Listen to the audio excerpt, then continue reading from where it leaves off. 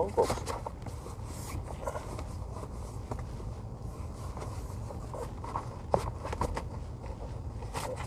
Fucking serious.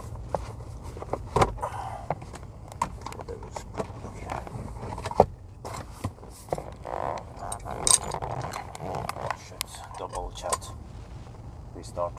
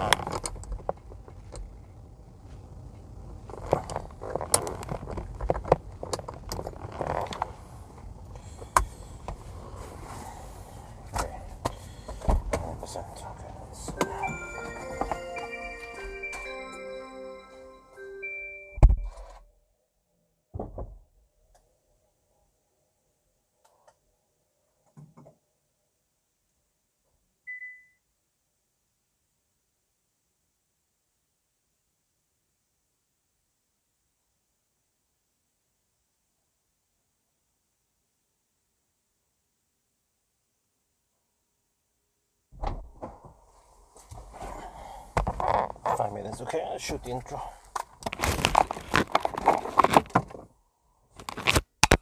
Can I fire up this one? The charger. So it can affect the search button.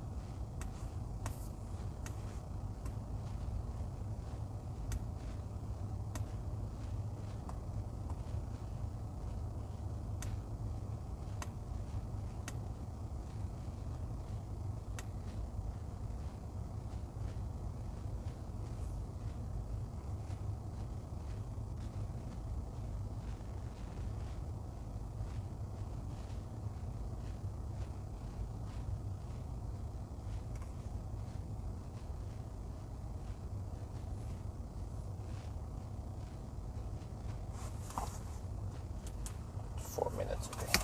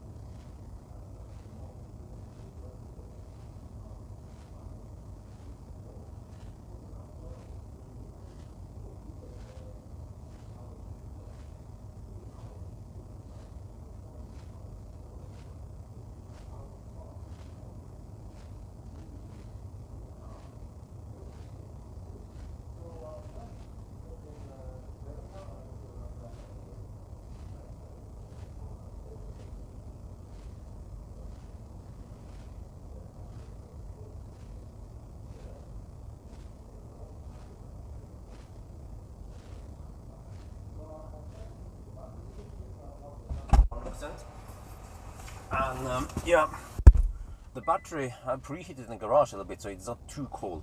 it's 12 to 19 degrees Celsius. We are charging it back to 100% now. This car has a little bit degradation. It's not that much. It's around 3%, I think, from what I remember. So yeah, we are almost back to full now. And yeah, you see that this car has done 85,000 kilometers. It's from 2018, so it's not the earliest Ioniq. For example, the earliest one, you can't press this one, but you can press this button. Okay, so see the route, if you guys don't know. We are driving from Jessheim over here, via Gardermoen, and then, yeah, Hønefoss, that route here, all the way to Geilo. It's around 230, what was it, 235 it said? If I do this, yeah, it claimed 237. Okay, so we will just count how long it takes to get there. So actually the first part is going to be a time attack. Let's go 3.5 hours, right?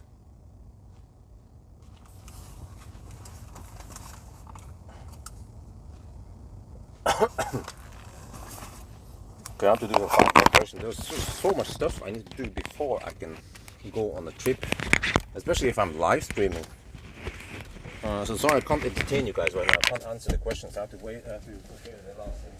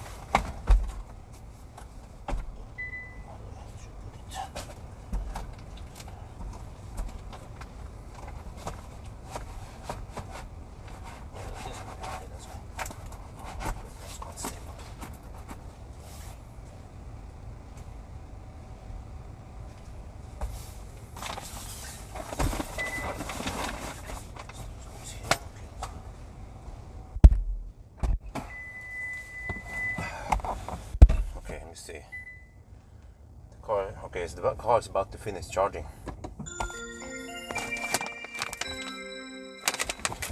Yeah, we prepare some snack.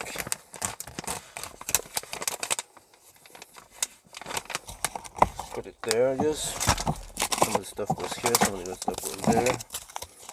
Crap. Okay, whatever. Just put it there. Is the car finished? I think so. Okay, let's go.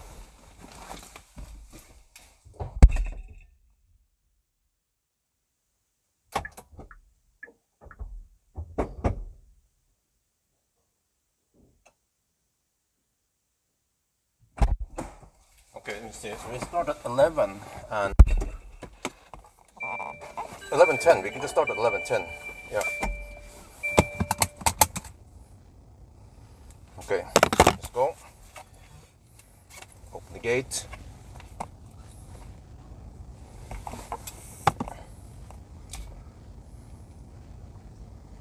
So hopefully I can stay awake long enough. Oh wait, we need to reset some stuff. Reset. Reset this one, reset this one. Okay, let's go.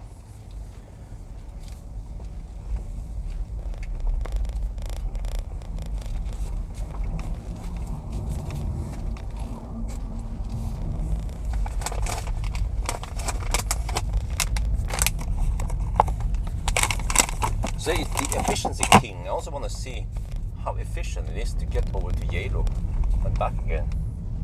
Just have to, we can't reset the trip meter thingy. Okay, so it started a little bit late-ish, but it's 11:10. It was probably around 11 and 10:30 or some shit, but okay, got there. So I might round down to the next minute once we're there. Okay. So this will be interesting. Wait, microphone check. So yeah, I haven't live streamed in a while now. I've been kind of busy doing the house stuff and shit. Still, the house is not fully complete yet. There's still stuff setting. Tonight I set up some sun blinds, persienne. I had to figure out how it set up, and it wasn't that hard once I figured it out. But those are really expensive ones. We went for some special, but then we might go for some cheaper other places. Well, yeah. So stuff I need to do. Last weekend I did not live stream it. I didn't bother with 1,000 kilometer challenge. But actually this weekend, I'll see, it's going to be really cold in Alvdal or Folldal. This time I might skip Alvdal. I might actually go direct Folldal route. Slightly different. I have to go via Gudbrandsdal, and yeah, so it's kind of slippery. I have to be careful. And I think the problem, yeah, the region. The problem is that this car is around 50-50 weight distribution, but it's front wheel drive. It should be more like 52, 53 front. So many people complain about the car not being very winter friendly. Reach good. Oh, we'll see. I charged to 100%. There's a little bit of degradation here. I measured that I have 20. Well, I think it was almost 25 kilowatt hour. 24 point something, and then the fresh battery has around 26. I wonder. So I have to look at my notes again. But yeah. So the first part now will be a time attack, getting over to Geilo. So we have actually two different Geilo test kind of. Two variants. We have the classic cars, the old cars, versus the new cars. So the new cars, they can usually get over to Geilo, no problem. But the old cars, they, yeah, then we have timing, how long it takes to go to Geilo.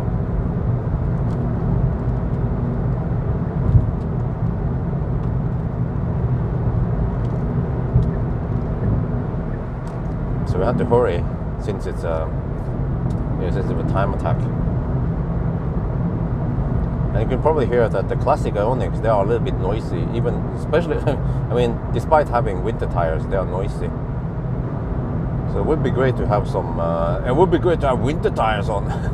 But I could have gone yesterday night, but first of all, I was quite tired, didn't get enough sleep lately. And also it was snowing. I was like, I don't feel like it with a freaking classic Ioniq, man, in the snow weather.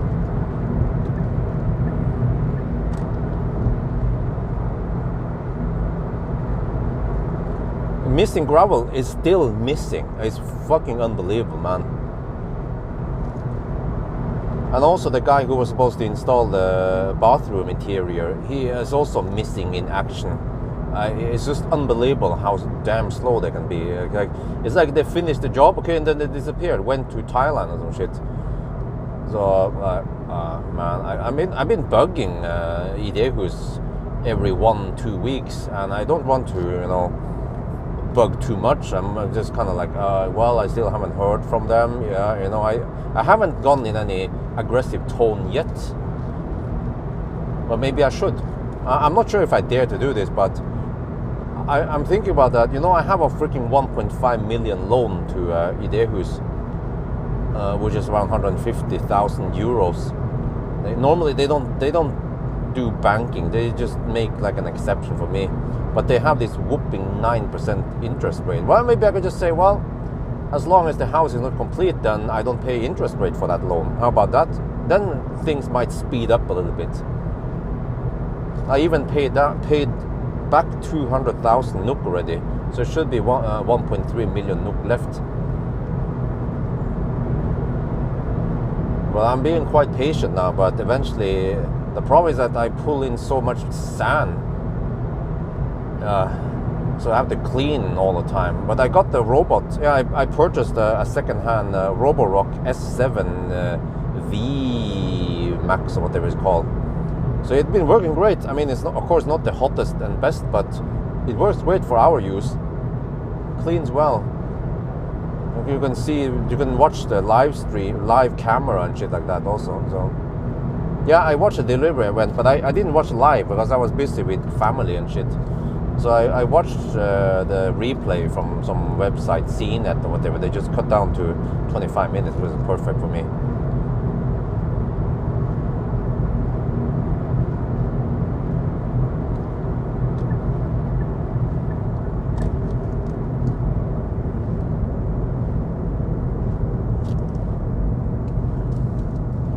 Okay, so yeah, trying to maintain some good speed here. So guys, what do you guys think? Do you guys know how long the freaking Leaf needed to go to Geilo? It was taking forever. I wonder if it was almost 5 hours or 4.5 or some shit. The reference time is 2 hours and 55 minutes. And then e-Golf needed 3 hours and 55 minutes. It was 1 hour slower than the reference time. Classic Ioniq should be kicking ass for the Lord. I'm hoping for 3.5 hours, only half an hour. Oh, sorry, 3 hours and 25 minutes, like 30 minutes slower than the reference time. So, well, we'll see. I'm not sure how far I can drive, but hopefully I can drive around 180 kilometers before I need to stop. And that means that we need to, by the time we need to stop, we need to drive another 50 kilometers only. So maybe just a 15-minute top up to 70% of what they have to take into account some uphills. But this car should be freaking kick ass for a 5-year-old EV. It's gonna kick some serious ass for the Lord. No, I didn't. Well, actually, I brought EcoFlow just in case, because I know that this car is a bit wacky when the state of charge goes low. I might want to try some deep discharge, see if there's any weird, crazy limp mode. If I dare, we'll see. So I brought the EcoFlow and parts of the safety equipment, but didn't bring a heater. But whatever, we can run the cabin heater while we're charging, no problem. This car has some alien technology. Yeah, I think only one charging stop, because I know that this car has around 170, 180 kilometer range. It's freaking awesome. Like for this small battery, you know, and this affordable car, it's just, the performance on this car is just outstanding. If you can afford this car, 150k NOK, it's a winner. There's no other car in this price range that can match Ioniq, classic Ioniq. It's too bad that I can't keep it too long, because Marcus already sold it to a woman in Mo i Rana, of all places. So yeah, I need to get a babysitter ASAP. I also spent some time with the babysitter stuff, figure out about a lot of stuff. I sent email to the accountant, the regnskapsfører, asking about how the stuff works when it comes to hiring and taxes and shit like that. And I also learned that if you hire someone for babysitting, you can actually get tax deduction. It's like, oh, so for the first child you get 25,000 NOK deduction. I think it counts as deduction income, and then they will get tax deduction out of that. So maybe I'll save around 5,000 NOK for the first child, and the second child an additional 15,000 NOK per year. So I mean, everything counts. And also spend some time researching. I spent some time writing the job description, what we need, which time of the day, where we live, what task needs to be done, what kind of qualifications we need, what is must have, what is nice to have.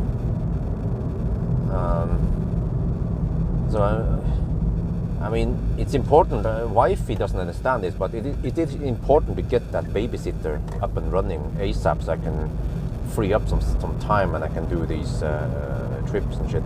I need to hammer these guys. Seems like they're going to slowpoke.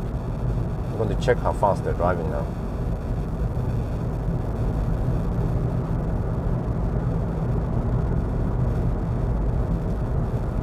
Yeah, it seems like I need to hammer them.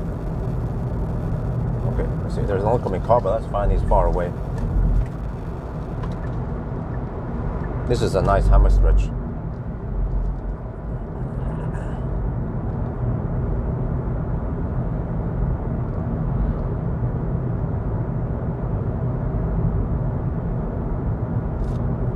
Let's see, how far can I see it past this guy? Well, the lines indicate that you can still hammer it, even though I don't feel confident since it's an uphill and a right turn. But okay, I'll hammer after this one.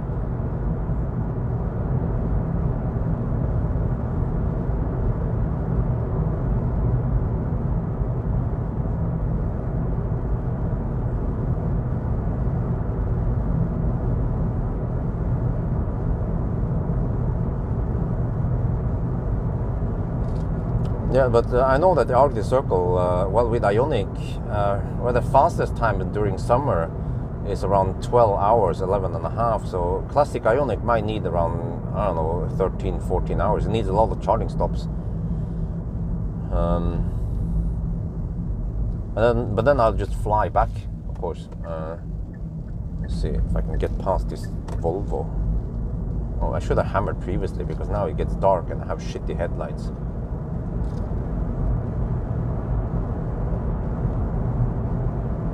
Okay, here we go. This is hammer it. Okay, floor it. Wow, the headlights are so shitty. It's unbelievable. Wow, like, and then of course the dude behind needs to put on the the high beam. He didn't forget to turn off the high beam.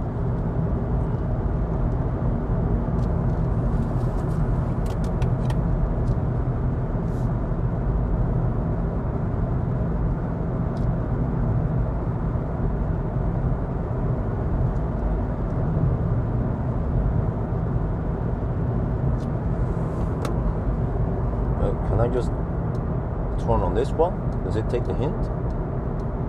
I'm flashing the rear. Okay, whatever. Just gonna keep the rear fog light on.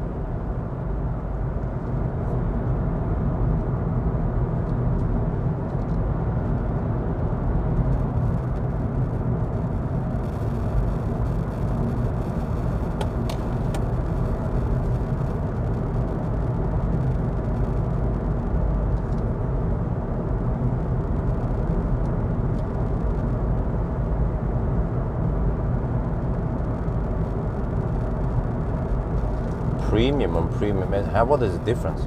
Well, the high beam, there's almost no difference. I could just have high beam on constantly. Nobody's gonna notice that I have them on. Holy crap, the high beams are shit. Shit.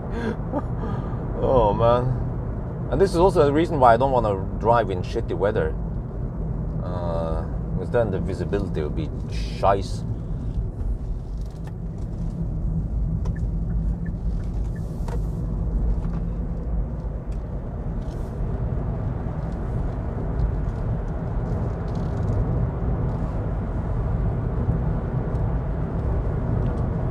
Okay, all good. Well, maybe I can just drive with driver only. It says not that cold. Why is it minus 10 degrees over here? Holy shit!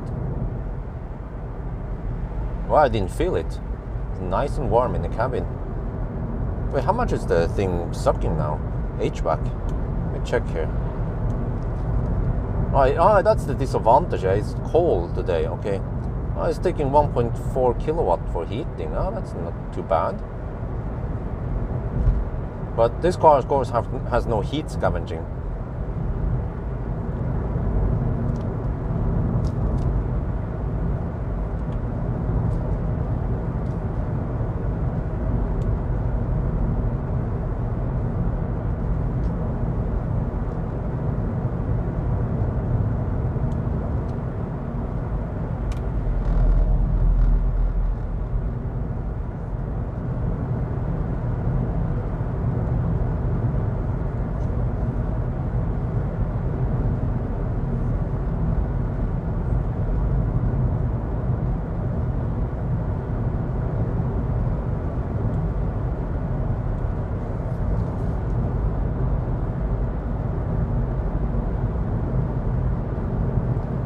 Grand consumption is 179 watt-hour per kilometer, but we are going uphill now.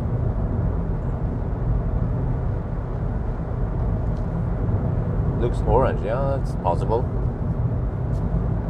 But you just get LED bar. You know the cheap LED bar that I tried from Bilkomponenter? It was around 7,000 NOK. Even that one was great. You don't have to buy the expensive linear laser.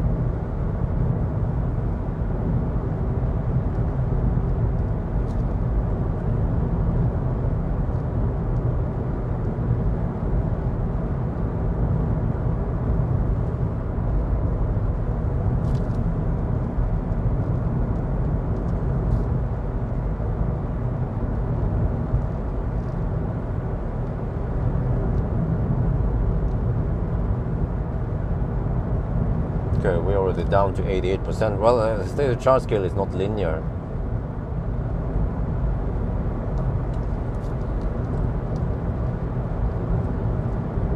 Halogen lights, yeah, they are halogen.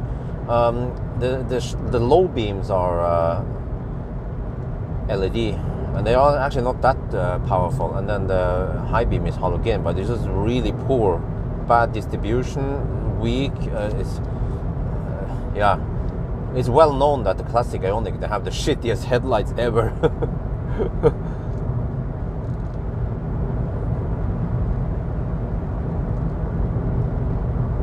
But no big deal, just pay for LED bar, problem solved. You can't just slap down an efficient bar, an efficiency bar on a fat e-tron, you know. Lol.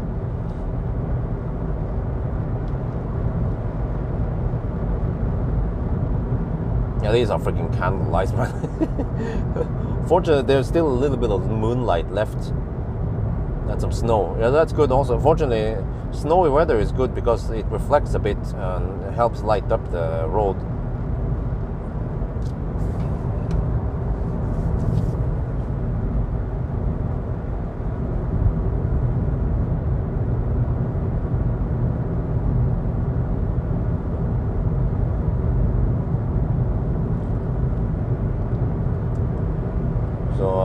Yeah, it'll be interesting. I had some afternoon. Oh man, lately I for the past 4 days pretty much I had a headache. Normally I don't get headache, but I had headache mainly because I didn't get enough sleep. Isabel kept waking up, and then wifey survived a couple of hours with her, and then she tossed Isabel over to me in the morning hours. But then the problem is that I've been staying up lately to get some work done, because I simply can't get any work done in the evening hours before Isabel goes to sleep. But I did get 3 hours of sleep from noon till 3 in the afternoon today, so hopefully I don't need to take an extensive nap.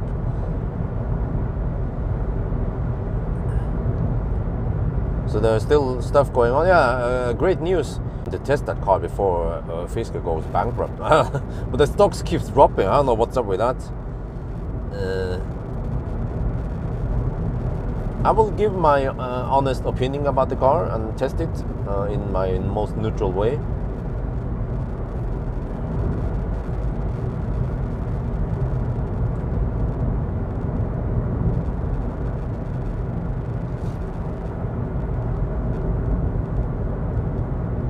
But yeah, Cybertruck kicks ass for the Lord.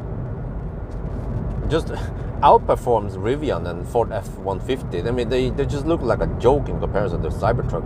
And then in Europe, you can probably tow 5,000 kilograms. Shit. And it's blistering fast. So, man, that's Tesla tech in a nutshell. And they also went for 48 volt system. Maybe, you know what? Maybe Tesla figured out that upgrading to 48 volt is better upgrade than going for the 800 volt hype.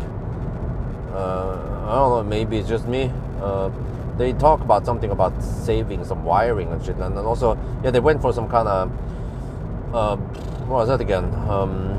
Distributed system for the community. Yeah, I don't know. Maybe you guys know how that works, but something about the whole 48-volt system and some design architecture in the Cybertruck makes it better. And they will probably also apply that to Model 3, Model Y, and the rest of the fleet.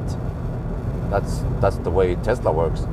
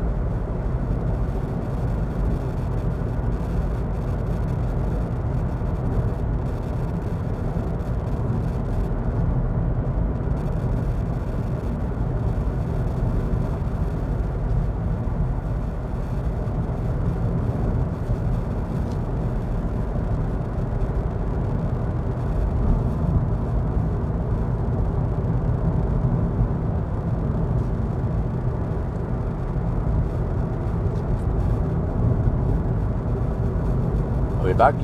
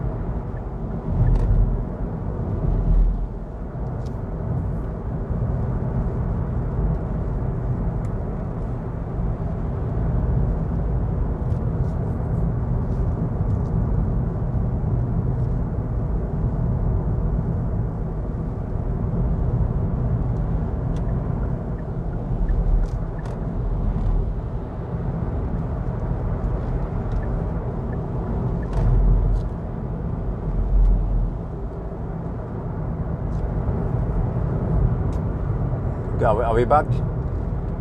Are we online?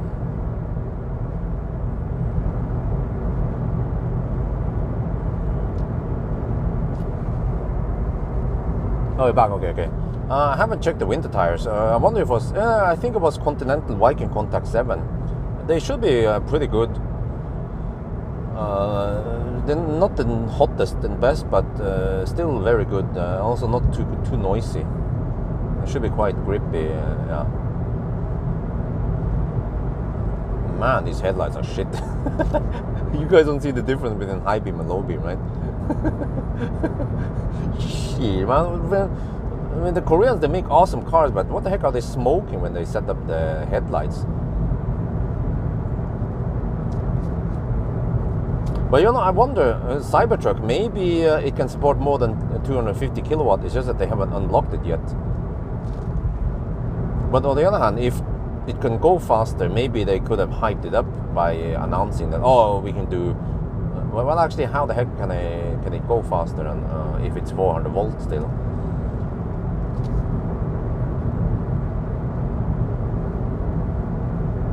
Did see the Overtaking? Okay, awesome.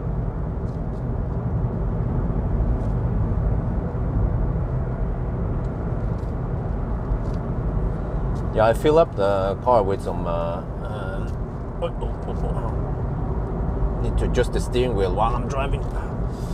With some low melting point, low freezing point wiper juice. With some siktforbedrer, as I know where I'm going now. So, okay. So it should be nice and easy to wipe.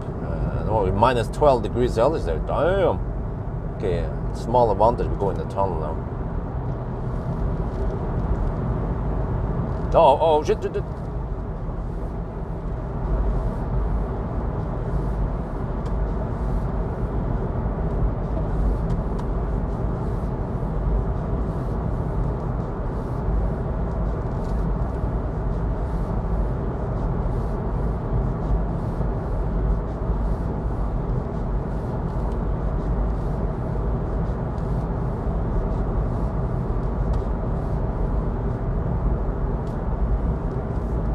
auto stay works remarkably well. I'm gonna say, man. I mean, even though it's just some kind of ping pong, but it's better than many other ping pong systems.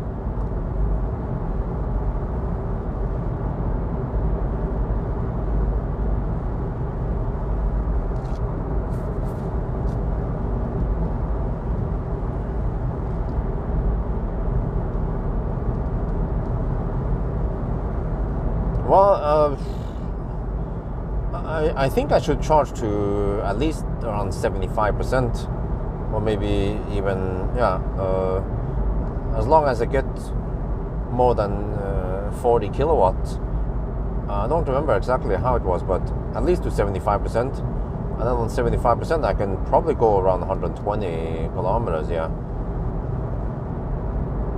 So which means that I need to charge once to get to Geilo, and then charge again to, well, actually maybe it's a bad deal to charge at Geilo, or I don't know. Well, I could just plug it in at Geilo.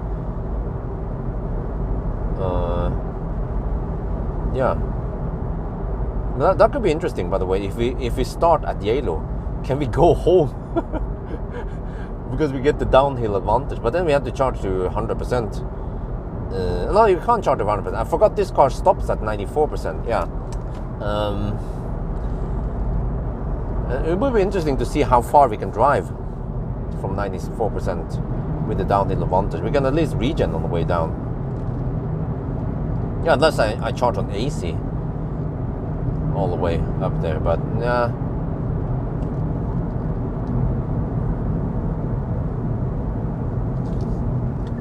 Yeah, e-Golf also has very good lane assist, I remember. And awesome headlights in e-Golf. The one that physically turns. Yeah, this is good. We drive at night, no traffic. And I just have to be back before the traffic starts. Wait, shit. Well, actually, I'll be back by 7. Shit, that'll be right in the rush hour.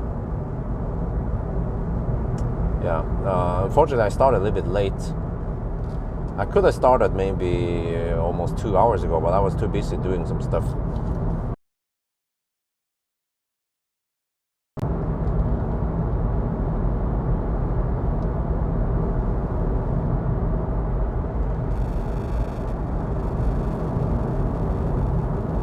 Okay, consumption is 184 watt-hour per kilometer. It's quite cold tonight, but this car shouldn't cold again. Also, the battery maintains good temperature, 16 to 22 degrees Celsius, so it shouldn't coldgate. And I've seen that the battery temperature doesn't drop much. It seems to be able to keep the heat in here. And I think, yeah, around 16 to 22 degrees is enough to get maximum speed.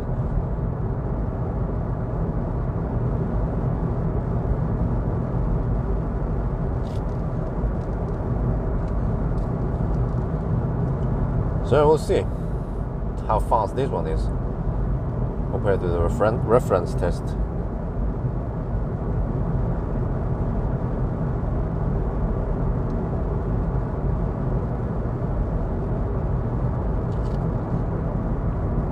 It will also be interesting to see how far we can drive before we have to stop and charge. Can we make it to Geilo? That's around 170 kilometers from Jessheim. But we have plenty of stops. We can take Bromma, we can take Nesbyen, Flå.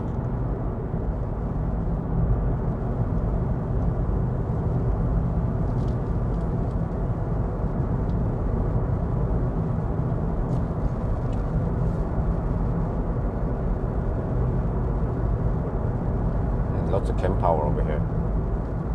Oh, there's some activity here. What? Almost midnight. Okay, let me see. Well, if I don't dig around too long, then I could be home by around 6. Yeah. Or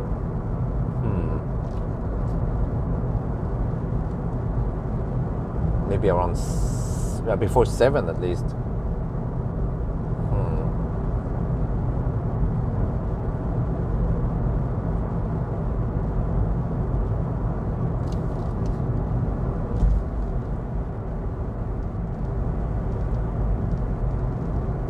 But the only minus is that it has no preheating, no app support. But actually, when I went with Wi-Fi, I put the EcoFlow in the front footwell, and then I just brought a fan, a heater fan, and I used the live stream app. I used the live stream phone to run Wi-Fi, so that I could remotely turn on the fan. Or if we would just go somewhere short, like 15 minutes, like with Yemen, and it's been freaking cold lately, -5 or some shit like that with wind. No, just run 750 watt in the cabin, and once we're back, it's nice and warm in here. And then I slow charge it via a 12 volt outlet, so it gets around 110 watts into the battery. So I mean, it's been working, yeah, no problem. Wifey thought it was a little bit funny to set up all that stuff. Since I already have EcoFlow, then I might as well use it. I think I need to overtake these guys. Yeah, okay. Let's hammer them. I have to be careful because it might be slippery in the curves. That's a Kona. I thought I saw. Oh, shit. Oh, Achtung, Achtung.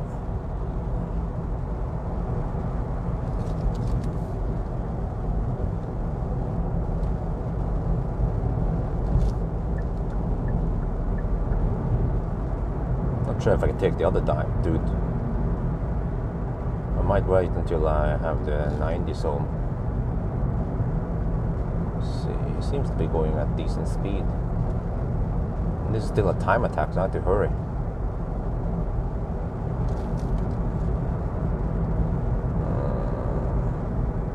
It goes kind of slow, but let me see. I don't remember how long the overtaking stretch lasts.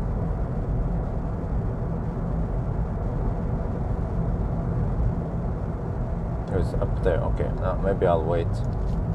Because the problem is that there's some snow on the other lane. I'll hammer it on one of the other places instead.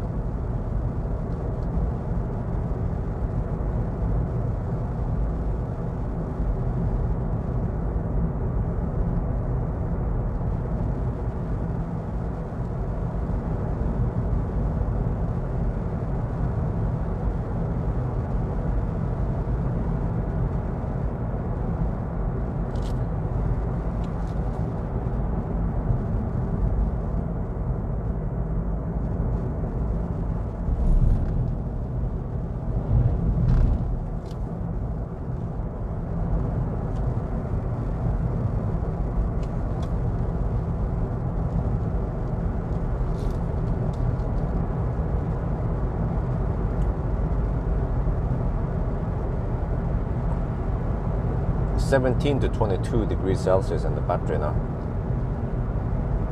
Yeah, I did a charging test. A couple of days ago, I ran the degradation test. Pretty good results. And also did a charging test, and it could maintain 68 kilowatt or something until 72%, I think it was. Then it throttled a little bit to around 50 something kilowatts. And then the next throttle point was, I think, was 77%. So that was blistering fast for a 2018 car.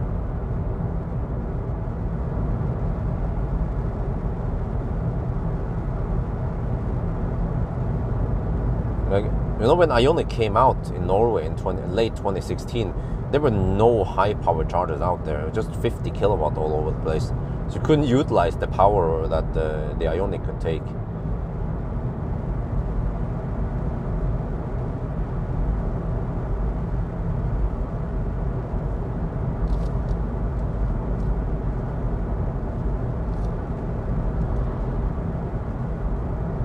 Well, I'm surprised that the AutoStay works even around here, where you don't see the lines.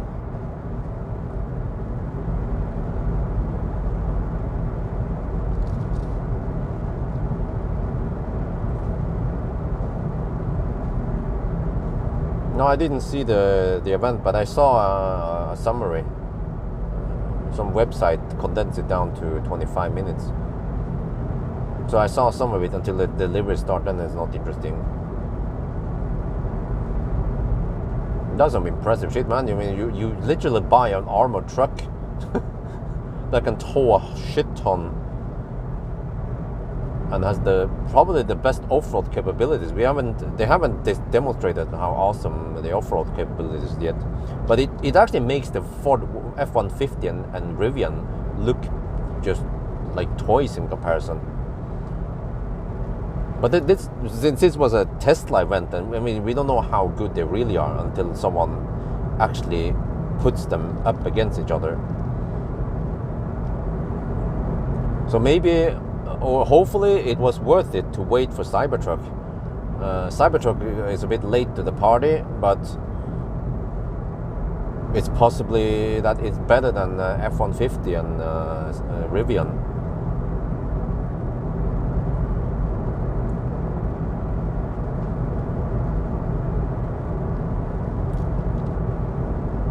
Should I wipe now? Minus 8 degrees Celsius, let's see.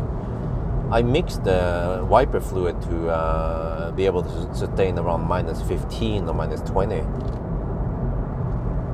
Makes it quite thick.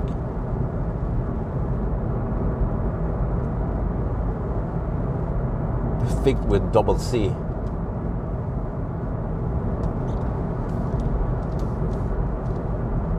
Or triple C even.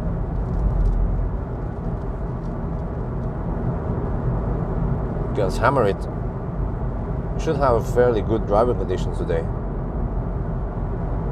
Well, except for that it might be slippery in the curves. Yeah, that's true. I have to take it easy in some of the sharp curves.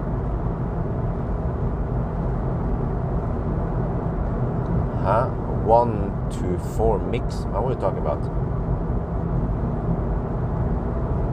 Oh, you mean I think it was more like 1 to 3 mix on the wiper juice.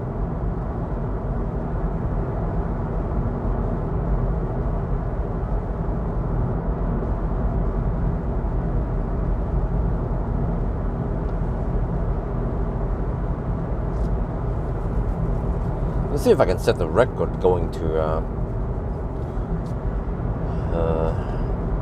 that roundabout after Hønefoss. On a good day, I can reach it in 55 minutes. Have you ever skidded off a road? Nope. Because I always ABC.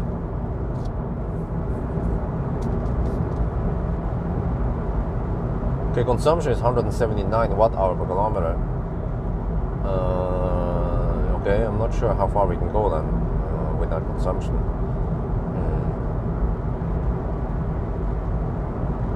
Yeah, if you do 50-50 mix, you can get it to minus 30 degrees. Then you have to burn a lot of concentrate.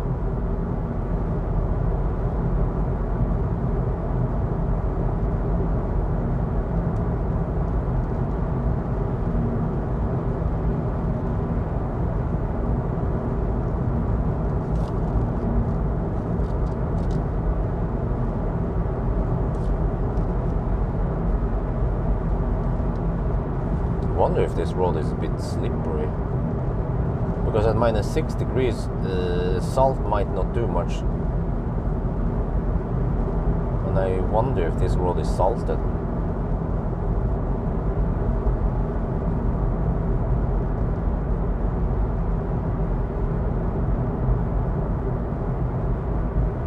$175 watt-hour per kilometer now. It's going to drop towards Hønefoss. We were in the highlands, but now we are descending.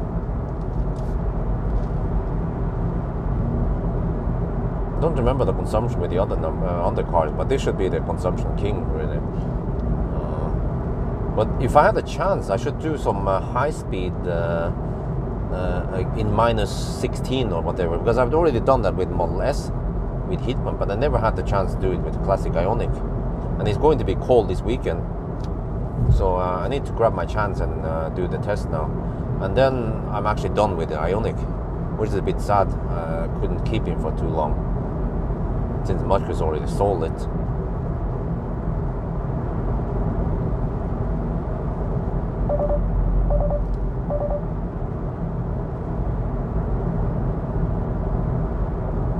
Okay, 171 watt-hour per kilometer.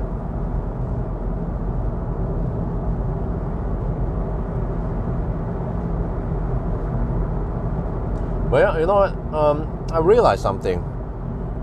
Next spring, or rather summer, but next spring, once the second baby comes, then what the heck do I do with a car situation? Because it's been working great today with one baby, yeah, but once we have 2 children, Isabel needs to still be in a car seat. Maybe use an ORST, the forward facing with a, yeah, with airbag. But we need 2 car seats. Plus we need a bigger wagon that can take 2 units. They call it søskenvogn. Like a, yeah, sibling wagon or some shit. Cybaks, they have something called, what was it called again? I don't remember. Yeah, I have to check it out. But trying to figure out how should we do it, because in the past, yeah, wife has been sitting in the back. She wants to be able to kind of calm down Isabel, or give her some snack or something like that. So she wants to be close to the babies, but then how the heck do we do it now? One solution is if I go for a car that has Isofix in the front seat, and then Isabel sits in the front seat, and then wifey sits in the back with the little brother or sister.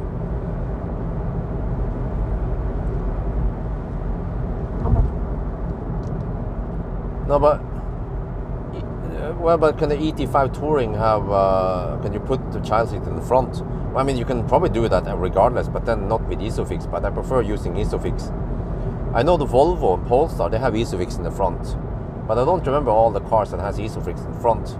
That's one solution. Or if I can go for some kind of 6-seater, 7-seater wouldn't cut it, but 6-seater could be a solution. But then, how the heck do you do it? You put Isabel all the way back there, and then wifey sits in the second row, but then she might have to move over to the third row. So I think we just we scratch the whole deal with 3-row cars, but we still need a large car temporarily, at least for the first 6 months when the little one is using the carry cot.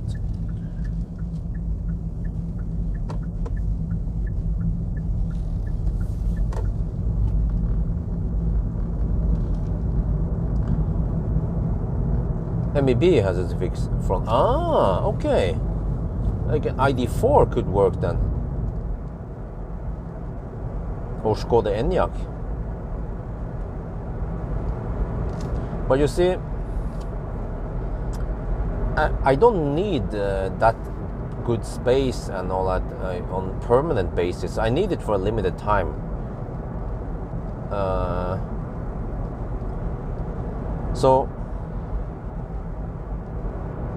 I was thinking, and also the problem is that now I have money, but it's just that I know that I should spend that money on paying back Idehus.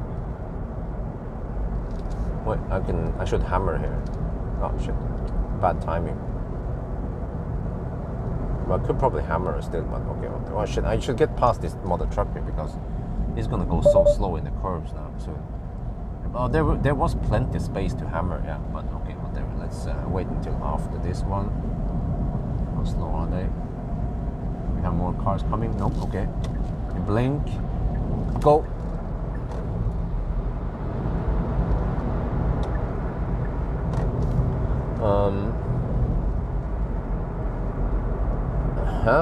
ID7, but the ID7 is not out yet. Well, okay, hopefully next year, but so I have some ideas. I could go to iMove and I can ask them, hey, you guys remember when I promoted you a couple of years ago? Are you still interested in it? Either they can lend me a car for free and I can promote iMove, or I can get some discount. or I can go to some of the importers like Volkswagen or some of the other ones. But it's going to be a little bit special case because normally those press cars, they don't keep them for too long before they sell them. And usually, general rule of thumb is that the press cars, they are only lent out for maximum 1 week at a time. But there are exceptions. When I went to the Arctic Circle, when I went to North Cape actually, with the ID4 from Volkswagen, they lent it to me for longer. And same when I went with the Neo.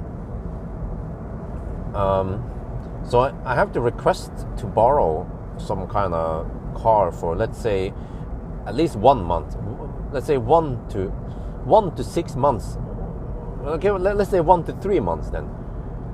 Whatever the car manufacturer is willing to do. And then I can test one car as a family car for an extended time. And then I could swap to another one and try out that one. And there are I have some candidates. Neo, for example, Neo ES8, Neo EL7, they are awesome. Or some of the MBB cars, even ID Bus could work.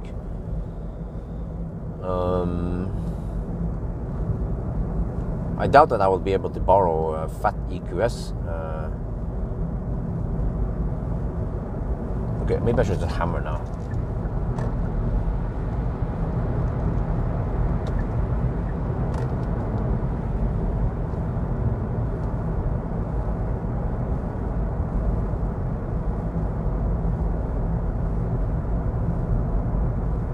But maybe I could just ride on those waves.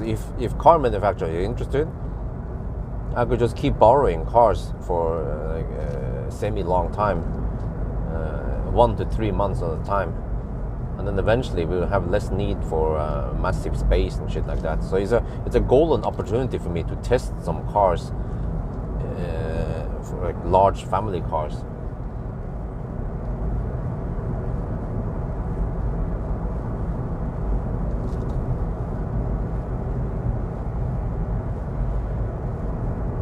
Hongqi also a good candidate.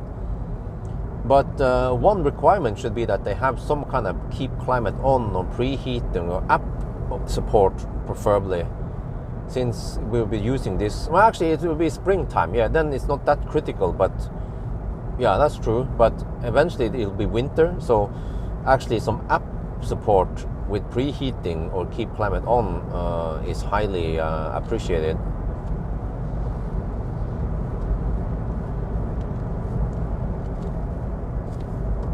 Yeah, bus. Yeah, like I mentioned, there are some good candidates out there. At least my preferences. Some of the Neo ES8, EL7. I'm not sure about the ET5 Touring. That one is probably too small. Like, man, a newborn needs a lot of space because of the carry cot. I don't know if you guys know, the carry cot is the big kind of big basket thing you put newborns there until they are 6 months old. It takes up a lot of space. You can of course fold it, but who bothers folding it in and out when you go doing your errands? Okay, it's been 50. Wait, we started. So 50. It's been 51 minutes now. So if I can get over there in 4 minutes, that will be 55 minutes total.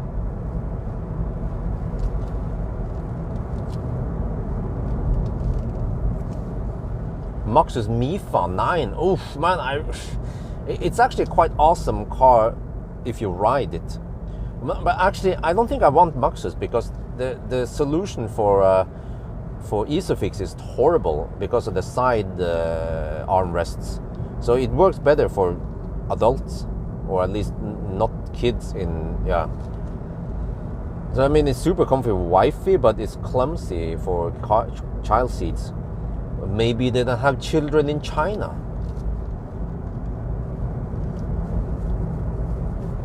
So Hongqi, yeah, EHS9,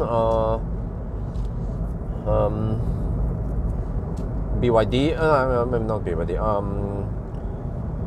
Neo, Tesla. I no, there's no way I can borrow any Tesla.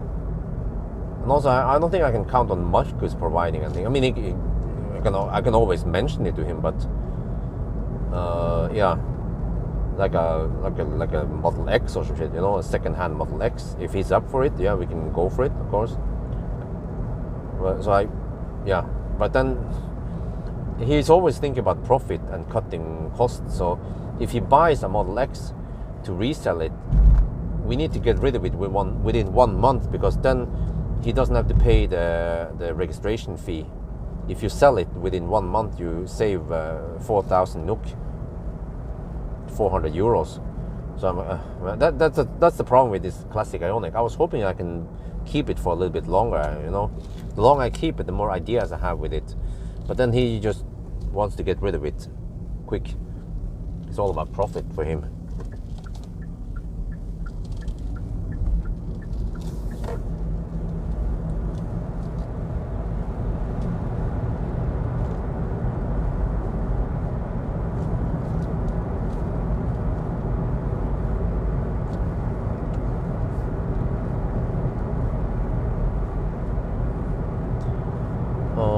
Yeah, but also MEB cars. I mean, the ID4 worked okay, even though wifey didn't like the backseat that much.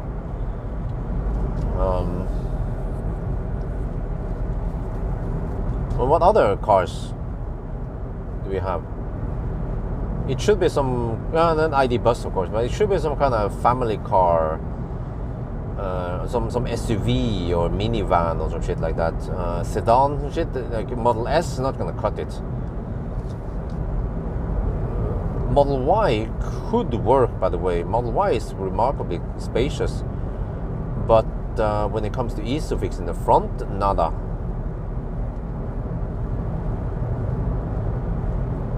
Optimus, well, no, but I don't know if you know the whole situation, but let me explain once more what the problem is. I have bought a very expensive house. I owe some building company lots of money. So buying something is out of the question. Buying something expensive is out of the question. It must be either be renting it for a limited time, or if I can get something free. And free is always the best, right? Of course. If I can just get something in a good deal, like something cheap, yeah, that will also work for me. But it's like I mentioned, it's a golden opportunity for me to test a bunch of large family cars.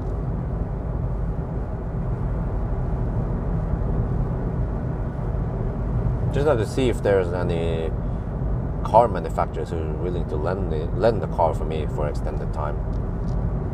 But I don't know if you noticed, but Chris did that. He managed to borrow a Polestar 2 for a quite long time. If you paid attention to his channel, it was not just a 1 week press car borrow. It was more like I don't know, several months maybe.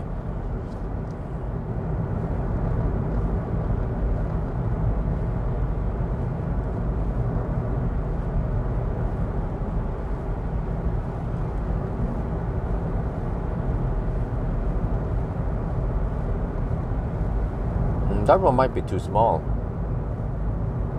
Not sure how big it is.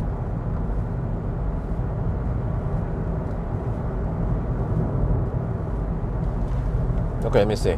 Yeah, we got here in, after 56 minutes we got on the roundabout. I think that's very close to the reference time. But sometimes I needed an hour to get here because of slow pokes. So 56 minutes is approved.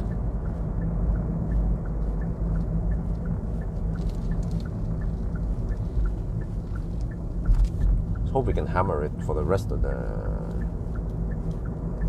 trip now.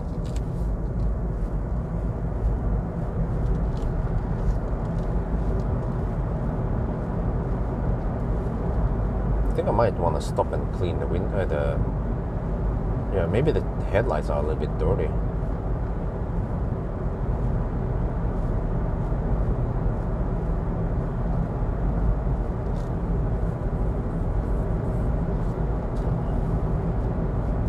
So when it comes to Volkswagen, there my gut feeling is that I might have a fairly good chance to borrow something long term from Volkswagen.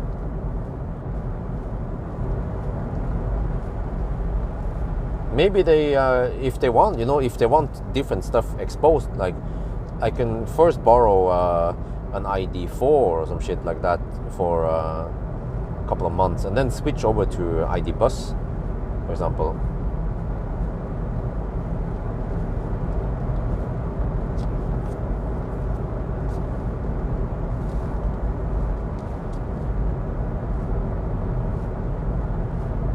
But I also feel like NIO could be willing to lend me a car for long term.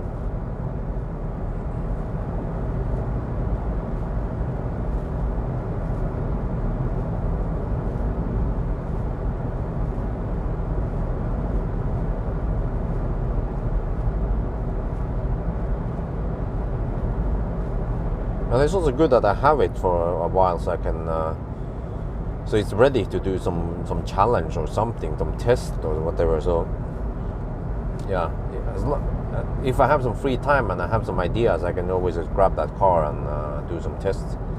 So it should actually pay off for the car manufacturer to lend it to me long term.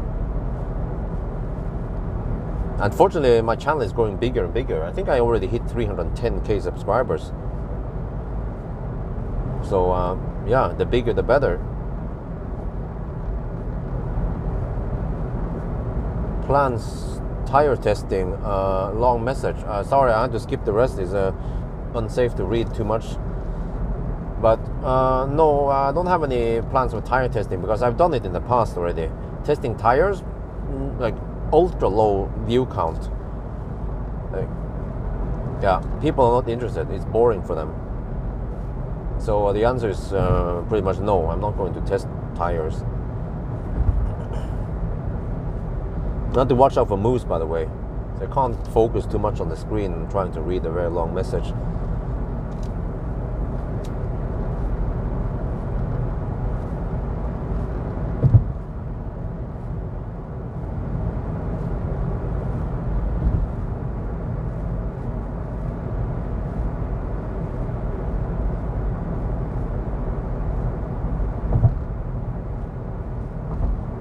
Touring, Tourings are too small. Like, I need something that can take more than 25 banana boxes. So Model Y could fit it, preferably closer to 30 banana boxes. So something like Model X or shit like that. Like I said, newborns and shit, and babies and children, they just they need so much child equipment. But then after 6 months, then it's better, small. And then eventually, once Isabel is more walk happy, then we can skip some of the largest equipments. But I talked to wifey that maybe we can just use some kind of travel stroller for Isabel. But then she's not convinced. But I was like, well, we haven't even received the stroller yet. We should check it out. If we can use a travel stroller, that would be heaven, because they fit in the cabin overlocker, right? What do they call it? The airplane cabin thing.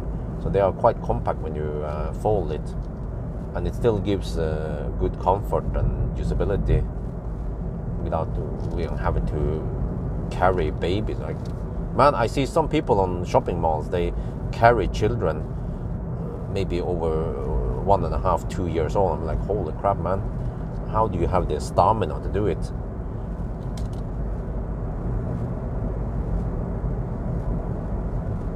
Something about carrying a 10 kilogram child over time. It gets quite heavy. It's not just like a backpack you can just strap on and then you don't have to. Yeah, I have to constantly use my muscles to keep her. There. Electra. Well, quite slim chance I'll be able to borrow it. I haven't even been able to borrow the press car for it. So no. I mean, it could work, but not a chance I'll be getting it.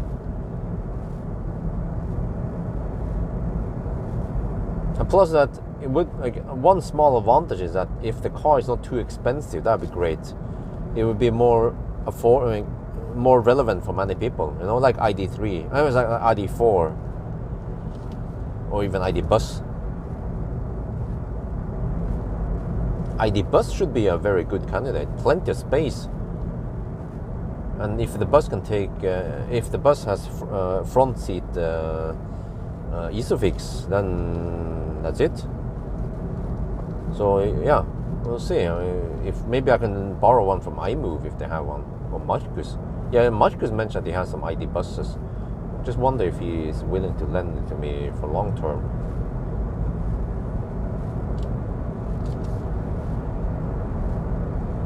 ID5, nah. Then I'd like ID4 instead. ID4 has slightly more space than ID5. It's all about space here. Highland, nope. 7-seater, nope. 6-7-seater, nope.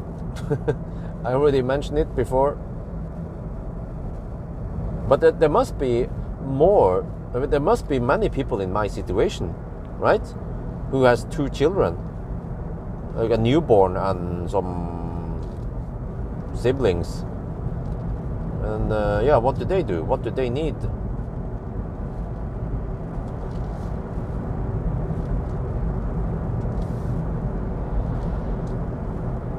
So I should get as much experience as possible. Might not. I'm not gonna make a video for every trip, but at least if I have a time and if there's something interesting, I can make some kind of vlog, some family stuff or some shit. And but then very important is that before I return the car, I have to make a summary. What was the good things? What was the bad things about that car? And would I recommend it?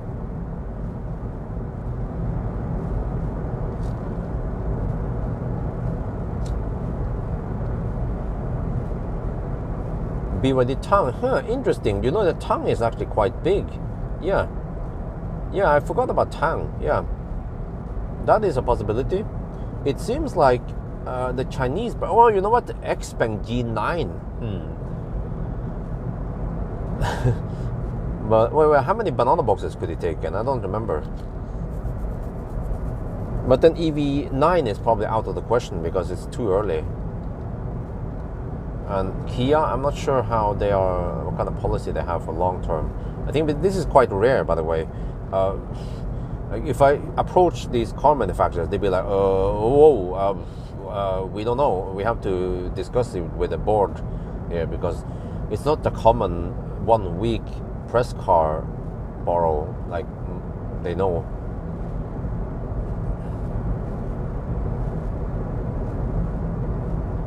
But yeah, but how many boxes could G9 take? Was that 27 down? Oh, okay, that's pretty good. Yeah, once you get closer to 30 boxes, then we're talking.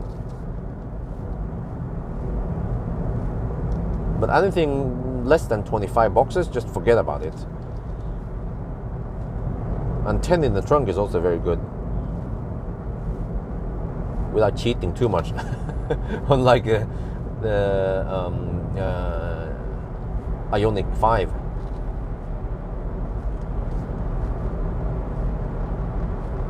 Okay, consumption, guys. Can you guys guess the consumption? I didn't notice, by the way. Yeah, let's do a little spamming here. What is the consumption right now?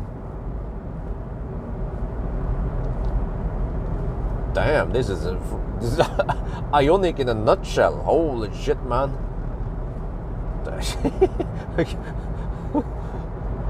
I have better consumption than some other cars in summer, you know. Well, that was a Fox. 170, 163, okay. 145, 150, 144. Well, you guys are onto something. It's 160. It was 155. It was 159 when I asked. Damn, 159 watt-hour per kilometer. Like, dude, ET5 Touring is awesome, but even in summer, ET5 Touring will be consuming more than this Ioniq in -6 degrees right now.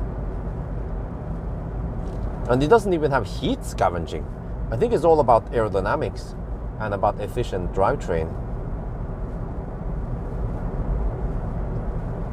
Other car manufacturers should look at Tesla and Hyundai, see how they should build the cars.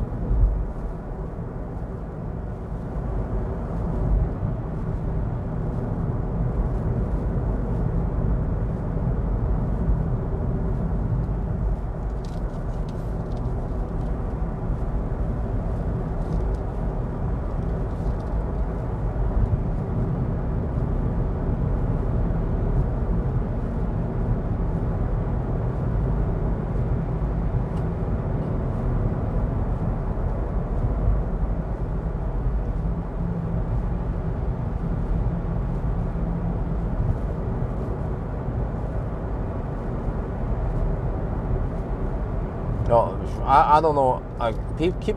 People keep asking me about the strike, but I have no idea about what the heck is going on over there. You guys know more about that than me.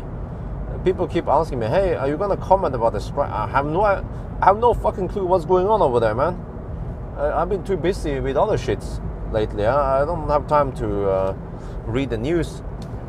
I'm just living from day to day now. You know, waking up or getting woken up at 7 or 8 in the morning and trying to get enough sleep and trying to get my shit down. And I can tell you guys, typical day for me is that I don't wake up naturally. I will be woken up because Isabel woke up too early, and then I have to feed her and shit, try to play with her a bit and entertain her. And then I might have to go to some appointment, some errands, or test some cars. And then typically I'll be home by 4 or 5 in the afternoon. And then hell breaks loose. For the next 4 hours, I have no time. I have to take care of Isabel. Wife is going to take a shower. I need to feed Isabel. Or sometimes I also have to do some house stuff, like hooking on to install the house number outside, or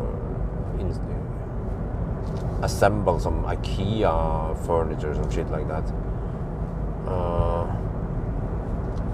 And then I also have to shower, and I also have to eat. Sometimes I also cook. I brought food with me today. I made some tom yum goong with rice, and Isabel didn't like it. Why? She liked the soup, but she didn't eat too much. So you spend 1 hour cooking some delicious homemade food, and then the baby doesn't like it. Well, okay, guess daddy needs to eat it then. And then I also have to walk Dole and shit. So usually between 5, 6 until 9, 10. Then after Isabel is sleeping, then finally, freedom for me. Then I have to walk Dolly. And then I have time to edit some videos, or do some stuff like research or Google about some shit and see what more shit we need to buy, and try to sell some other shit. I've been selling some Metron cable and so, trying to empty out my inventory. I have way too much stuff. Just need to sell some of that shit, man. Metron cable, energy kick. Some guy wanted to buy it for 1,900 NOK. I'm like, okay, did I price it too low? I don't know, but whatever. Some Type 2 cables, some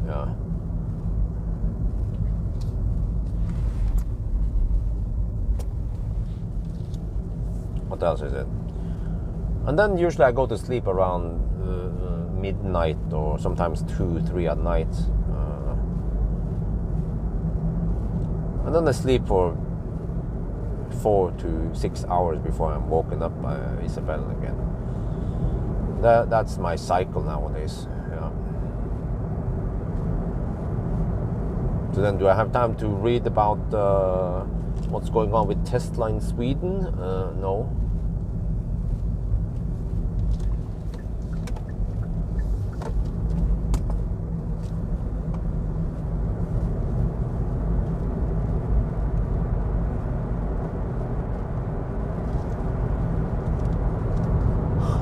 Okay, I have 85 kilometers of range. I'm not sure how many kilowatt hour I have left. Well, we'll see. We'll reassess this once we get closer to Gulsvik. What the heck is that?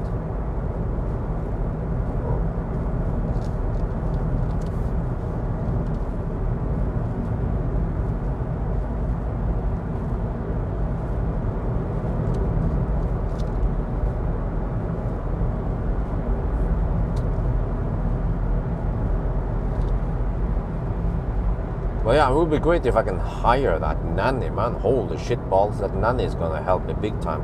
It will cost me, but I realize that, okay, when you hire the nanny as a private person, you get tax deduction because you hire a nanny, but you also get, since you're paying someone, that will then become negative income for you as a private person, as far as I understand. I have to ask some of my friends, Valdemar or Marcus, but I feel like Valdemar is the right person. Marcus just once pushed me towards that I should hire from a company instead, like Manpower. So I'll ask Valdemar maybe. Nasi is too busy nowadays.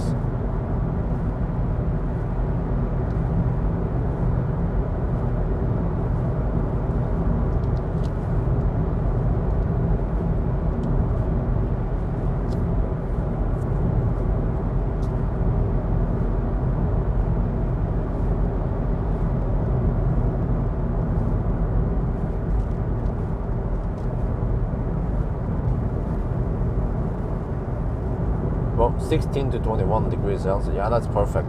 Getting maximum speed in charging.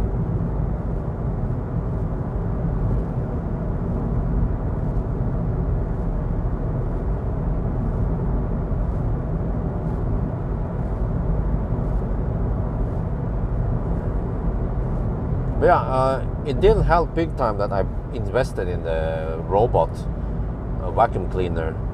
Roborock S6, what was it called again? X6 VMAX or some shit. Let me check in the app here. What the heck was it called again? No, it was called Roborock S6 Max V. Yeah. Hopefully I went for the right one. Wife is like, she wanted the white one. You know, I went ahead and bought one second hand without consulting wifey. But I think I did good enough research that that was a good second hand. It's like the Ioniq of Roborock, right? But then wifey wanted the white one. I was like, well.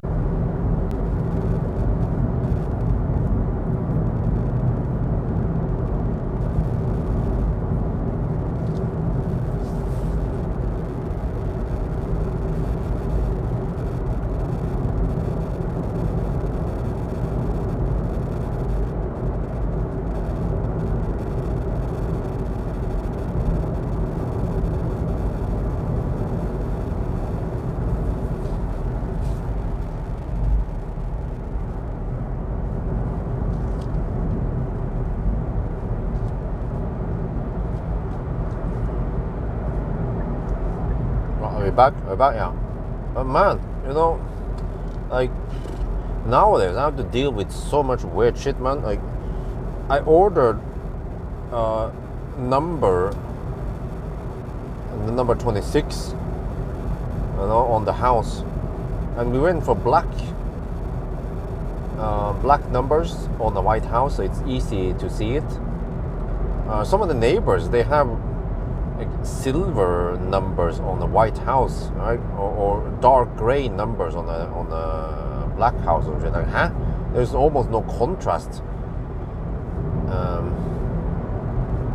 But then a couple of days ago, man, I was struggling. I was cursing, like, faen I helvete, jævla mannskiten, because the sign, I mean the number plate thing, came with this mounting screw shit,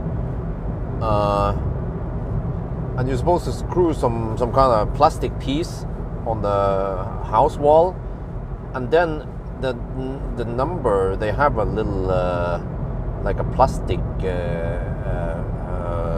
round thing, like a plastic thing, like a dot, and you snap it on to the mounting place thing. So you don't have any screwing holes. That's also something I didn't want. Many houses I've seen in the neighborhood, they have these ugly screwing holes on the numbers. But it was a bad quality, and I was struggling to squeeze that piece of shit plastic piece on the other holder. And then I started using the hammer. I was like, oh, okay. And then once I hammered some of them, then suddenly the whole thing just detached. It was some shit was glued onto the metal. I was like, okay, screw that shit, man. Because suddenly the number had a gap from the wall, right? There was like a half centimeter gap out from the wall, and we put the number right on. And then I had some Tesa, not 3M, but some Tesa double side tape, and that shit, man, is so damn strong, and it has a little bit of thickness, a couple of millimeters thick, so it can then fill up some uneven gaps. So no joke, I cleaned the metal side with red rødsprit, red shit, drop out.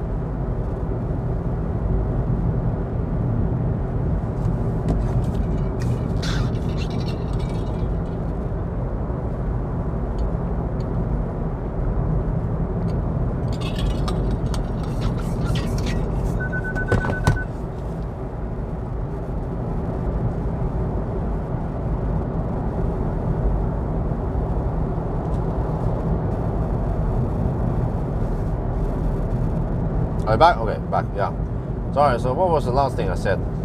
Yeah, I used double side tape, and I put if I remember it tomorrow morning, I can show you guys on the side of the house. It looks awesome now, but so then the metal numbers, they were stuck right on the right on the wood, right?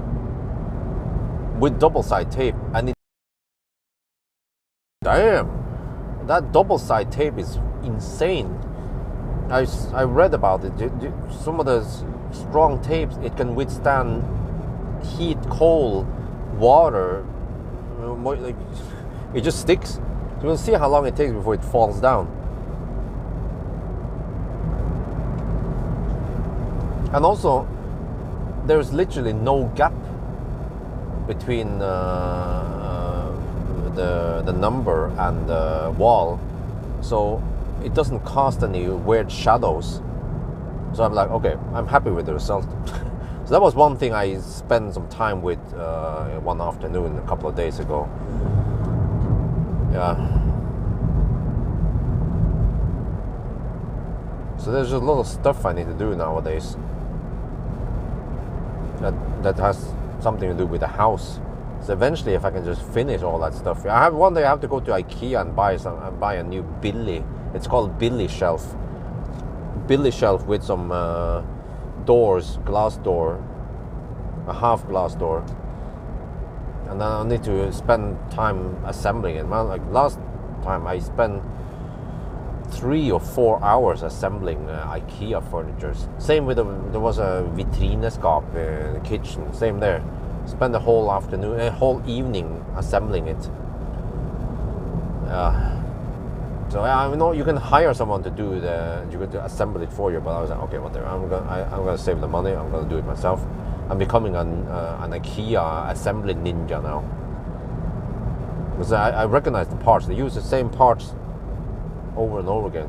So you just figure out how it works, and then it doesn't take too long. But of course, still have to follow the manual and yeah.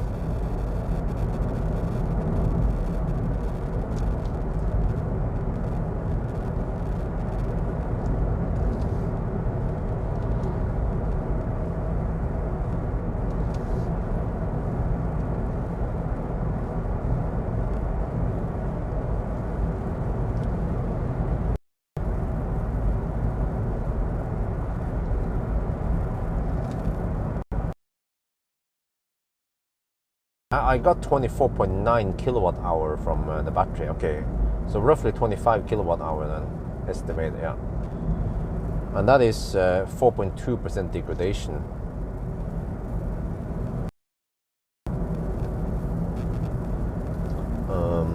Okay, 59 is the consumption, 117.6.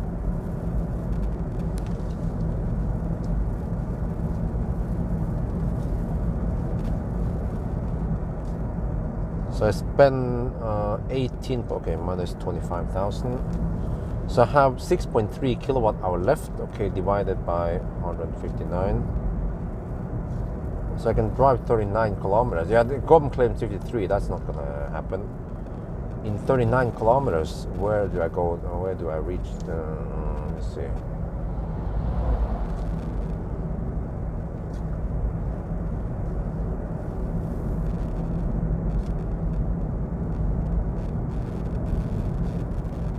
I wonder if I can reach Bromma.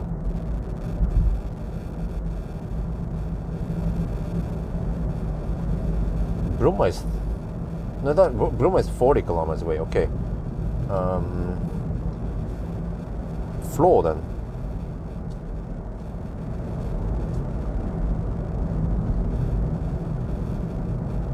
Well, that's only 18 kilometers. Okay. Yeah, floor. I think that's it. It has to be floor. Yeah.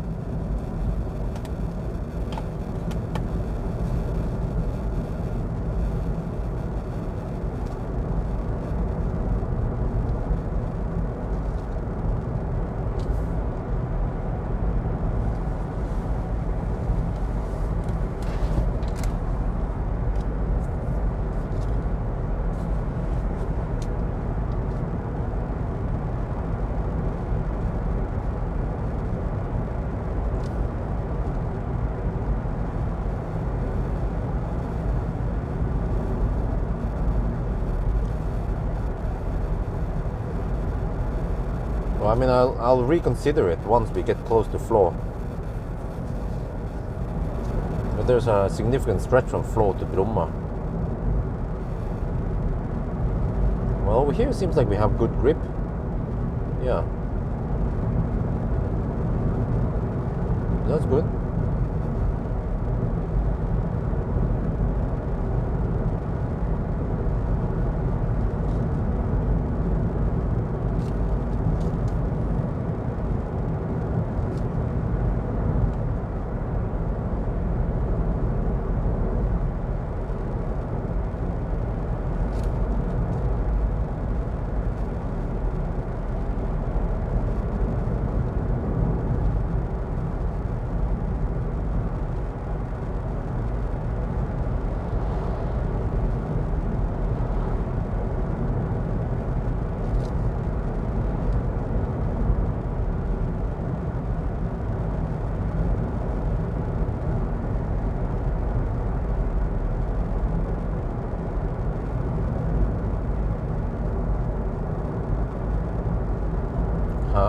Mere charger other side of floor, huh?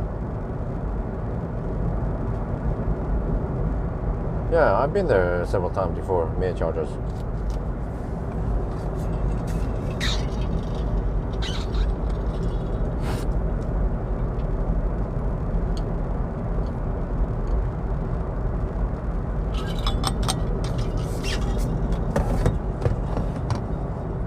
surprised there is some traffic here tonight. Let me see, it's Thursday night. Okay, tomorrow is Friday. All right. Friday. Oh yeah, I forgot. Another problem nowadays is another problem, but the challenge is that Isabel seems to have a fever. I mean, not to see, but Isabel is sick. She has a fever. But we have some Paracet from previous time. So last time she was sick, we tried to give her Paracet in liquid form, and she has the nose like a dog. So she figured out that no. We tried to trick her. We mixed in Paracet in different foods, even ice cream, and she did not fall for it. So we had to go back to the drugstore and get the butt plugs instead. The butt, what do you call it? The anal plugs. Yeah, that one works. So my job is to change diaper, and then wifey takes out the thing. It looks like a little bullet, and then push it into the butthole. And then I have to squeeze the butt cheeks for a little bit, and then somehow it's getting absorbed into the teeth. Yeah, she got teeth a long time ago. So supposedly Paracet does some magic. It will, and almost no one is allergic to Paracet, and it will lower fever and make you feel better. But also for children, it will make children sleep way better with Paracet. Of course, this is not something you should abuse, but in this case, when Isabel is sick, then great. She can then get some relaxation.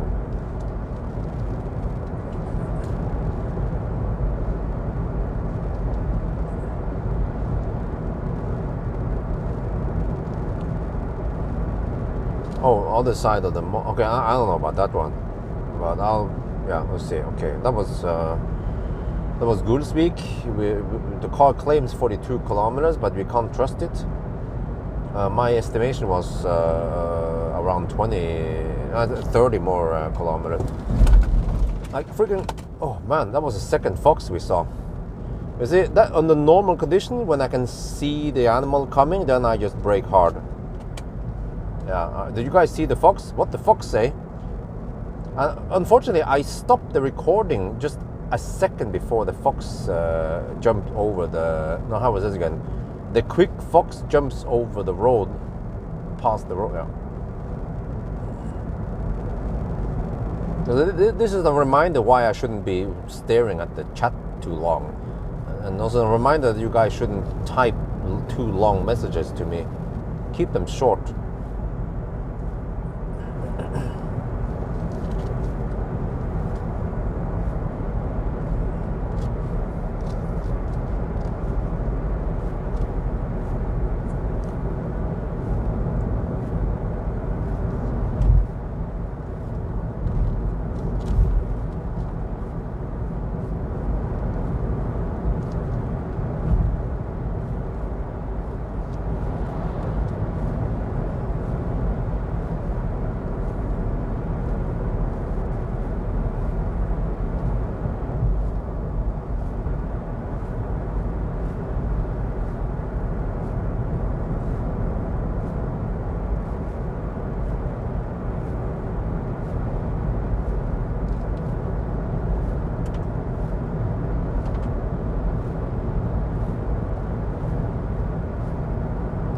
If it was snowing last night, then they must have done a good job of clearing the snow and trying to melt as much as possible, because the road feels nice and clear, as if it hasn't snowed in a while. But supposedly it snowed yesterday here.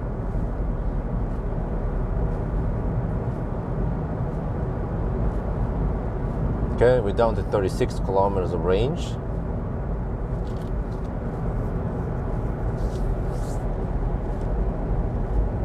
Minus 5 degrees over here. I think it's time to bail out soon. We don't want to go too deep with this car. Yeah, let's not forget that. So we are down to 21%. We should be around 10% by the time we plug in, and that's deep enough for this car, this tiny battery. Don't want to enter some weird limp mode. 17 to 22 degrees Celsius, so yeah. Let me see, let me check here. Consumption is 160. We have done 130 kilometers now. Oh shit, would that be enough? No, hopefully I only need one charging stop before I can... Oh, wait, I might need 2 charging stops.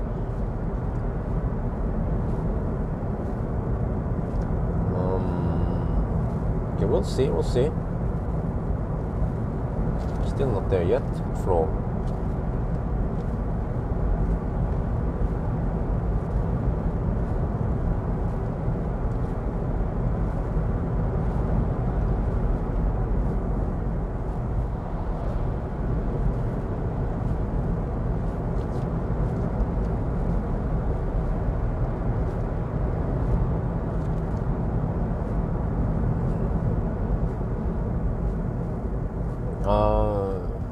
Continental Viking contact 7.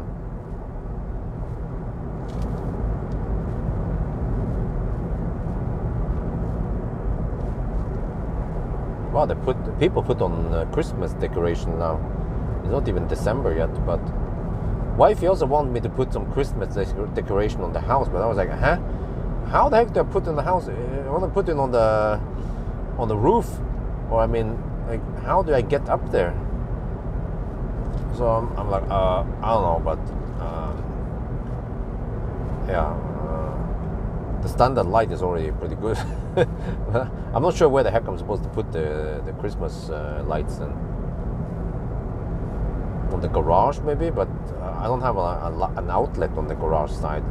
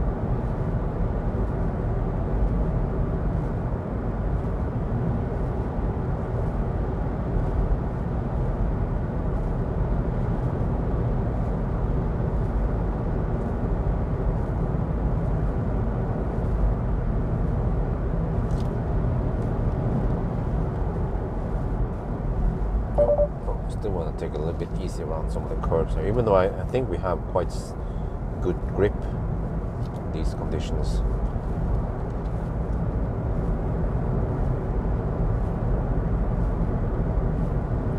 Yeah, it would be nice to have winter tires. I don't know why people fall for my joke, because I say that it would be nice to have winter tire.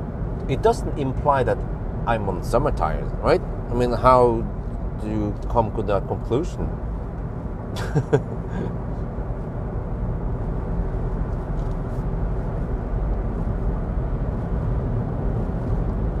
Guys, can you check for me, please? Someone, mission control.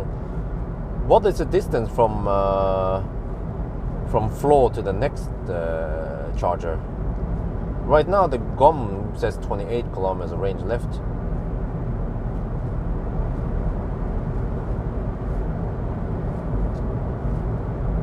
Next one after floor is Bromma, right? And I think that's too far away from what I calculated.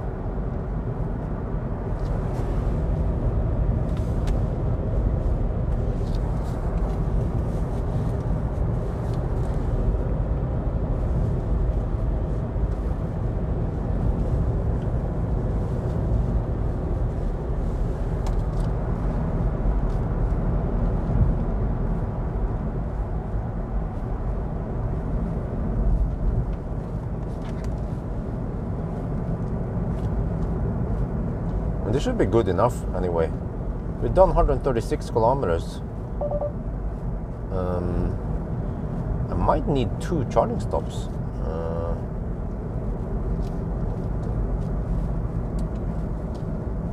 Oh, they put the Christmas decoration on the floor now. Nice. Need to film that. Oh, but there's some schmutz on the windscreen. Shit, I don't have time to clean now. But it takes a couple of seconds to dry out that thing. Okay, what there? This is good enough. I think the camera won't be able to pick up the schmutz anyway. Yeah, Christmas decorations up. It's animated. Oh, 21 kilometers. Oh, I'll be cutting it close, man. Floor to Brumma. Okay, let me do a quick calculation here. Okay, 137 kilometers done. Let me say 137 kilometers done. And then the consumption is consumption is 159. Okay, so that's 21 kilowatt hour. Okay, divided by 21 kilometers. Oh, I have to average 153 watt hour per kilometer. That's not going to happen. That'll be cutting it too close. I'll be going into limp mode. So I should bail out here with 16%. Sounds a bit high, but next possible stop is way too risky to go for. I can slow poke, but I don't want to slow poke. I want to hammer it. So we bail out here.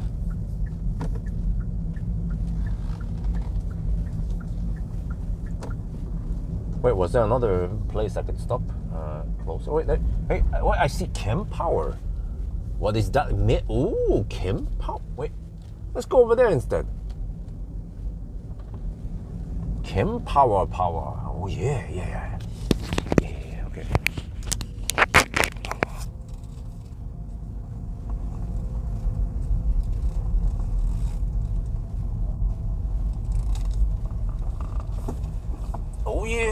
Oh yeah. Give me that shit.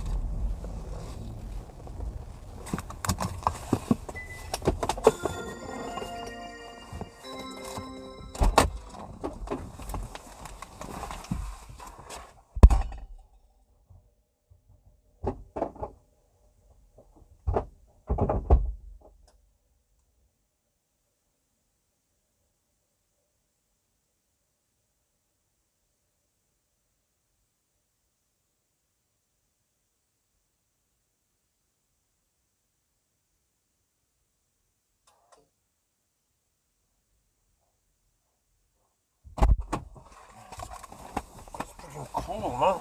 Let me get my jacket. Where's my jacket? There. Oh, we're charging. Oh, it's quite quick on the handshake here. Nice. Okay, let's see. You guys want to see this shit? Okay, let me put you on my shaft. But here we can just fire up the HVAC.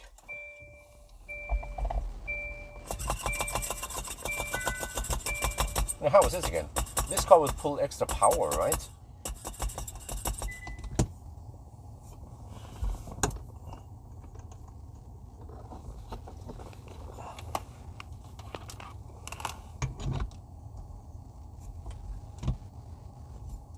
Oh yeah.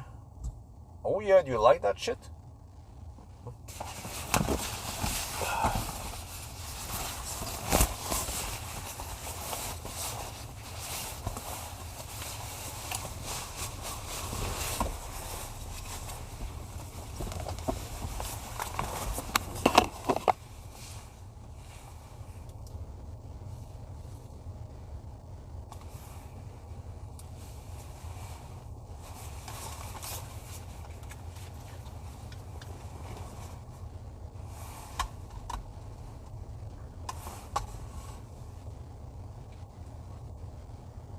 We are now at floor. This is a 4 journey top, and let me show you guys here. Look at the consumption, 158 watt hour per kilometer. This is simply amazing. Like, we have -7 degrees Celsius outside, and this car has as low consumption as some other cars have in summer. And we've been going up here. Look at that. We did 137 kilometers now in the first leg. Okay, so I had to stop here. I had to bail out here. There was no other option, but look. We are taking 61 kilowatt, 170. This is maximum speed. The car doesn't even Colgate, no problem at all. Look at this shit, man. This car kicks some serious ass for the Lord. It's 5 years old, but it can charge this fast. Okay, anyway, let me show you guys. New location. So if you're taking, how much is that? 61 kilowatt.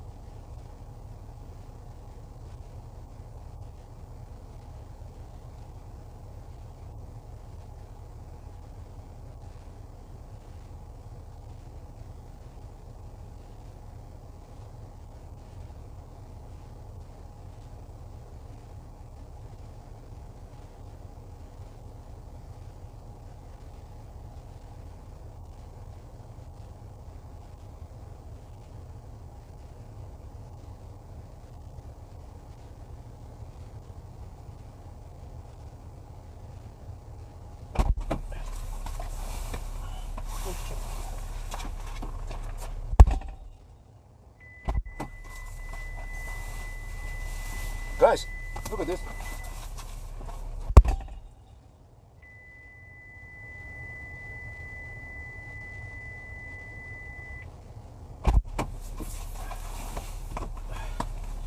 The car pulls 64 kilowatt from the charger.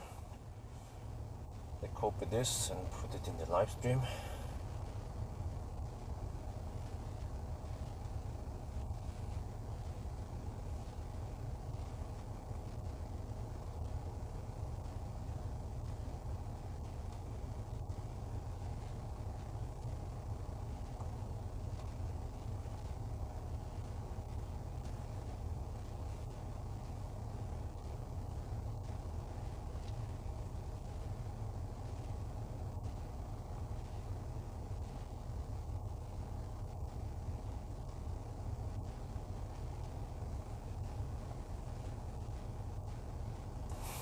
Okay. If you compare, you will see that we are pulling 2 kilowatt extra. Look, I'm going to shut down. There's supposedly a toilet here.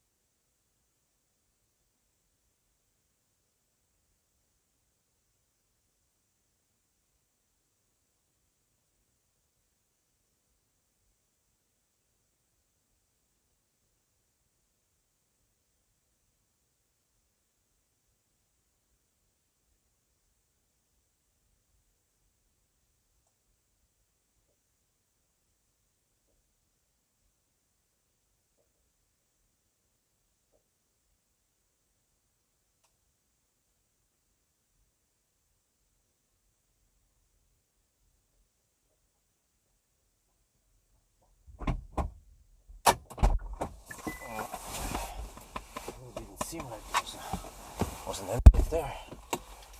Cold outside.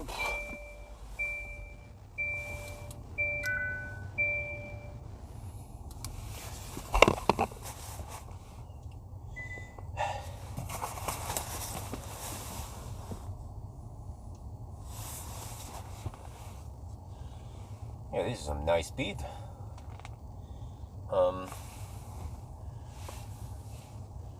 How far away from Geilo are we now? Oh, we're 101 kilometers away. Okay, I think we need to top up twice to get there. That's probably the best deal. We ride on the 60 something kilowatt wave, right? Which means I have limited time.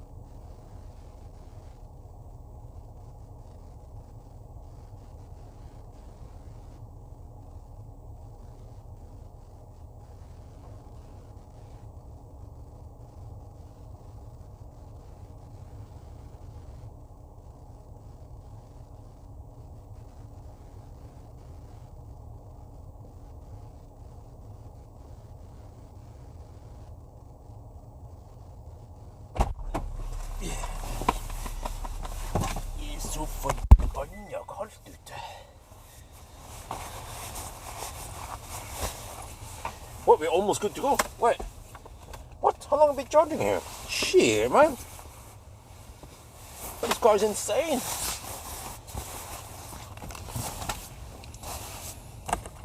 I'm gonna grab a little snack here.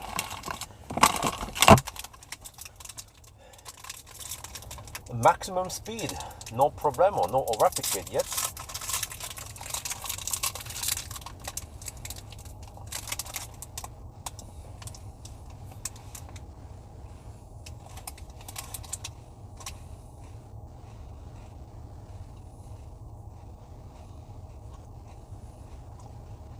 Yeah, it should throttle at 72%. Never could just hammer it with the next one. Could even top it as stupid. I could go to Geilo or...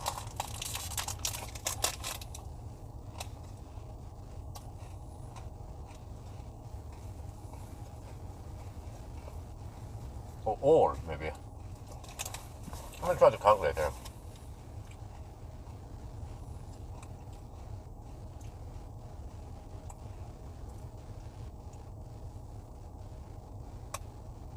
Okay, let me check here. I'm going to Google.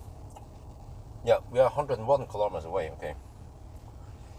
If we average 170 watt-hour per kilometer, okay, we need to spend 70% plus a little margin. Yeah, that means you have to go to 80%, which is a bit semi-slow. So maybe we should just go for 70% something and then hammer the next one.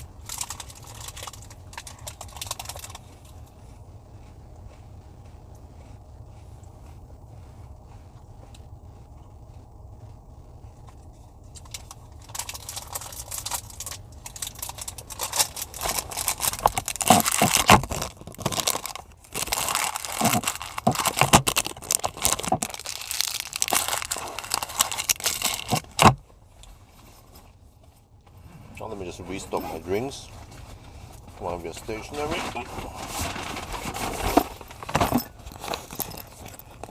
Because we don't have too much time. This thing charges like a boss.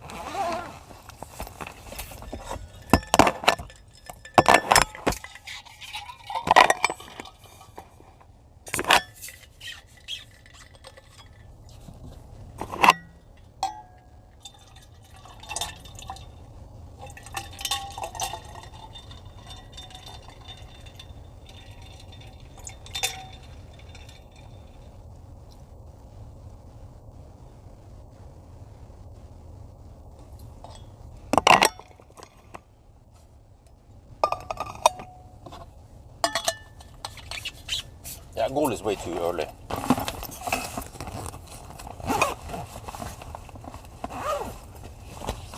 Well, but there's always that. Detour time, right? I could, if I camp to 90% or some shit, then I could go straight to Geilo. What do you guys think? What should we do? Should we camp extra? Should we go soon? It's gonna throttle soon. Oh, I need to catch when it throttles. Now, how long do we charge? Should we go straight or should we?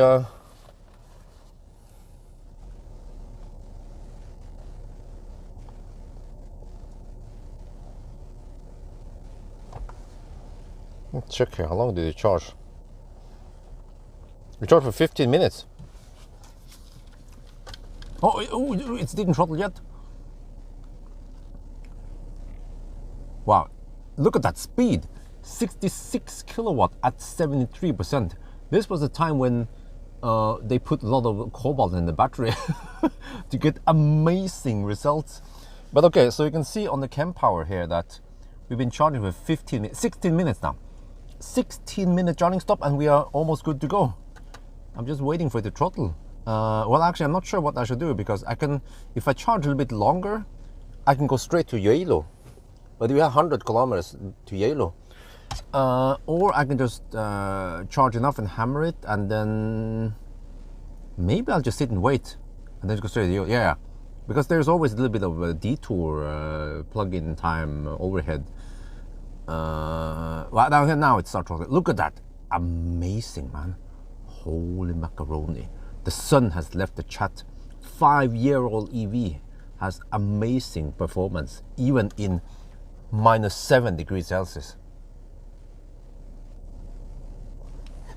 Yeah, but okay, think about this. We could almost make it to Geilo now, right? So I think it actually pays off to sit and wait a little bit more, so we don't have to take that detour to stop somewhere. And it normally takes a couple of minutes in total anyway. So that time you're not charging, but now we are actually charging, and this is a slightly reduced speed versus the 65 kilowatt we got earlier. But let me just double check again. What kind of elevation are we at now? We have to go quite high up. Oh shit, we are 200 meter. We have to go to 800 meter. Oh shit, that's 600 meter times 700 kilograms, 1700 times 9.81. Oh shit, that's 2 point in percentage. How much is that? Oh shit, we need 12% extra. Or let me see. I'll do it the other way around.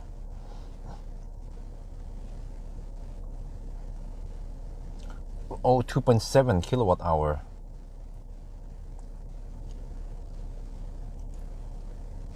Oh damn, that's 27 watt hour per kilometer spread over. Huh? Wait, really? Oh, wait, what did I do now? No, it's 2.7 kilowatt hour. No, my bad. Huh? Wait, really? It's 27 watt hour per kilometer extra. Oh shit.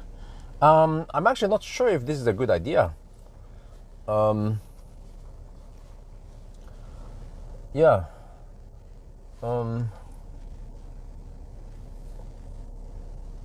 Can it make it all the way there? It's gonna be kind of slow towards the end now.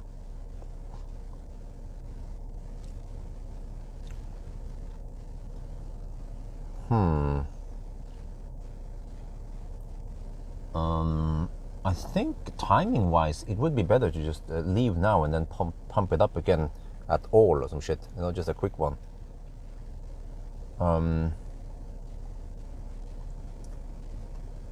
Because we have to go uphill. I'm not sure. Well, but we don't have any 90 zones left. Yeah, that's true.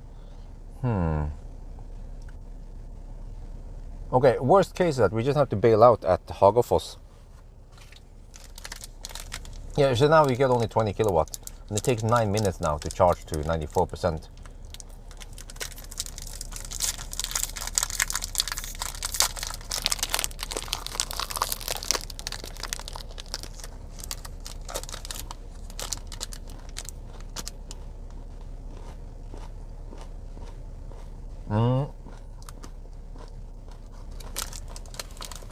It's always hard to figure out how many kilowatt hour we have right now.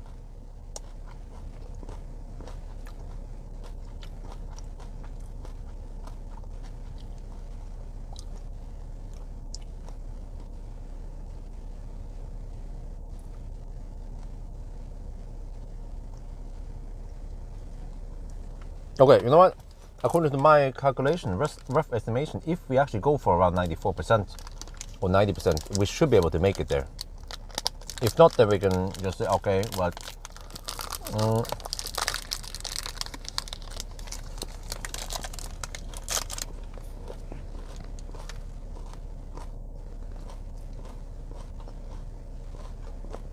actually,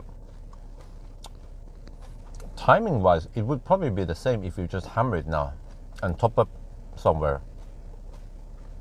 Let's say at all or some shit, right? And then go for it. It's safer that way because then you have another chance to top up, and then it goes blistering fast. Now we have to YOLO it, and timing wise it should be the same. But now we're too late. We already spent the extra time getting into this one. Then we actually have to commit to it.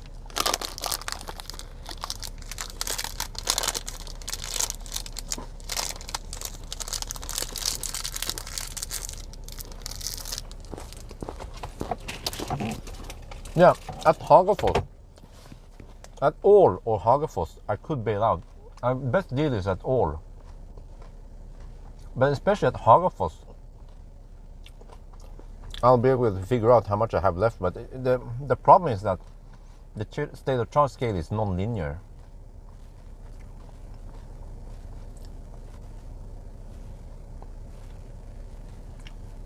Well, Felix, like I estimated, we have to go 600 meters up. And if you do the math, 600 meters up equals to 2.7 kilowatt hour. That is quite a lot on a small battery. We are 200 meters over sea level right now, and we have to go to 800 meters over sea level. So on a bigger battery, 2.7 kilowatt hour is just 5%, right? Or maybe even less. Then no big deal. But on a small battery like this, then it becomes significant.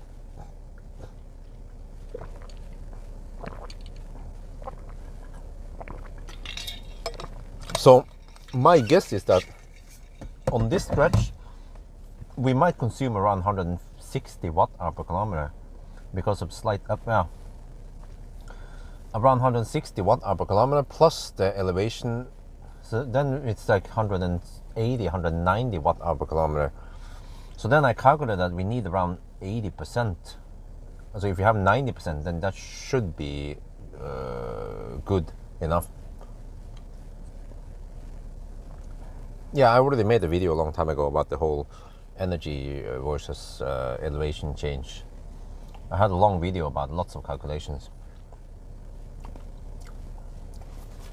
So it went blistering fast in the beginning, but now let me check. We were now camping on semi-slow speeds, which is a bit risky to do it. You can do this if you know that it will. I mean, if this will lead to, like, we can reach the next charger. But if we have to bail out anyway, then we kind of lost it. We lost some time, you know. So it's been almost 25 minutes now. And it goes quite slow now. But it would be nice to be able to reach it with one charging stop only. Ideally, if I could go 10 kilometers extra before I plugged in, that would actually be very good. But this is the name of the game. We don't always have charging stations right at our desired place. We've been camping here for, I mean, at this speed for around 5 minutes. It wasn't that long. I can actually see it here. You can see it on Camp Power. You see it here that we've been camping on that low speed for 5 minutes. So you can say that, yeah, versus getting 60 kilowatt, then we lost 2-3 minutes so far. So for it to be worth it, we have to YOLO it and go for Geilo. So I might want to go. Yeah, the car claims it will finish charging in 4 minutes. So maybe you just go for it.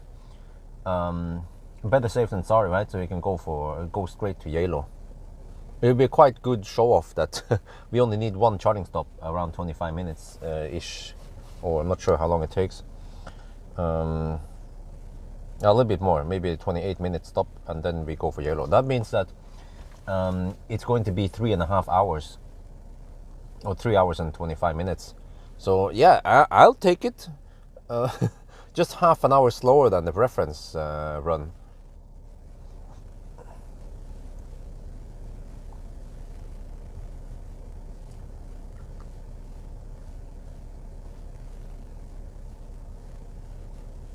I think it can maintain 22 kilowatt all the way until 94%. Okay, since we're just waiting here, I'll record that we chose to go to 94%.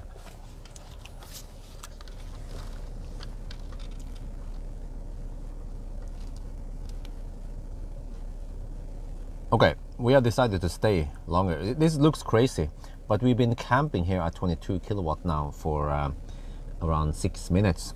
So for it to pay off, we have to then sit and camp here and then go for it and go straight to Geilo.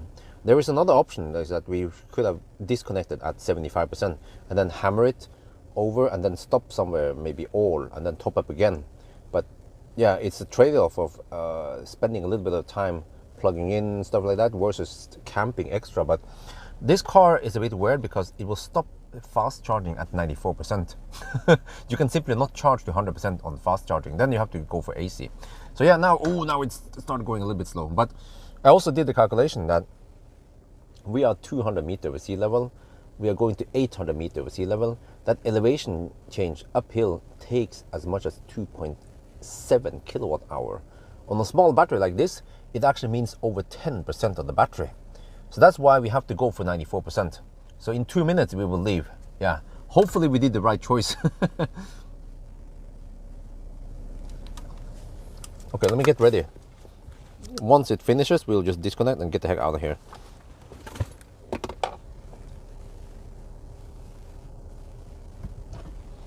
No, I didn't measure ID3 back then on this type of, yeah. Okay, oh shit, 15 kilowatt now. It goes slower and slower towards the end, but it's not, in 1 minute we'll reach 94%. So I might need that extra juice that we are pumping in right now.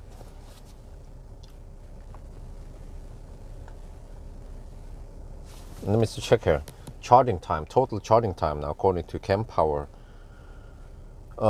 Seems like 28 minutes, something. Yeah, so semi-long trip, semi-long, but you see, if I went for another charging stop, I would have spent a couple of minutes for handshake and shit like that. And then I probably needed to charge for around 5 minutes, right? So the total time would be almost the same anyway. Okay, we're down to 12 kilowatt now at the very end. But I'm not sure how much I need, so this thing, I just want to make sure that I can go straight to Geilo now. Okay, it's gonna finish charging anytime now.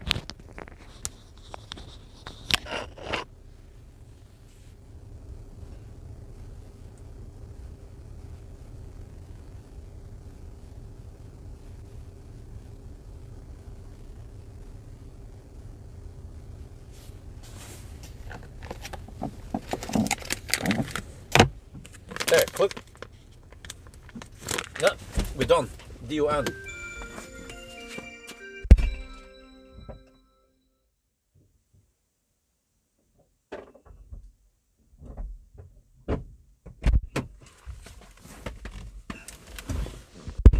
It was actually 29 minutes total.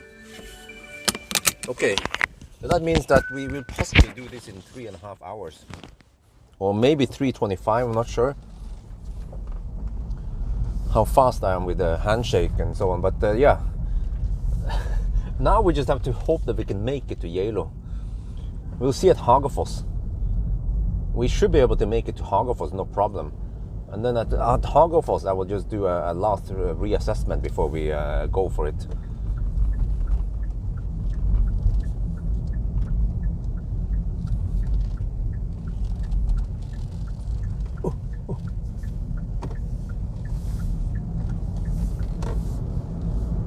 Oh, I didn't reset the consumption number. I think I want to keep it. Okay, go, go, go, go.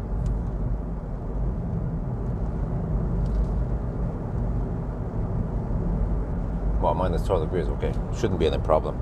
I've been running driver only now since Oslo, since Jessheim.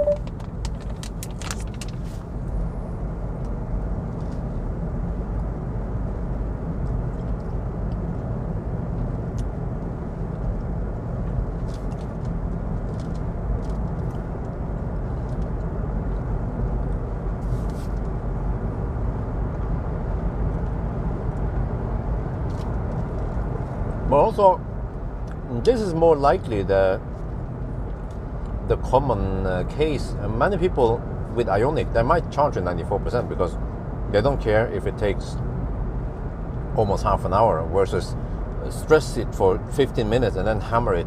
But of course, if I want to do a 1,000 kilometer challenge, that's different. Then I will just charge to 75% ish and then just hammer for the next one. But on the way back, I might go for a different strategy. Charge to around 75% or maybe 80% if I can reach the next charger. Yeah.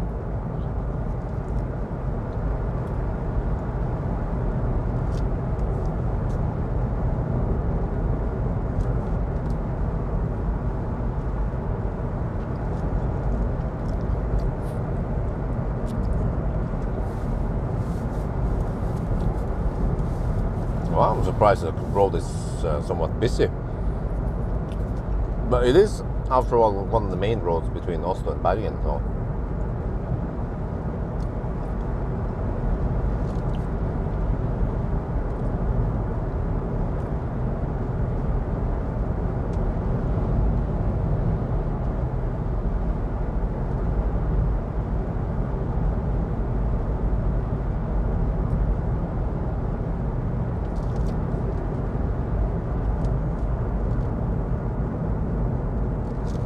Wow, the battery has heated up to 31 to 40 degrees. Let me see if it cools down or not. Okay, let me shoot some video. Where's the thing? Wait, where did I put my microphone? The fuck? Wait, did I not put it here? Where the heck is the microphone? Dude, I need that microphone.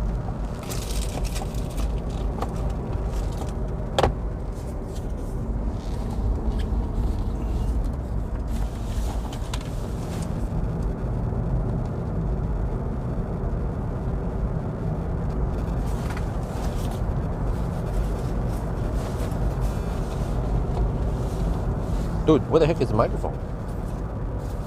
Very important that I have it at my disposal.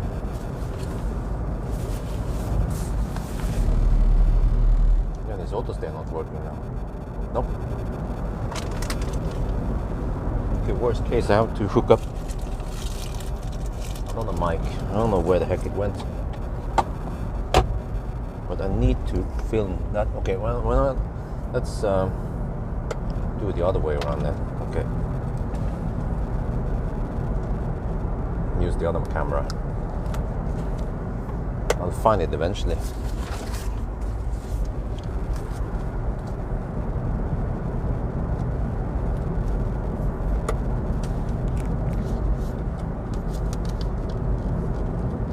No, it's not on me. It's funny. Well, we're back on the road. So that was a 29-minute charging stop. It could have been a 15-minute stop and then a 10-minute stop plus some detour. Okay, so, but yeah, so let me see. Consumption is going to go up a little bit as we go up. We'll see about that one. And I also noticed that here, the battery temperature, 30 to 40 degrees Celsius. Okay, let's see if it cools down during the next leg now, or the following leg, I mean. And what else is it? Yeah, this car has some kind of auto steer-ish. Oh shit, right now it's not working that great, but it has been working very well in the past. So despite that part of the road is covered with snow even, it worked really great. And it's not even a pure LKA, it's just some kind of ping pong. But yeah, really great. What is not so great is the high beam. Okay, we have halogen high beam and LED low beam, and you can almost not see the difference between high beam and low beam. This is really bad. It's been known for a long time that classic Ioniq, they have shitty high beams, or they have candle lights high beams. So just get some LED bar, even cheap LED bar, doesn't have to be laser elite, and you will have way better lights than this. Now it's like, are you in yet? Are you in? You don't even see the difference, right? When I've turned it on and off. Shit.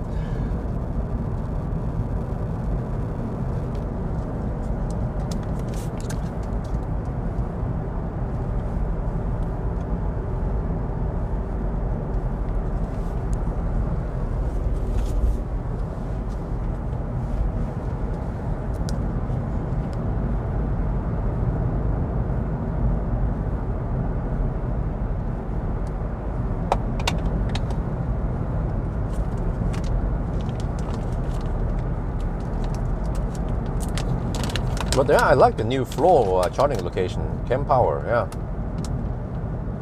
Those Delta chargers seems to be buggy.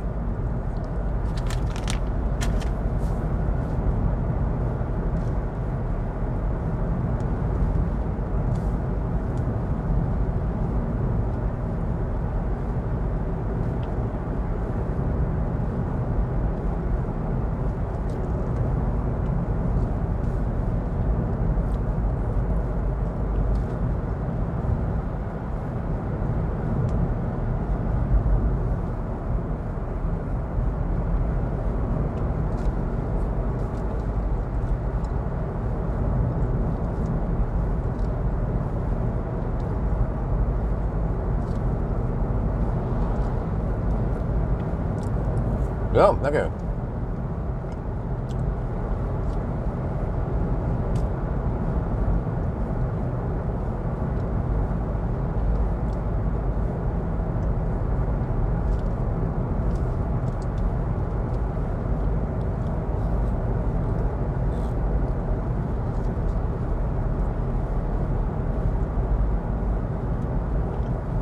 Well, maybe I should just charge at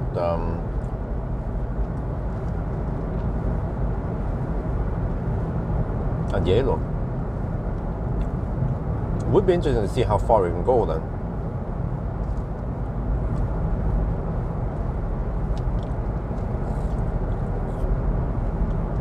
That means another half an hour charging stop there.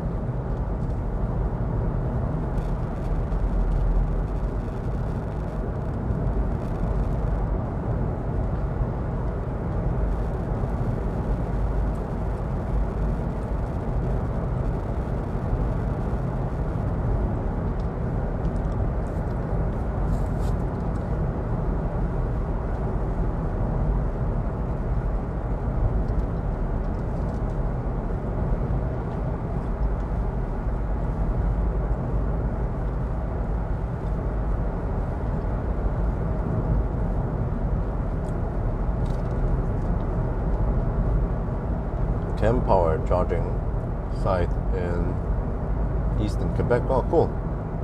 Wow.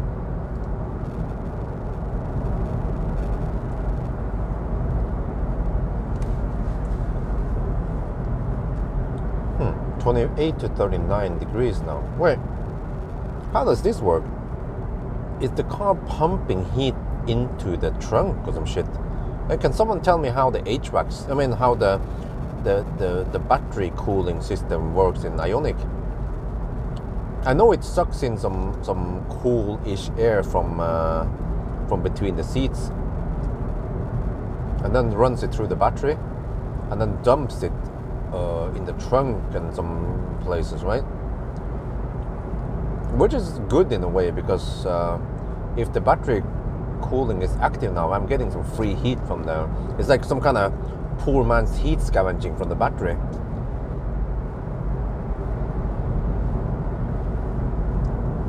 Which should lower my consumption now until the battery cool down. So it's 28. Well, let me check the EV page here. What is it? What is it doing? This doesn't show battery care. Okay, it shows climate and electronics.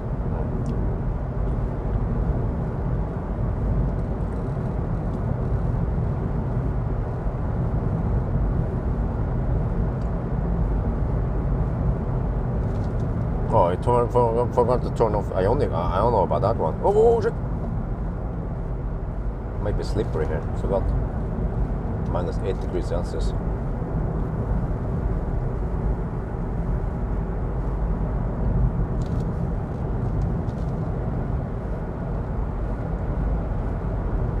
Why didn't you import clothes? Because my mom was getting old.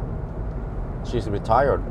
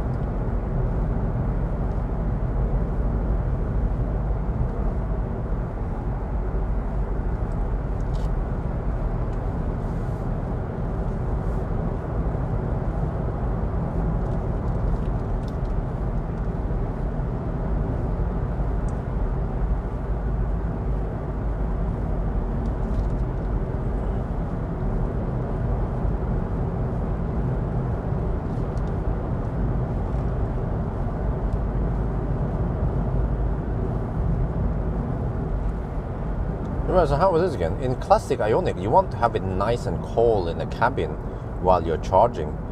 If the cabin gets hot, then it sucks in hot air and then runs it through the battery. So you get slight rapid gate during summer. You saw that we had awesome speed now on this charging session.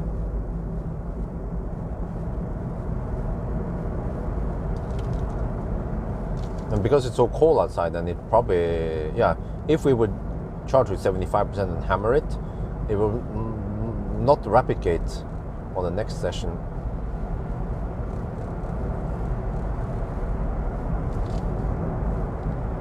Ioniq blah blah releases heat from the battery into right side rear wheel. Okay, but it dumps it outside. Well, but don't we get any heat in the trunk? I thought I saw that. Do you feel forward rear-wheel drive with the best? Well, it depends, but I prefer rear-wheel drive if it's a well-designed rear-wheel drive, like Tesla, for example, like Millennium Falcon. No problem.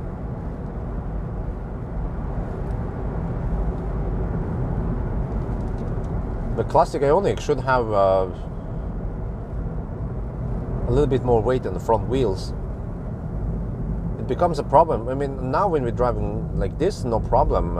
Then 50-50 distribution is good, but if you have to go up a steep hill, then you want some extra ground pressure on the driving wheels.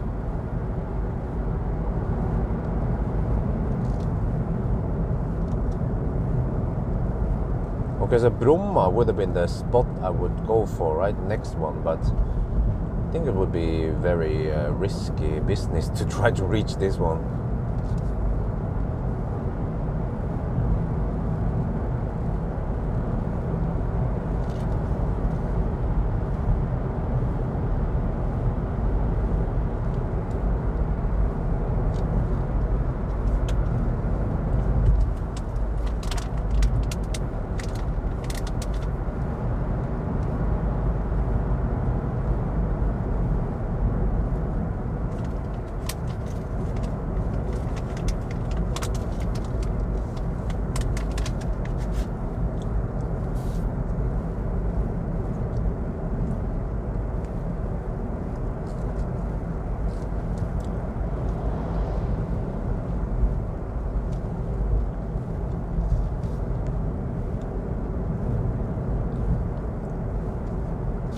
Let me see, 160 consumption and 158.5 kilometers.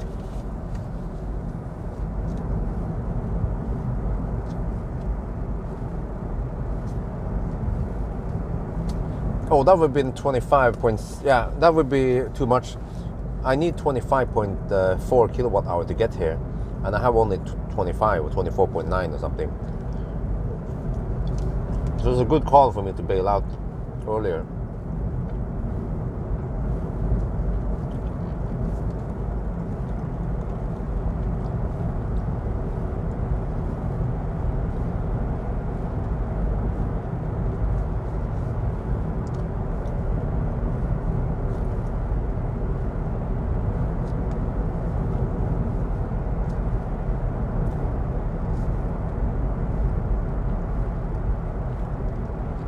This is the classic Ioniq.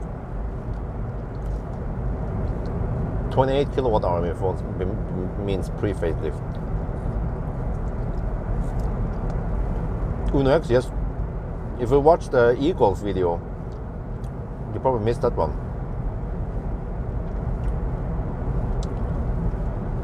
And then I use Uno X at Shirley's.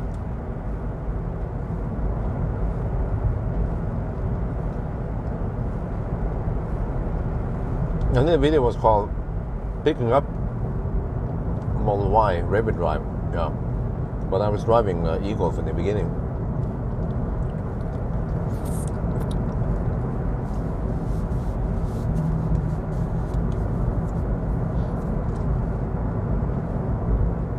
No hidden buffer, no. This car, 0 means 0. It stops at 0%, 0 kilometer. And before that time, you might get some nasty crawl also. So with classic Ioniq, you don't want to go too deep. And also, because it's a small battery, it drops fast towards the end.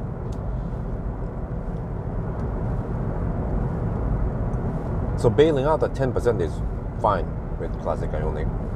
You don't want to try to go 5%.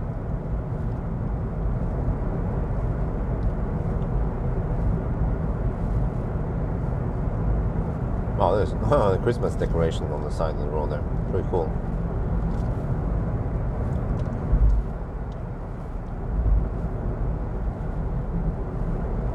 Yeah, how the heck did they get up there?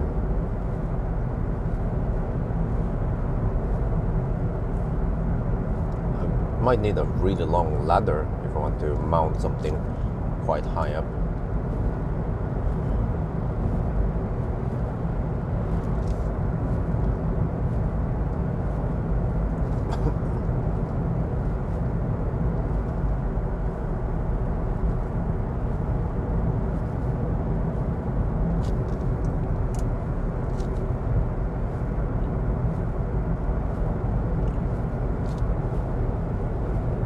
This is still the most efficient vehicle.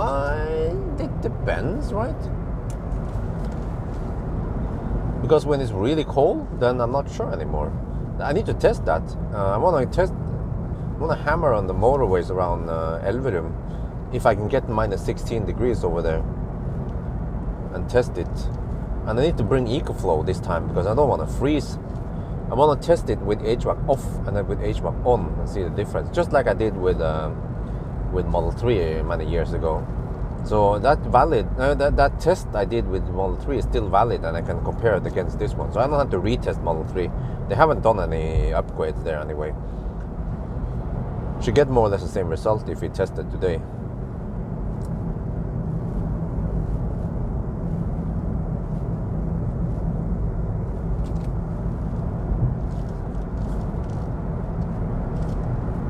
Because at least the Model 3, when you can heat scavenge, then it's just game over how super efficient it becomes.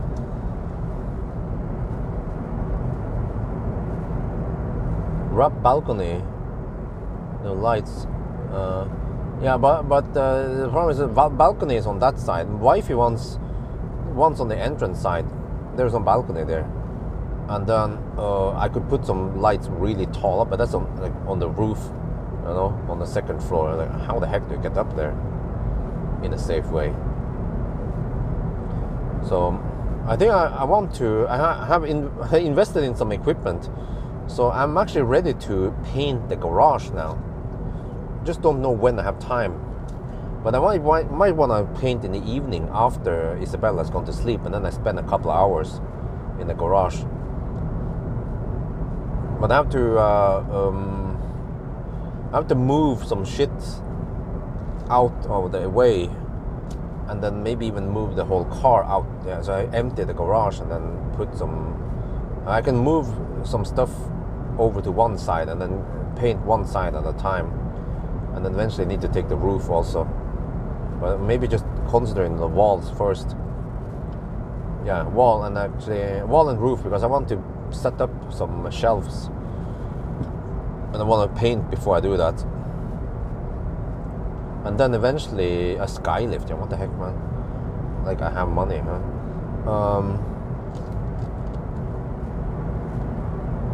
Yeah, I want to set up maybe 2 IKEA shelves to hold some of my shits.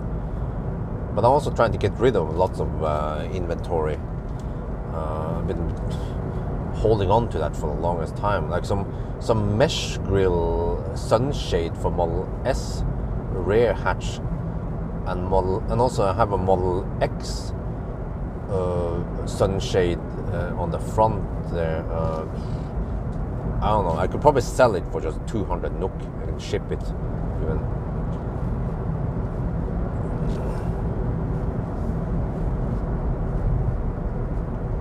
Install a retractable charging cable. Why? The cables I've been using now works great, no problem. I have 10-meter cable on each side. They are so long that I can even plug it on the wrong side and shit like that, so no problem. The retractable stuff requires extra mechanical interface shit. I just want to keep it as simple as possible in the garage.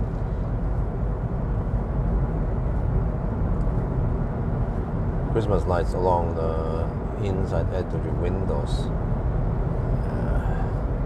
I don't know, man. It's not the first part there. I feel like we already have pretty good light there. Of course, if for decoration purposes, yeah, but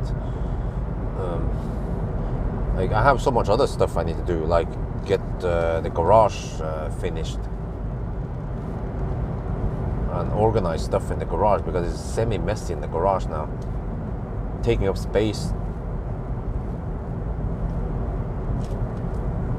Oh, minus 10 degrees Celsius, getting colder. Wiper juice still works for now.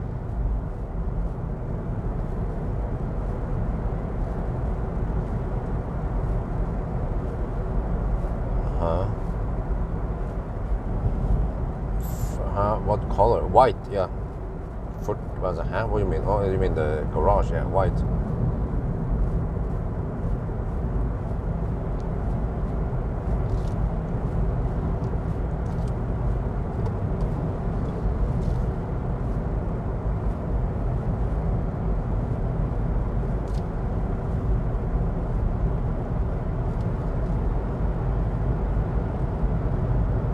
Oh shit, we might have headwind also. Uh-oh. Consumption is 161.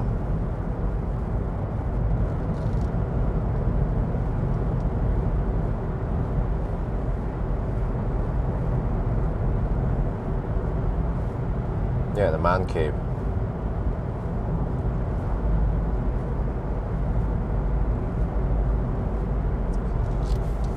Yeah, because my philosophy is that if there's an item I haven't used in many years, then there's no need for me to keep that item. But there are items I might use once every 6 months or something, then I should keep it. But I still have that dream case for Model S. I mean, when do I have time to use it nowadays? Yeah, I'm not sure. And also, even if I would go on a trip with Millennium Falcon, the dream case is a bit impractical. What do you guys think? Maybe I should just sell it. Like, I have so much stuff that people send me for free, but many times I have to pay for import tax anyway. So if I can sell some of that shit, I can get some of the lost money back. Maybe I should just sell the dream case, because it's unlikely I'm going to use it much. And in case I need to go on a trip, a sleepover trip in Millennium Falcon, I could just bring the IKEA mattress. No problem. It works great, and it's easy actually to install it and unfold it again. I don't have to. Yeah. The dream case is nice and fancy, but a bit too big, too bulky. And what I need is that I need to be able to set up the bed and then pack the bed, just staying inside the car. And I also have an inflatable bed I need to get rid of. I haven't used that one in ages, because the inflatable bed, the mattress doesn't seem to insulate that much, whereas the IKEA mattress gives some insulation. So yeah. So actually, with the air mattress, I feel cold from beneath. Of course, I can bring some kind of wool blanket, but you know, why bother? Since the IKEA mattress gives good enough insulation. Yeah, I should be able to get good money for it. Maybe I can try to sell it for. I mean, they new is around 8,000 NOK, maybe. So I could try to ask for at least 3,000 or 4,000 NOK. I barely used it, just tested it a couple of times, and it's just taking up space. That's the problem, you know. Stuff takes up space. I also have the Thule box. Yeah, I could use that one. The Thule box might come in handy if I need to go a trip with my family. And then I could just hook some cargo stuff in the back, rather than having to bring a freaking trailer or roof box.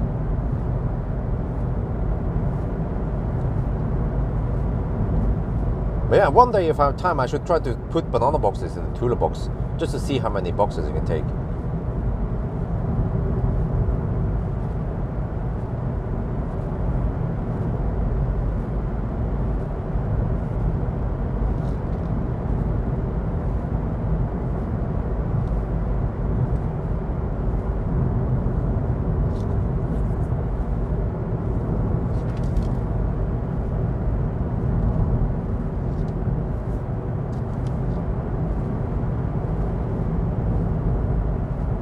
Okay, consumption is 161 watt-hour per kilometer, stays fairly stable. I'd like to see the consumption, the total consumption once we're back in Jessheim. This is amazingly low, despite that it's minus 10 right now outside.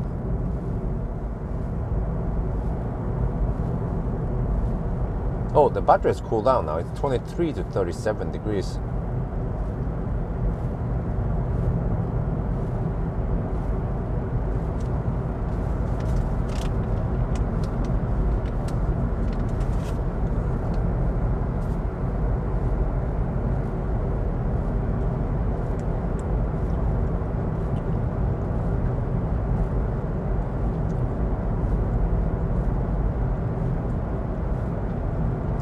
What that was it again I was gonna get rid of?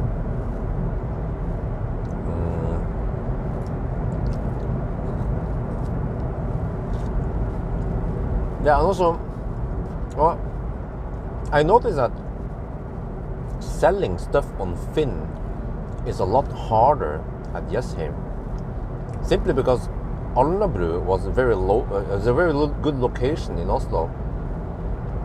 Short distance for people to drive to me and buy whatever shit. So I get way less offers. It's a lot harder to sell stuff that has some size, but when it comes to items that can be shipped, then no problem. Then people don't care where the heck I live.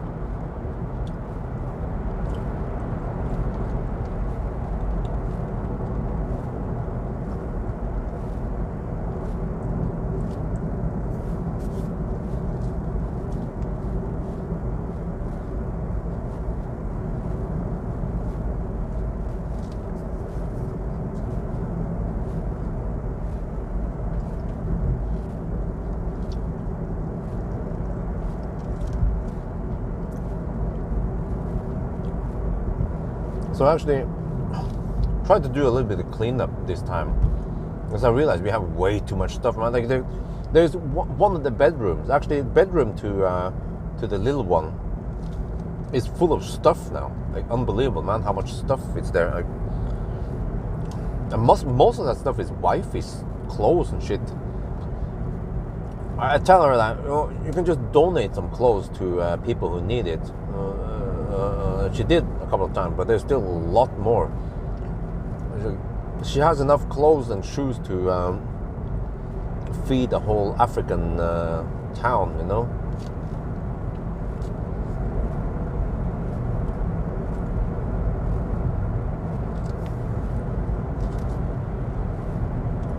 But I try to be green, and when I have lots of items, what do? Try to sell it? Okay, I try to sell it. Nobody wants it because Jessheim is too far away. So I'm like, okay, change it to Gisborten, give away, free. Okay, then what? Then there's a bunch of people who wants it suddenly. If it's free, they want it. If it's 100, 200 NOK, they don't give a shit. Okay, so I gave away some. I tried to sell some Stormberg backpack. Yeah. Because I bought I have a larger one, so the old one wasn't that much in use, and then 200 NOK, nobody wants to buy it. I was like, okay, but I mean, new price is 1,000 NOK or some shit. Give it away for free, no problem. Lots of people want it, and the problem is that there are some foreigners who contact me with poor grammar. I mean, I hate that shit, man. I hate poor grammar. When I try to try to understand what the heck they say. Jeg vil ha den second. Når jeg kommer. Når du hjemme. Like, oh, no, dude. And I don't know, man. It annoys me that my address is in the Finn ad. Finn is the marketplace. Yeah, my address is already in the Finn ad. And all those idiots who want to buy some shit from me, they always ask me, what is your address? I'm like, huh? Is there something wrong? Can't you see it? It's in the Finn address, isn't it? I can see it. Can you see it? And then he'll be like, oh yeah, I found it. Oh yeah, okay. Like, man, I have to deal with this shit. And also, I had this they call it krakk. It's like a small chair, right? A low one, 35 centimeters tall or something. We had it in the old house before for the longest time, and now we just got rid of it because we bought a bench with an opening. We can put shit in the bench. We can sit on it. Yeah. And then that freaking thing, try to sell it, 200 NOK. Nobody wants to buy it. Give it away free. Oh, suddenly a bunch of foreigners want to grab it. And then I have to deal with stool, yeah, krakk stool, yeah. And then suddenly I got hammered by messengers, like people, oh, I want it. Is it available still? I'm like, no, there was a dude who wants to get it, okay. So then it was one dude, he was slow picking it up, but I keep my promise, so he would get it. But I had to wait until yesterday before he picked it up. And meanwhile, there were lots of people hammered me about they wanted it. So I'm like, dude, I'm trying to be nice to the environment. I just don't throw it away as landfill, even though it would be recycled. Yeah, if I threw it away in the recycling place. But instead, I have to waste time messaging these people, and also have to take pictures and then post it and try to give it away or sell it. So it's like, and then that was one item, you know, and we have maybe 50 items we had to get rid of, or 100 items. I mean, how much time do I want to waste on it? I think what I need to do is just have a freaking garage sale. Just put it there, take a picture, take several pictures, you know, so in one picture there might be 10 items or some shit like that, and then just come here, you know, garage sale this weekend. I'll be sitting in the garage here live streaming or some shit, and then they can come and they can get it for first come first serve. Some items for free, some items has a price. Yeah, how about that? So I don't waste too much time on it. Maybe I can make a video also. Yeah, you can get the item for free, but you will be filmed, right? You'll be on YouTube. That's the downside. You will still want it. So I can make some money on that shit. I won't be making money on the item, but I'm making money on the video.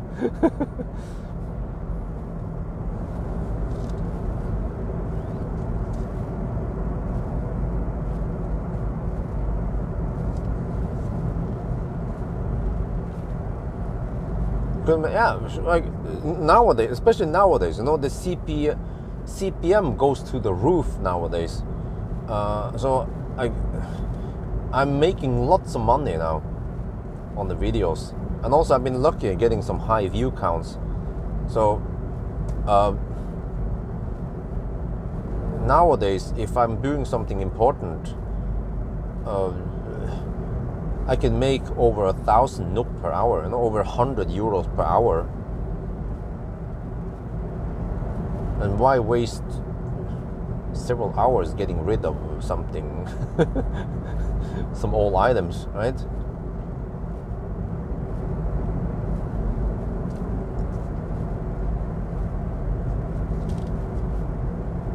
But I mean, I do care about the environment. I don't throw away it in the landfill.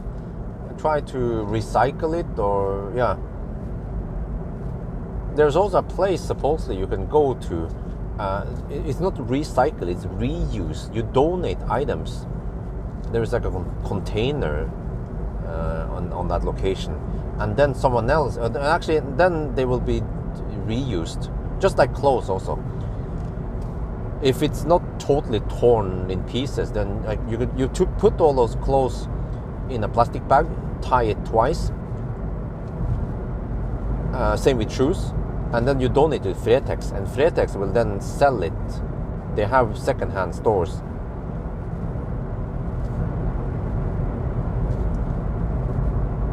I don't know if your country has that kind of advanced trash handling or not.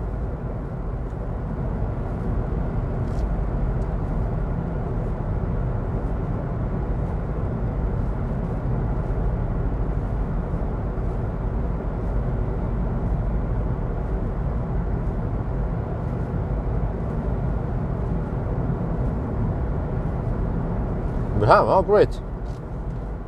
And also we sort the garbage. Yeah, I finally got the trash cans, man. Like holy macaroni. In the beginning we didn't have trash cans, we had to order it. And I had to deal with trash because I ordered the trash cans and they didn't arrive yet. And then we had trash, and where the heck do I put the trash? So I put the trash in wood in a shed, yeah. Unfortunately, it was quite cold, and there was like food and shit in there also, right? But the food was just frozen in the shed. We sort. There is one dedicated trash bin for paper, cardboard and paper. That goes in one bin, and you can actually choose as big bin as possible, as large as you like in the paper, and you don't have to pay extra. But there is another trash bin which is restavfall, like unsorted garbage, right? That one, the bigger bin you go for, the more expensive it is. But within that one, you also sort food waste.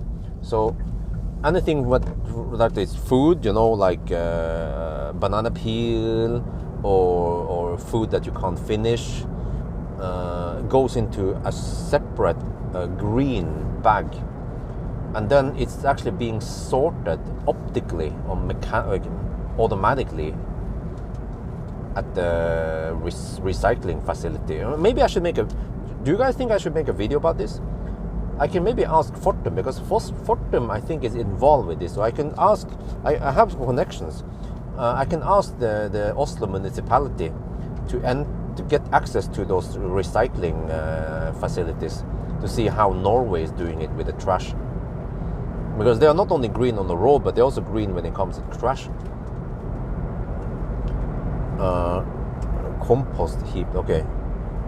We have these recycling stations where you're supposed to sort stuff beforehand. Then metal goes in one container, glass in another one, plastic, cardboard, styrofoam goes in another place, batteries, cables, electronics, light bulbs. There's a that's on my account, on my name, but on wife's name, she can also use the trash service 20 times per year.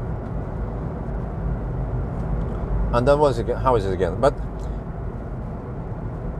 Americans, we have a system called okay, way too long message, I can't read it, sorry. CT, huh? What the heck is CT?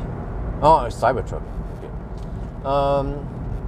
But in Oslo and Jessheim, that's two different municipalities.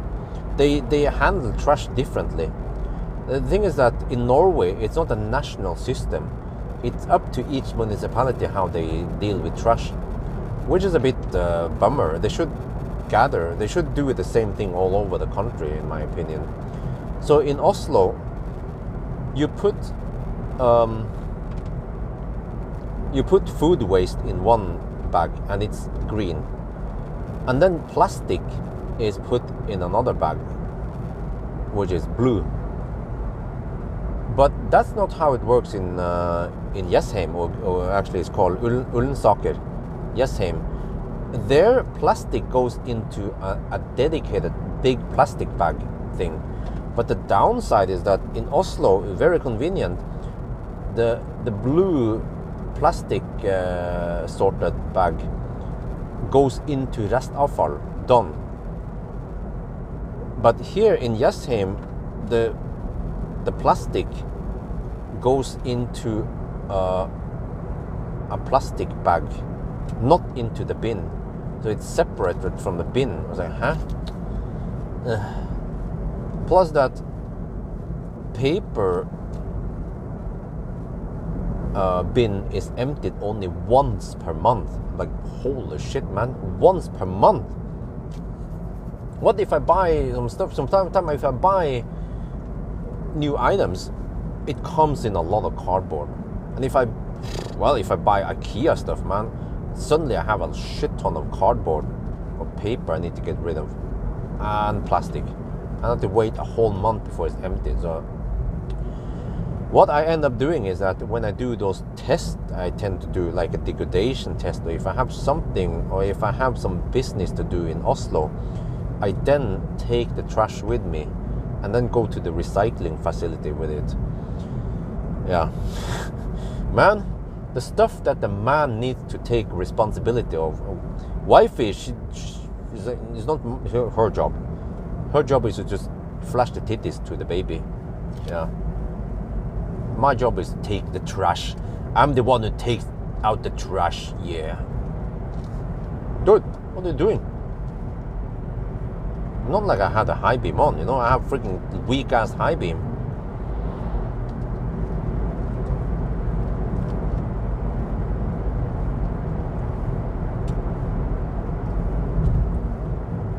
Man, I can make a whole video about the whole trash system in Oslo and Jessheim, because you have to get these trash bags at grocery stores, but they are free. But then some places claim that you need to scan those bags, maybe because they want to keep statistics of how many people are using them. How is this again? Yeah, so you go to Remen and you can just grab those plastic, the green and the blue ones. But I also heard in the news that some idiots, they are using those plastic bags and they put metal and shit in what's supposed to be food, right? And that becomes a problem because at the machine, at the recycling facility, there is a machine that shreds it automatically shreds the bags. And then if some idiots put metal there, it depends what kind of metal. Normally they have some foolproof system to try to detect metal and get rid of them where it's not supposed to be. But sometimes it's not being caught in time, and then the metal gets stuck in the shredder, and then they have to stop the pipeline and lose time, and sometimes they have to repair the machines. So I'm like, dude, how stupid are you, huh? No, it's not sabotage, it's just carelessness, you know. And also, like I don't know what's up with Thai women or women in general, but they just don't understand materials. Because to wifey, plastic is plastic, but it's not plastic. If there's a potato chip plastic, that one has metal in it also, so it's not pure plastic. Then it's not supposed to be in a plastic bag. Then you have to put it in restavfall. And the whole plastic is quite complicated in Norway, is that for recycling, they want pure plastic that was used for wrapping and stuff like that. But if you have a plastic cup, no, it depends. If it's a plastic cup, one-time plastic cup, okay, then you can throw it there. But if you have, let's say, I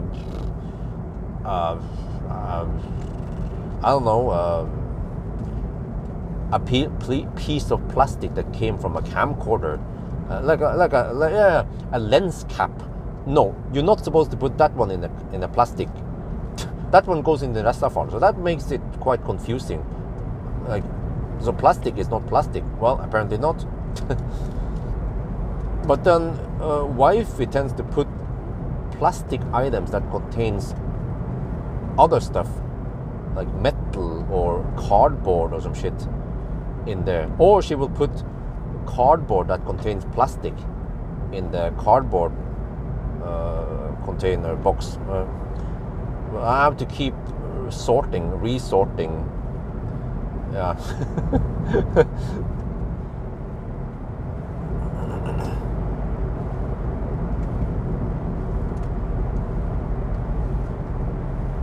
Yeah, tea bags, man. But tea bags, I think in general, it's accepted to put it in the food trash thing.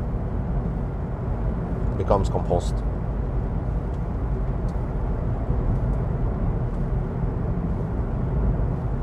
And also, yeah, and also in Norway, this is actually quite interesting. I find it interesting. There's something there. There's an animal up there, probably a fox. Let's see. I saw the eyes reflecting. I think there was another fox. That's the third fox I've seen today. No, but in Norway, there is actually a tax for plastic bags at grocery stores. So in Norway, I think you have to pay as much as 4 NOK for a plastic bag, you know, like 40 euro cents for a plastic bag. They want to make it really expensive to buy plastic bags, and they want to encourage people to use reusable plastic bags, which is fine, but many times there are unplanned visits at grocery stores, and then I'm being punished because if I need to buy more than a few items, I have to buy that expensive plastic bag, and I reuse the plastic bag. I use them, of course, I don't just throw them away or even litter them. I use them to put like restavfall in there, or sometimes I also tend to reuse them for other stuff. So the plastic bag is usually being used many times before, or at least a couple of times before it ends up as a trash bag. But yeah, from what I heard, they have 2 NOK is the tax. 2 NOK of that plastic bag is tax. Miljøavgift. Store plastic bag in the park. Yeah, but I could, but yeah, maybe that's what I should do. But I don't have a good routine for that. Plus, that I keep changing cars all the time. You know, random which kind of car I use. But yeah, I could do that. But what I've been doing lately, actually, for the past few years, is that I have a Stormbag backpack with me. When I know I'm gonna go grocery store, I use that one, so I can put some heavy items in the backpack, in a Stormbag backpack. But in that backpack, I also bring 2 IKEA bags. You know, the blue IKEA bags. They are insanely strong and also big, and they can hold a shit ton of items. 2 of those IKEA bags plus the backpack, that's like you could buy a month worth of food. But it's not, the problem is that I don't always bring them with me. But for restavfall, yeah, you're supposed to use whatever bag that doesn't have any specific color. It's not green or blue. So that's what I've been using in the past, right? I use some Rema pose and shit like that. But I realized that they have become more and more expensive. And many times it's not practical if you have some heavy liquids. The bags, they have somewhat limited weight, how much they can carry. But the IKEA bags are extremely strong. You could probably put, like, I haven't tested, but you could probably put 40 kilograms in the bag and it can still hold it.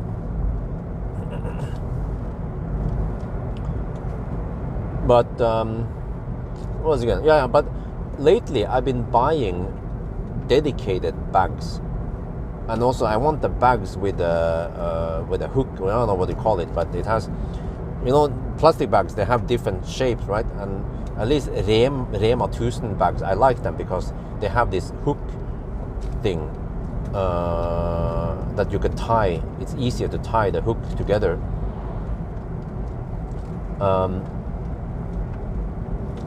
But you can buy those dedicated plastic bags in a roll at Claes Olsson or somewhere, Biltema, Jula, and suddenly, if you buy it like that, then they don't get the tax.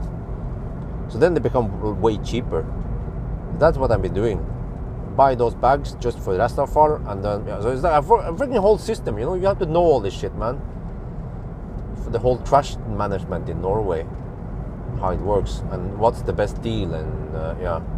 Because if you're thinking, oh, but I need those Rema 1000 bags because I need them for trash. No, you don't.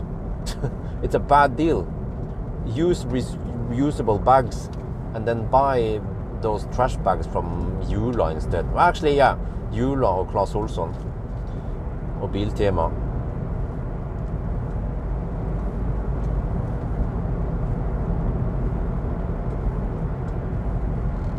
How we're cooking now. We have 49.5% left. Battery is cooled down to 18 to 32 degrees Celsius. Okay, good. Seems like we won't be getting any cold rapid gate.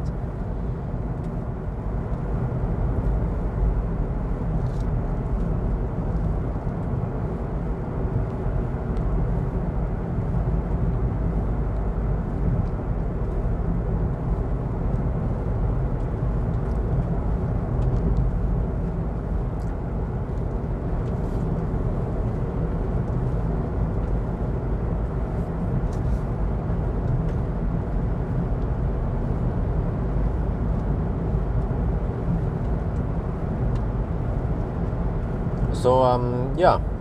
So speaking of trash, I have an ID3 right now. Did someone get offended, man? I have an ID3 from 2021, and it has done around 60,000 kilometers. It's Marcus bil. So I'm gonna do a degradation test of it, because I heard that the MEB cars, they have high degradation. So yeah, it'll be interesting to see.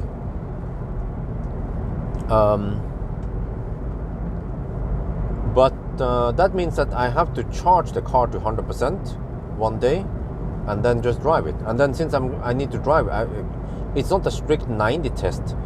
So then I can just drive to Oslo and then return trash. Yeah, that's another thing, by the way, is that just happened to be that the recycling area, the Haraldrud recycling facility near Alnabru, near my old home, is pretty good, and I know that place, and I tend to go back there even now when I move to Jessheim. And then there's another one at what's it called again, Berger, and I think another one near Jessheim, Dal, but I'm like, Dal is the wrong way for me. Well, maybe I should check it out. But you need another app and shit like that. So I end up going to Oslo with my trash. So I might do that. Maybe in the beginning of next week. I will check degradation on the ID3, and then also combine it with some trash stuff.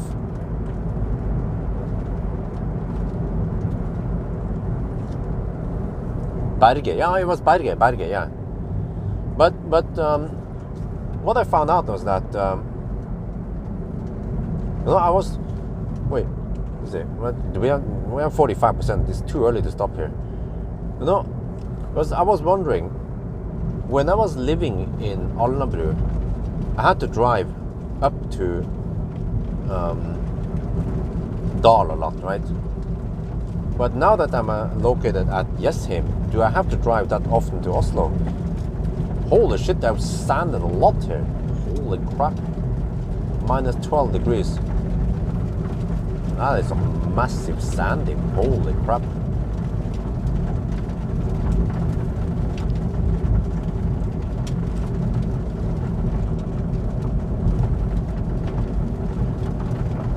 Damn, how much sand did this guy use?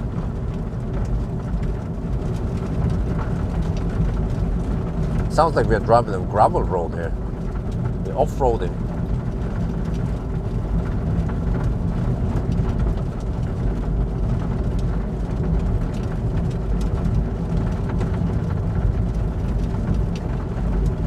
Yeah, but yeah, I still have some trash I need to get rid of.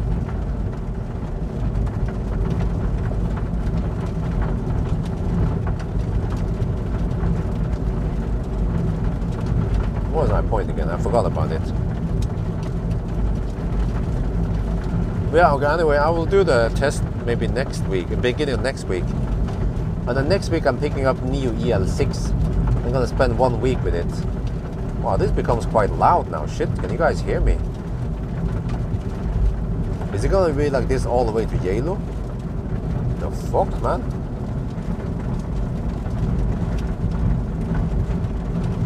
The truck must have emptied out half of Sahara over here.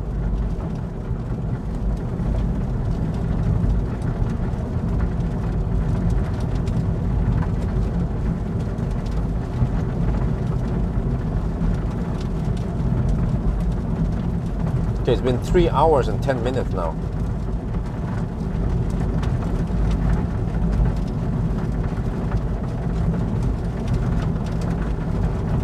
Holy macaroni. Wheel wells are gonna get sandblasted.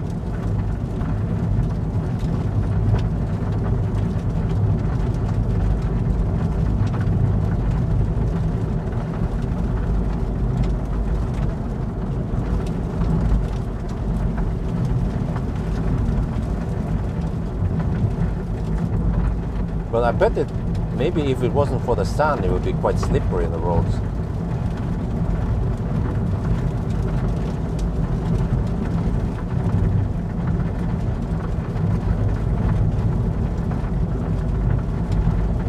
Yeah, so once at Hagafoss, I need to consider whether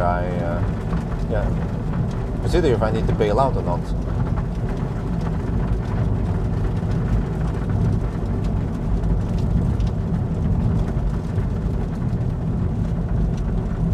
Okay, I have 20 kilometers left and 73 kilometers. Well, okay.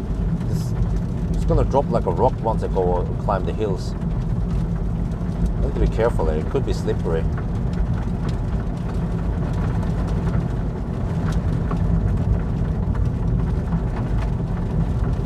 Guys, oh, it's minus 13 degrees right now.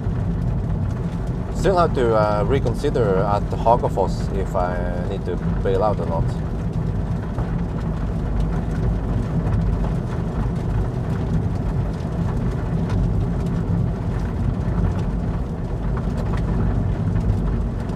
So yeah, I have 41% left, but that is not 10 kilowatt hour. It might be as low as 8 kilowatt hour left.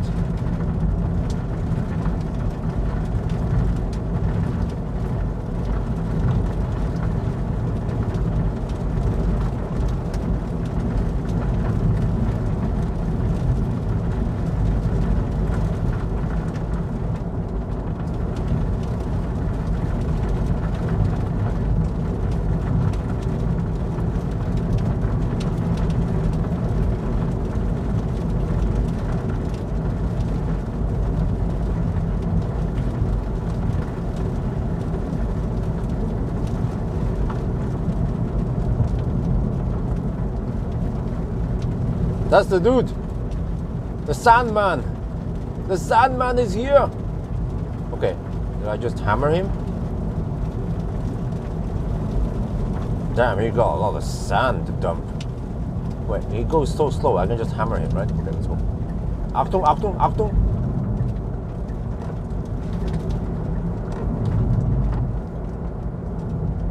Oh, it's not that sandy anymore. Or a little bit sand, but this is fine. This is more, oh yeah, this is way better. Oh, wow. Still plenty of grip here, right? Let me check. Yeah, it's still nice and grippy, no problem.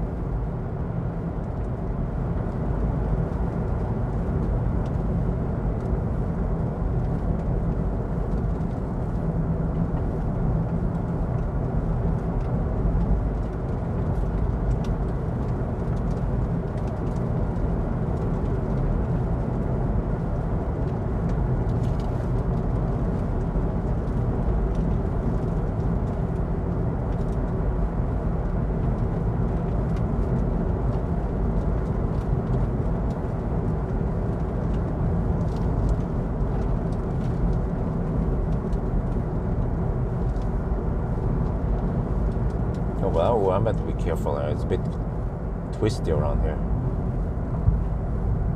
Might be a reason why he's sanding a shit ton.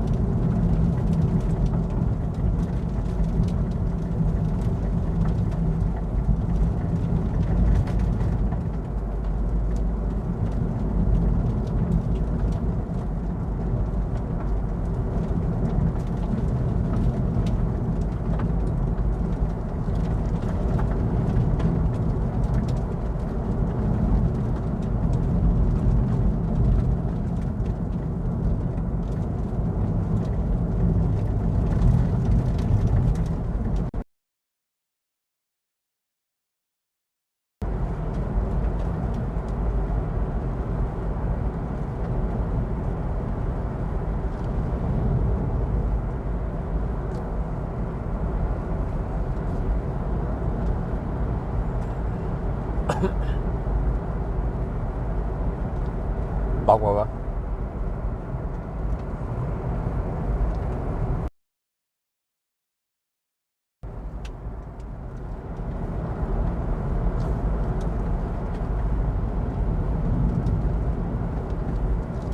Okay, I have 33% left.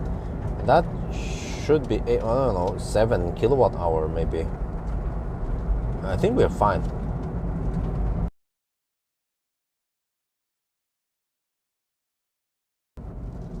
GOM claims 51 kilometers left and we are 11 kilometers away.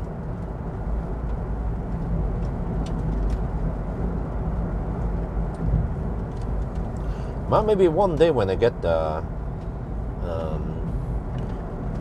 nanny up and running, I can take a sleepover at Geilo for once. But I mean, it costs money.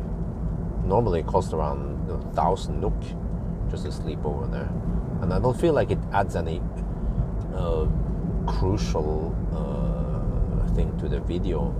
It's not like I'm gonna get a lot more views from it. Well, actually it depends. I never tested it. But what if I sleep? Yeah, I had an idea. I could just sleep in the car here at the resting area instead. It's free.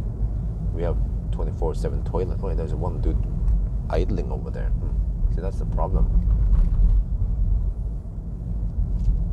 Okay, here, let me see. 49 kilometers of range left, 10 kilometers to go. I think we are safe.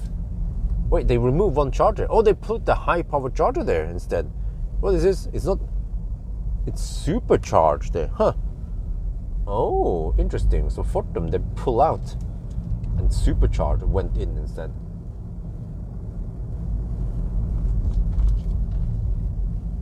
Wait, does it mean I need yet another freaking app for supercharge? I see the pop-up.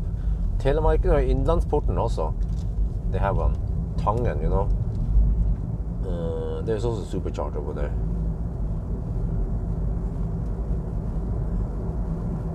Oh, it's getting cold. I'm minus 13. Wait, wait. Is the car saving energy? I'm not sure what the heck is going on here. Yeah, recharge is gone. GON. Okay, what's the time now? Shit! We have to go there schnell. It's, we are current at 3 hours and... Wait, 3 hours and 21 minutes. Come on, I don't want any slippery roads now. Need to get there fast. I think we have enough juice. I've done my calculation right. We should arrive with 10-15% margin. Better safe than sorry. With a tiny battery like this, then you don't want to take any chances.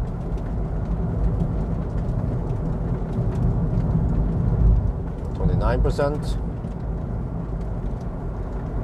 Well, maybe I overshot it.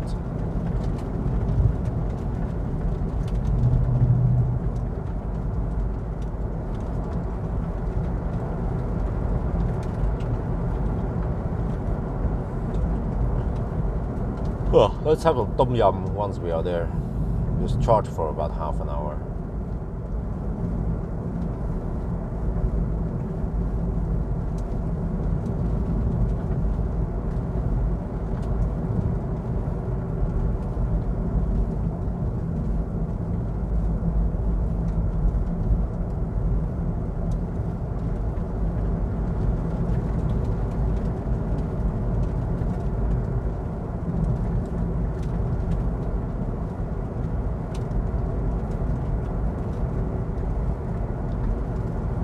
Oh, you can actually start it from Fortum, but it's freaking expensive, man. Well, I mean, that's maybe the price they have to charge, so they don't lose money.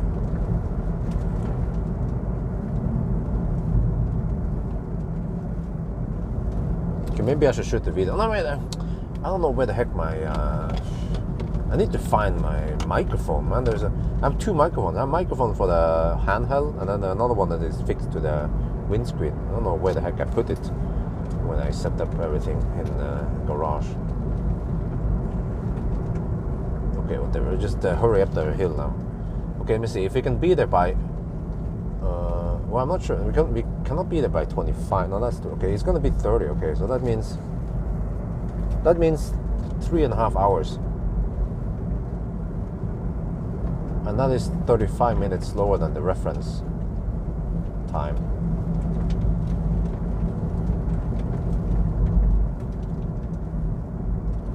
Yeah, because we have to be there in. Well, actually, can we be there in 5 minutes?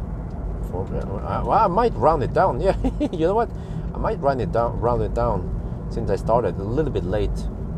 I didn't start right at the minute.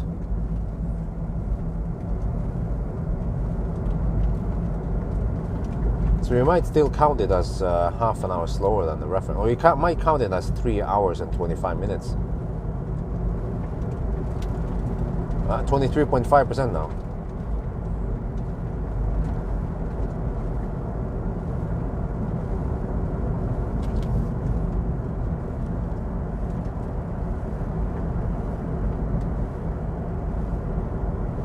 Yeah, it seems like I went a little bit overboard with charging. Oops. Okay, we can always deduct for a little bit there for my noobness.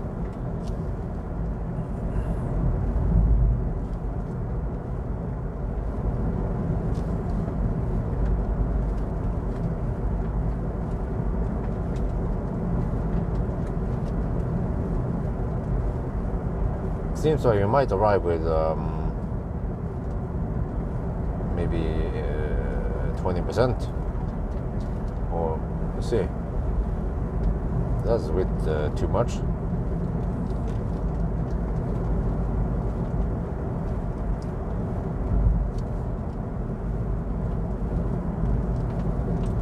But you see, it would have been safer time-wise to charge to 75% and then top up at well, even Hagafoss, or Flå.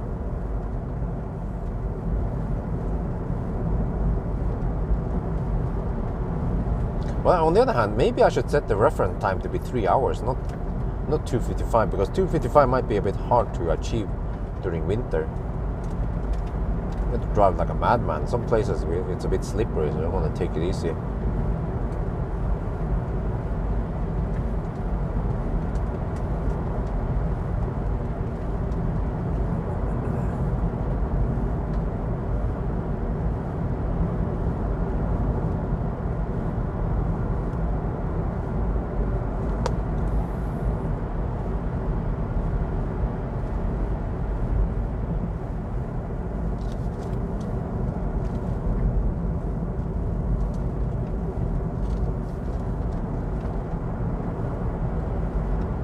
This is simply amazing that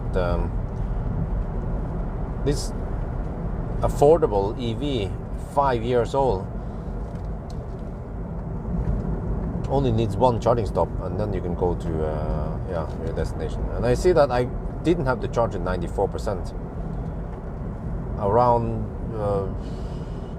85% would have been sufficient.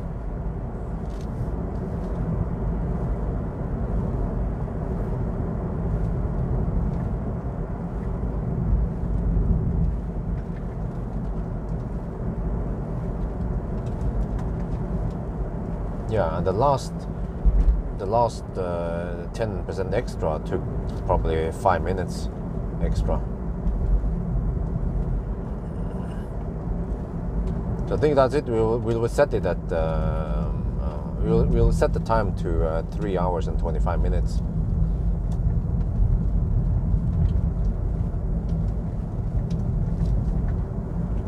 Do you guys agree? Let's say I charged too much. I have 20% battery now.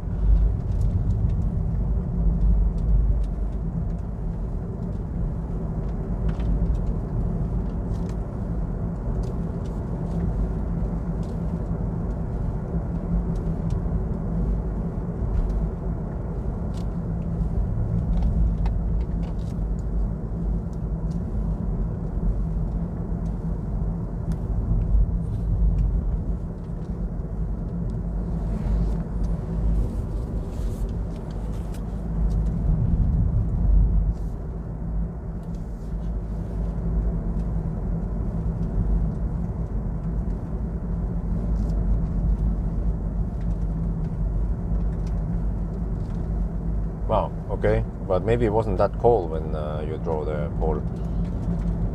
Plus that I was trying to hammer it. Maybe you draw a little bit slower than me. But I think 85% would have been enough. But I went for 94%. When we have 19% now.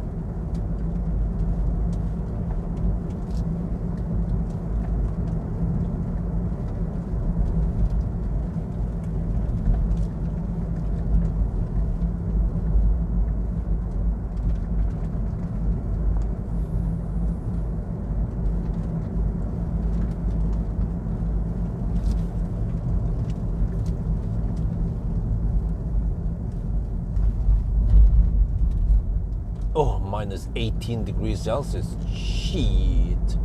That is proper cold, man. 17 to 32 degrees Celsius.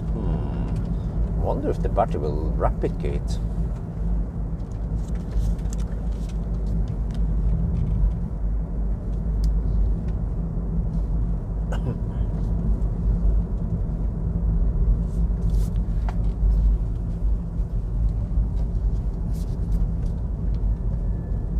We're here at Geilo. Oh, that's a train. I was like, what the heck is that? Yeah, okay, so we're here at Geilo. All right, so we started 10 minutes past 11. And it is now 2:39. So that means that we spend 3 hours and 30 minutes getting here. There. Yeah, okay. 3.5 hours. And the reference time is 2:55. So that is 35 minutes slower than the reference time. But I miscalculated totally. We ended up with 18.5% here. See, I could have charged to 90. No, I charged to 94%. I could have charged to 85%. So actually, the dictator has spoken. We're going to set the time to 3 hours and 25 minutes. And that means we do a 5-minute deduction because of my noobness. Yeah, okay. So now I need to plug in. I'm not sure which one. Maybe I'll just take one of those. Yeah, okay. Let me see. I want to use a high power charger. Well, that one. I can use that one. And get a good thumbnail also.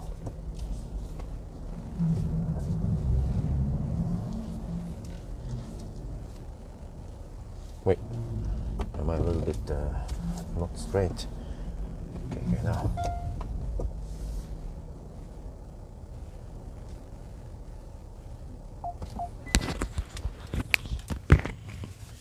No, I'm not coming to Thailand this year because of financial challenges. Okay, let's see.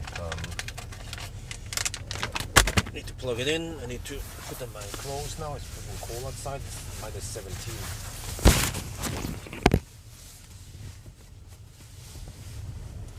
Okay, let me document something here first.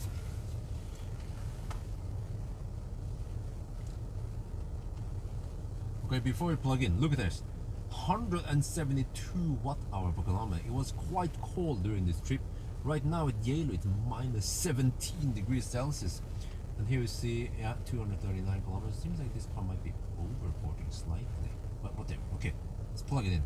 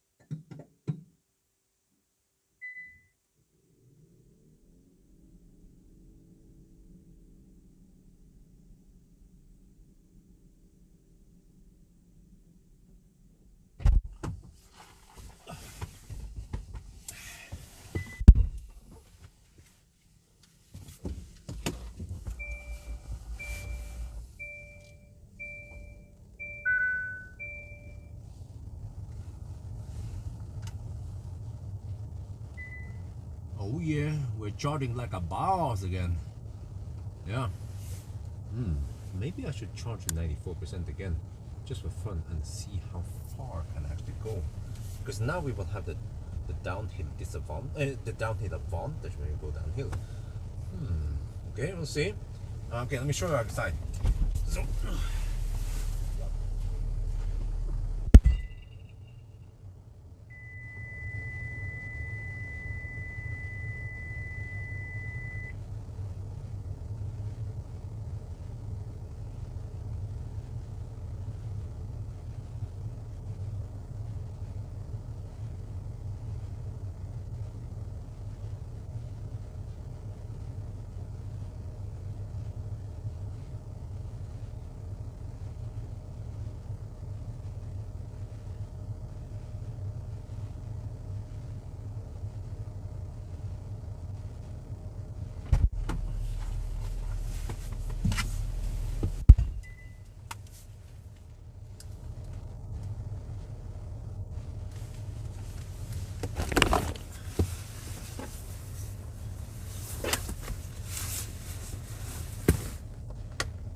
Okay.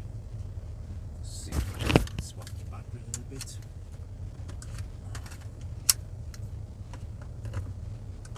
Oh yeah, I'm gonna shoot some video about the food there. That's right.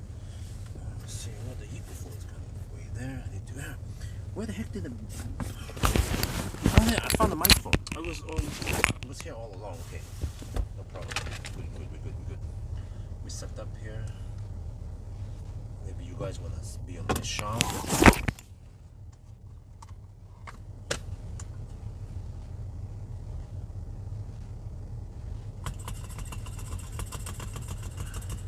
Yeah, you know what? Just for the heck of it, we charge the 94% and see how far we can go. How about that?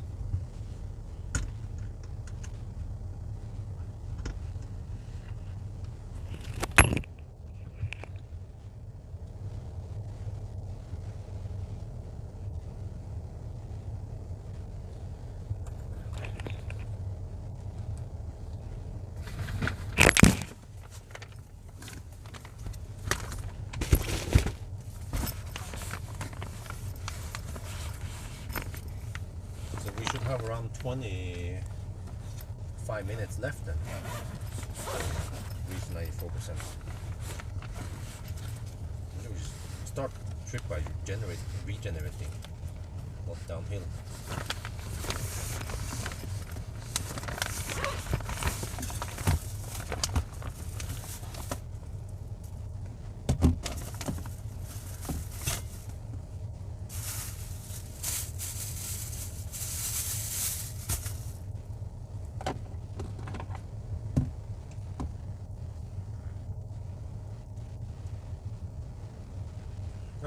The real TP for this car, it's supposedly 280 kilometers or shit, right?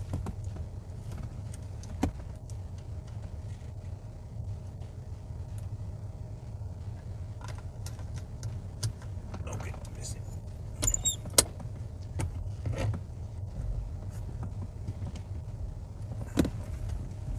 Maybe I have light here. Oh, I even have light here. Great. Well-equipped car. Nice.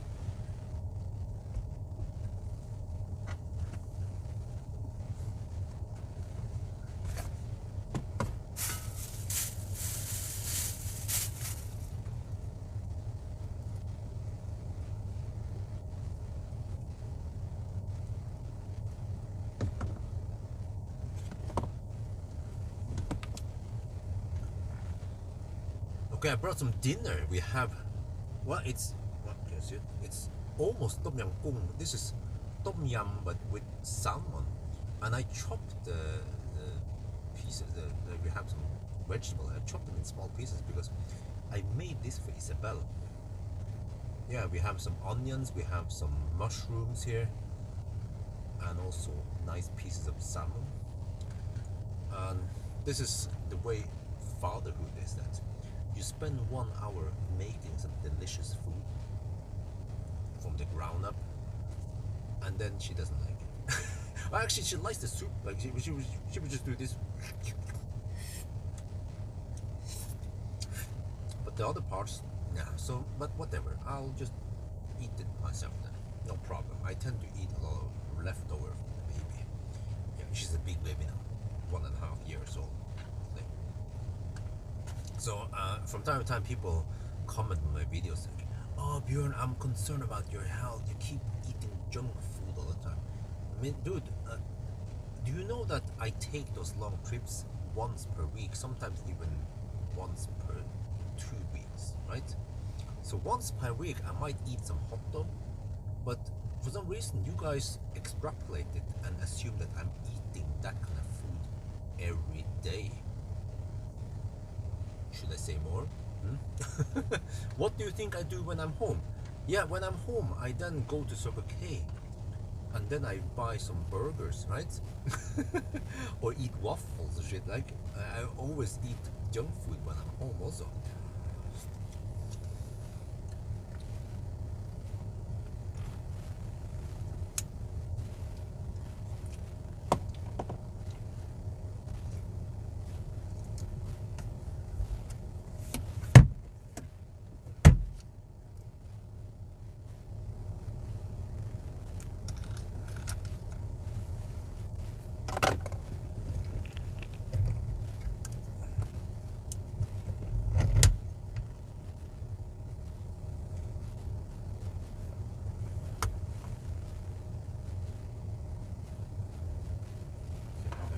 I think it's safer to put the rice into the soup rather than the other way around.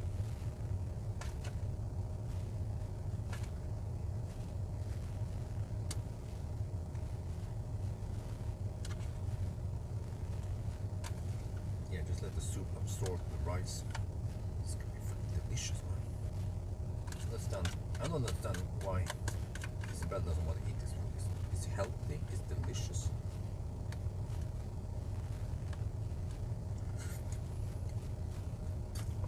But whatever.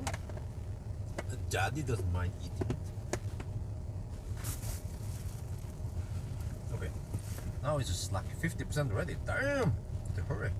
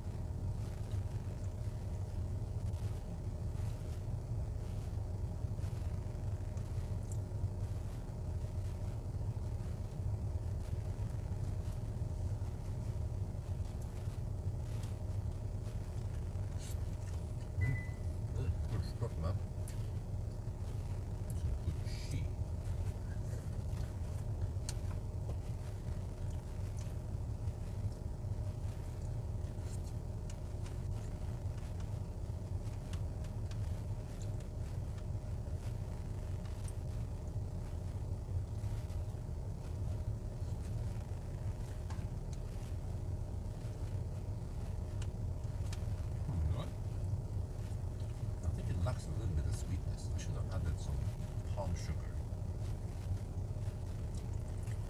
It's a punch. It's still good. Where's the mic? There. But it has that fishy taste.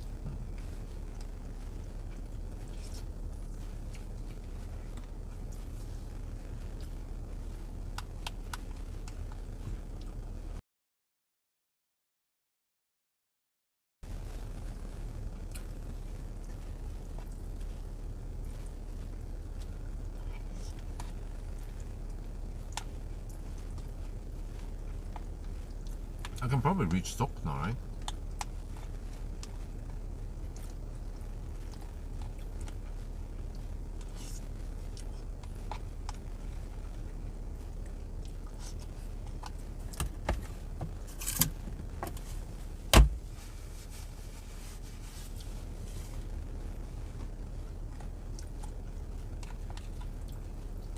Okay, I see that I won't be home by 6. More like 7 then. Yeah.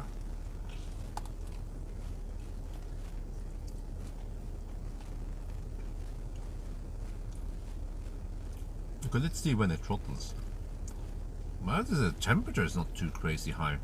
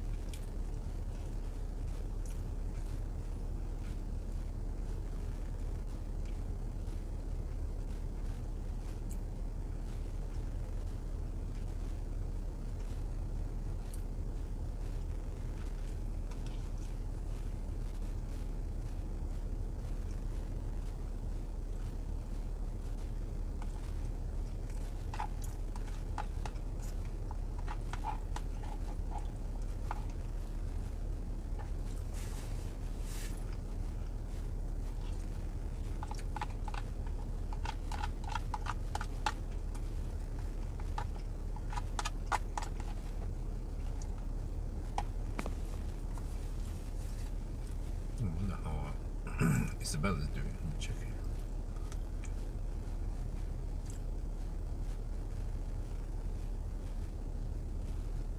Oh, she's up breastfeeding. Okay.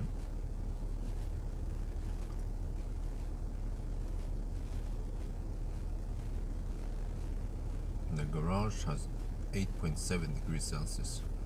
Okay.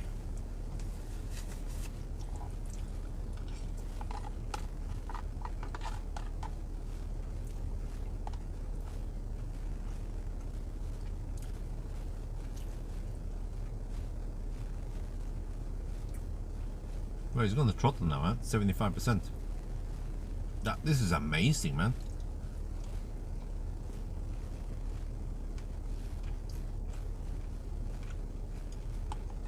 There. Wow.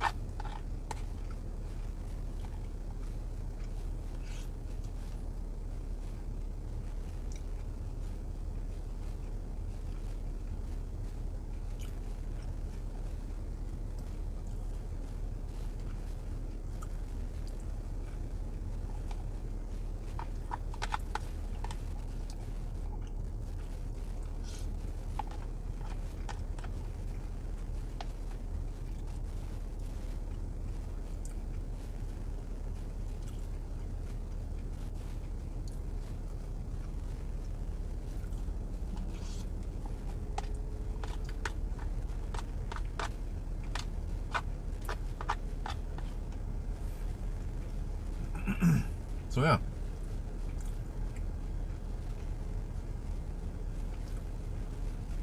Because Korean cars are awesome.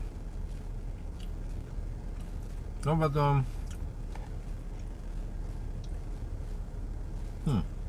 right, it sounds like a plan, huh, guys? We charge at 94%, and then we charge one more time and go straight home to Yasheim. No digging around like, oh, we have to charge here, no, we have to charge here, we have to charge. No, just charge once and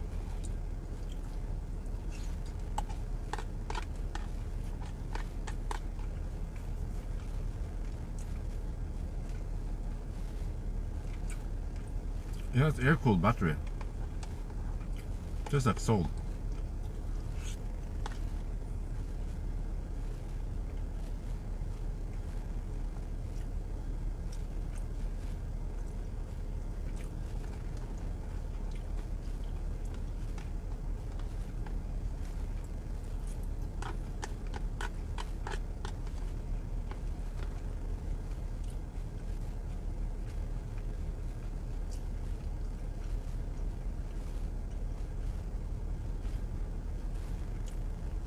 So I'll probably stop at, I'm not sure, Gulsvik?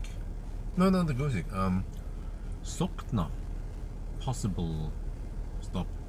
Or maybe that other place that I never, Veme.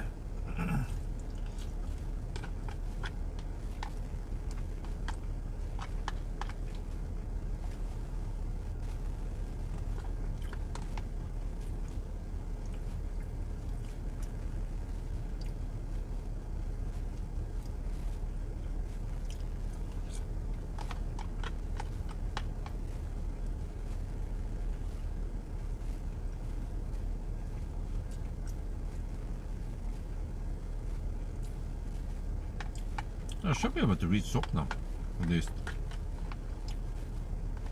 because we have downhill advantage now. And I wonder also if we have tailwind. Well, I haven't checked the wind. I felt like we had headwind on the way here.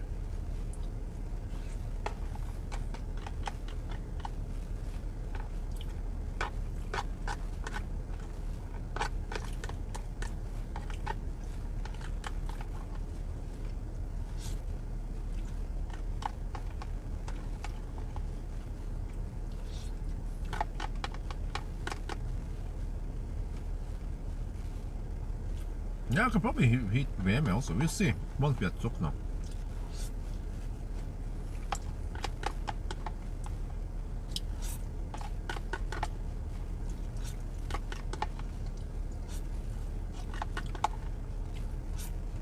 But I finished my food. I just have a little bit of snack and drinks left.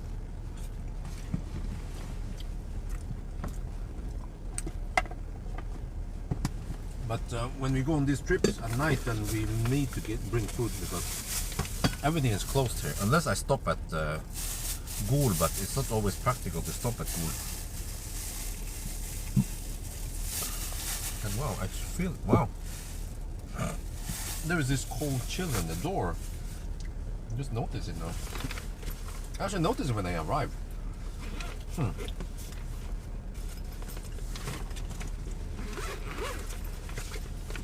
It is a bit cold.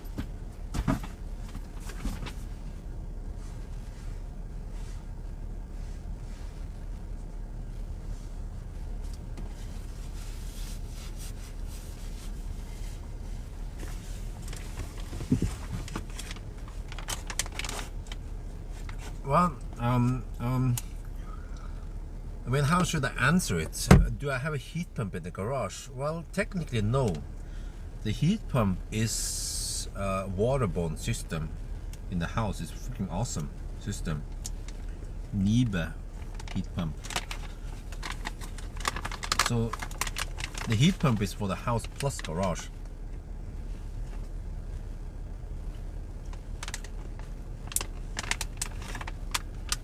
It's a very efficient way of heating up the garage.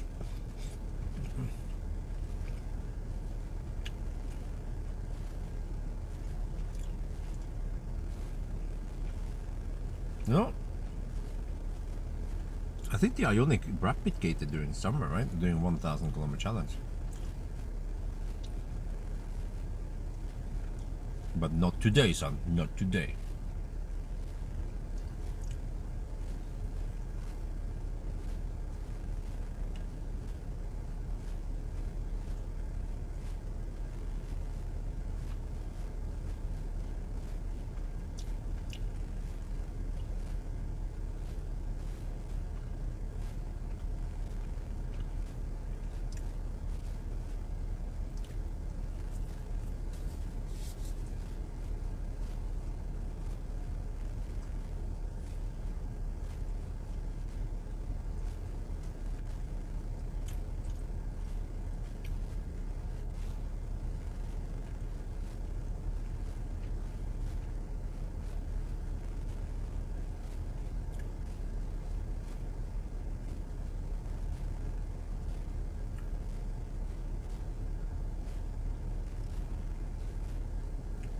Oh yeah, also great news. I got the money from Ivanova, 40,000 NOK incentive. It's of course a drop in the ocean.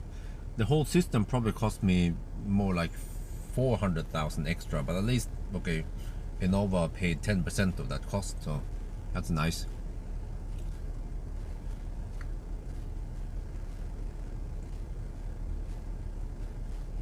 I think I want to go try to find a place to pee in the bush here, even though it's in the city. But okay, let me go out. I feel like I need to pee, because then I need to drive maybe 1.5 hours before I pee next time. So yeah, I'll be back.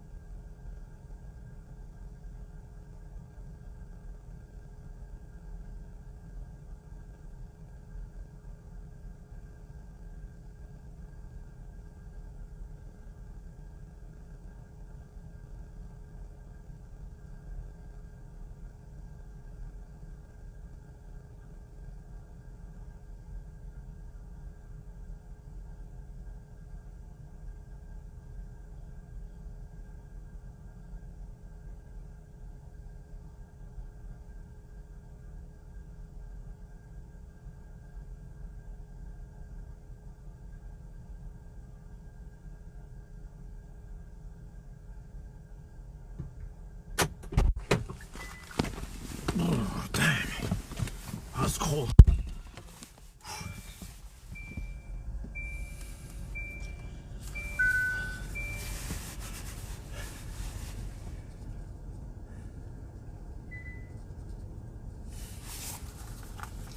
Holy crap. Man, I was out for just a couple of minutes.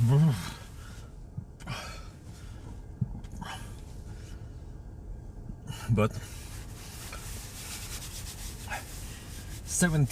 minus 17 degrees Celsius and wind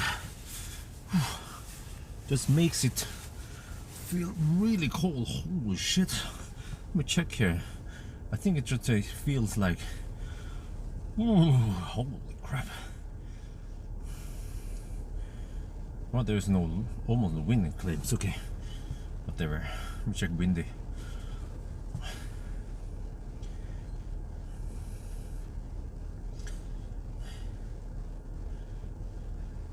Okay, we get a little bit of tailwind now on the way back.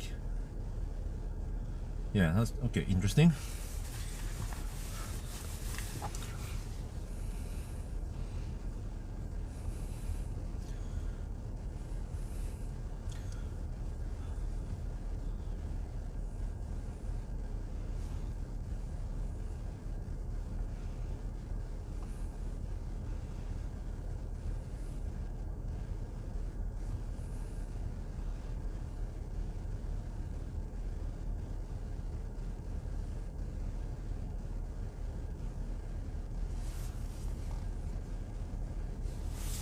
Okay, it's about to stop charging now.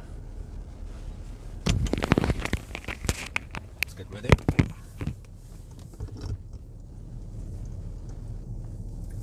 Kilowatt hour, nope. As far as I know, nope.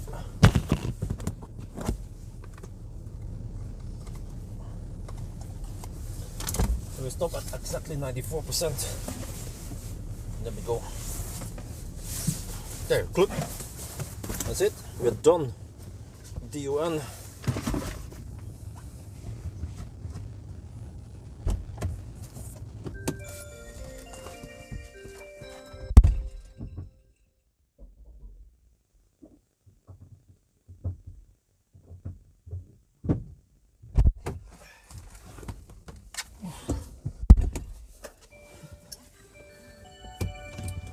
Man, that was so cool. I mean, I even have some warm clothes, okay? But my clothes, they are usually comfortable down to minus 10 degrees only. Okay, I need to reset. Okay, that one. Yeah. Good, let's go. So when I walked down here a little bit to pee somewhere near the bushes, and man, it felt really cold, you know, and actually my body started shaking, which is the instinct or the reflex, and it was almost like I got a blackout. Started getting problems breathing even.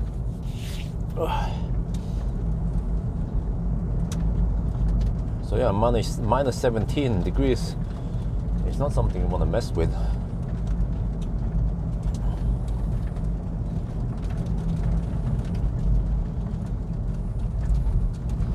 But in the car it's nice and warm. Yeah, it's supposedly, it feels like minus whatever, but I felt like it's more like minus 20 or maybe even colder.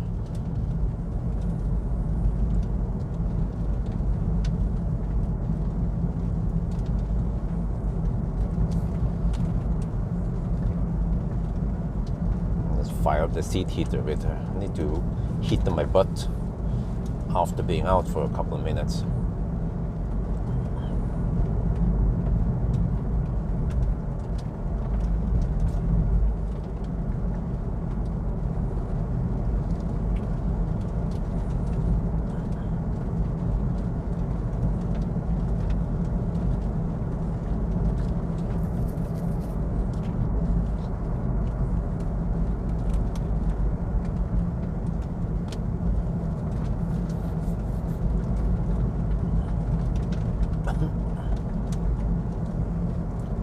I think the wind is coming from the northwest nowadays. Well, around here at least. Okay, so we'll see. The display showed 94.5% when I disconnected. Or actually when it stopped automatically. And now we'll start descending soon.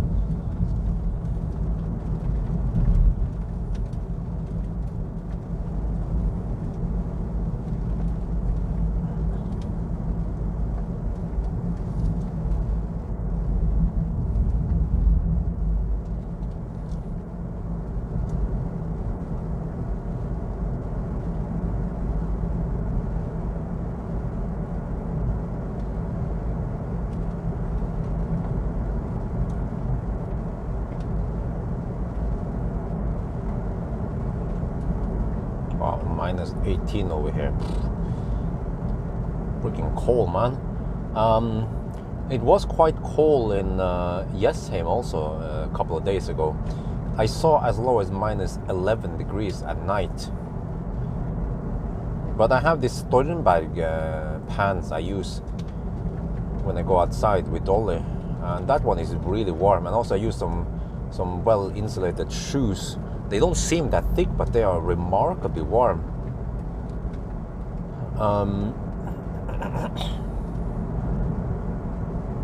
And also I have a thick Stormberg jacket, down jacket I use.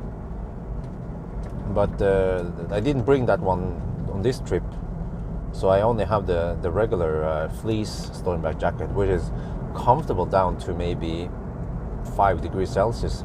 But then I have the other one I put on top of that, and then I usually have good comfort, okay comfort down to around minus 10 degrees.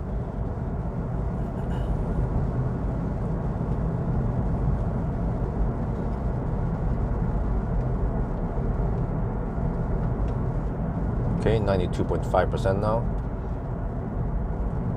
So no cold gate, no rapid gate on this trip so far.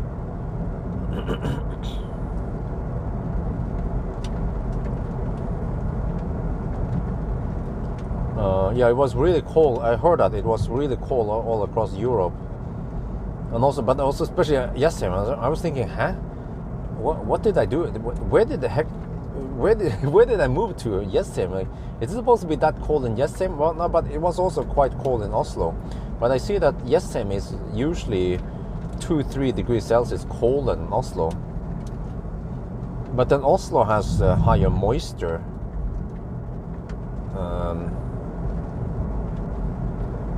Yeah, it seems like the air tends to be a bit drier in Jessheim, which is good because the snow stays fluffier longer. I don't like that melted shit slush all over the place.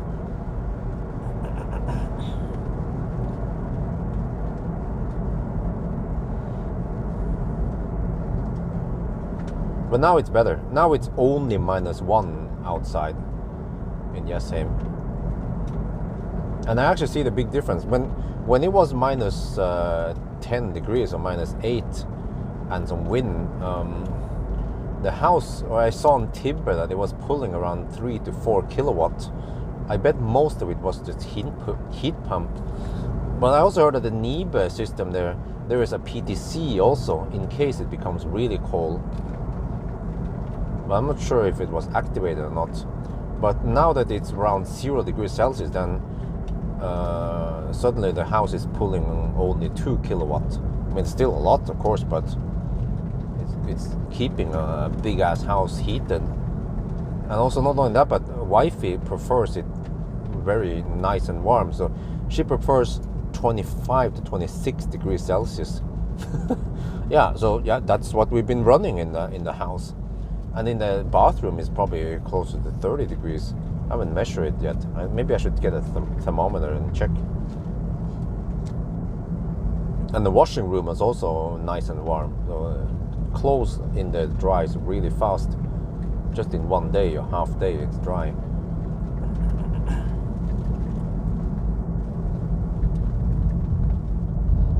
Well, yeah, the house. But also keep in mind that the house has lots of windows, and it's 285 square meters. So it's a humongous house, at least for me.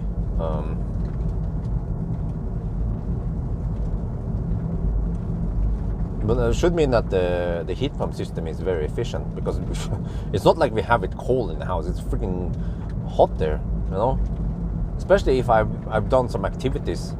I'd say if I assemble some IKEA stuff, or if I've been outside mounting some house numbers and shit, and I come inside like, holy shit, it's hot.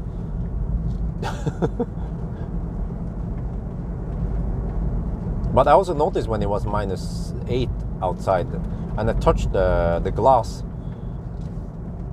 okay, I mean, you can feel it's cold, but it wasn't nearly as cold as the glass in the whole house.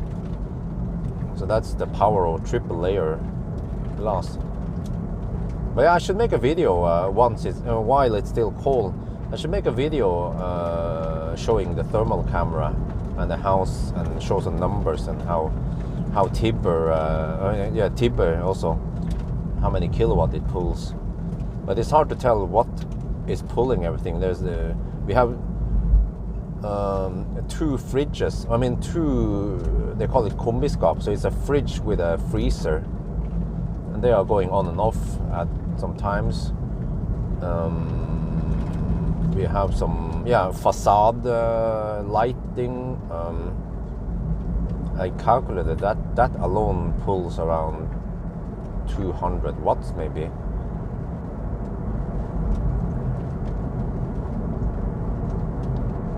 Okay, we're at 92% now. Descending, regenning.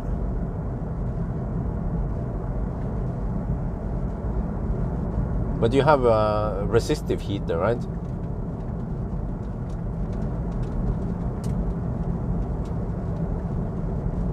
But man, I love floor heating.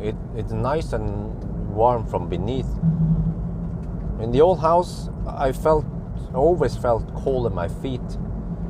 Here it's no problem, but I still prefer having something warm on my feet. But man, the comfort on floor heating is unmatched.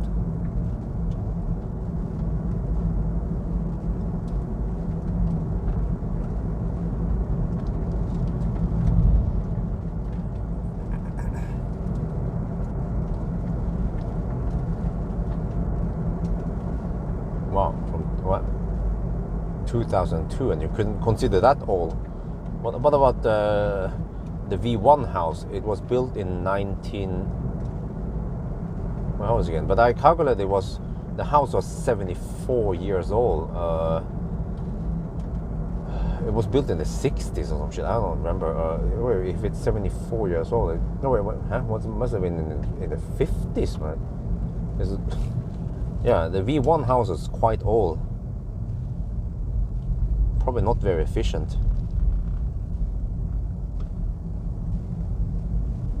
So, I wouldn't be surprised if the V1 house consume the same or even more power than the V2 house.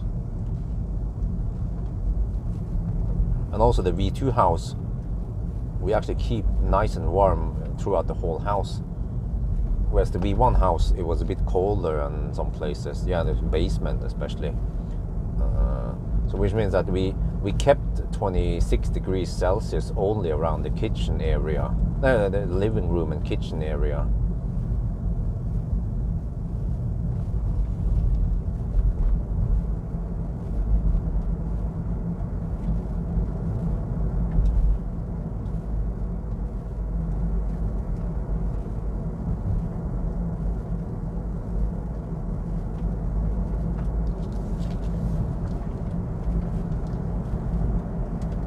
Well, no, that is always confusing. Ground floor, first floor. Well, in the Roborock app, I define the floors in there. The robot has mapped the first and the second, right? Well, I mean in Norwegian at least, you call it første etasje, andre etasje, first floor, second floor. But in I don't know if this is American English or British English, but they call it ground floor and first floor. So that means that they use a zero index array where it starts at 0 and then 1 and 2. Very confusing, but in the Roborock app I define it as first floor and second floor, even though I know that that's incorrect in English. I could call it 0 floor, ground floor and first floor, but that would just confuse me.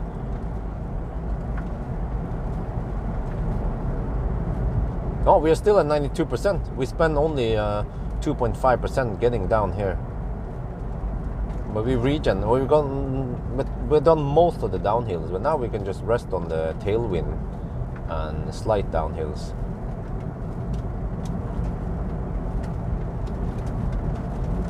Taking it a little bit easy now. I don't want to stress too hard, especially over here where it could be semi-slippery.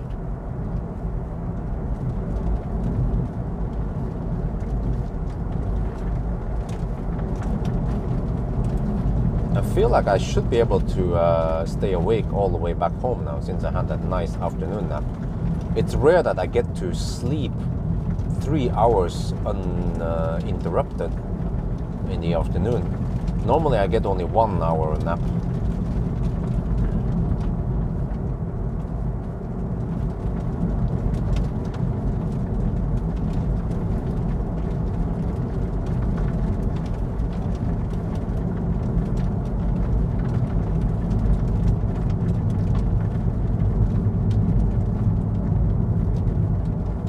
You can name them, yeah. Yeah. So because first you just, I don't know how the robot figures out where the heck it is, because I can take the robot upstairs and then just start cleaning, and it will somehow figure out where the heck it is and just clean the rooms.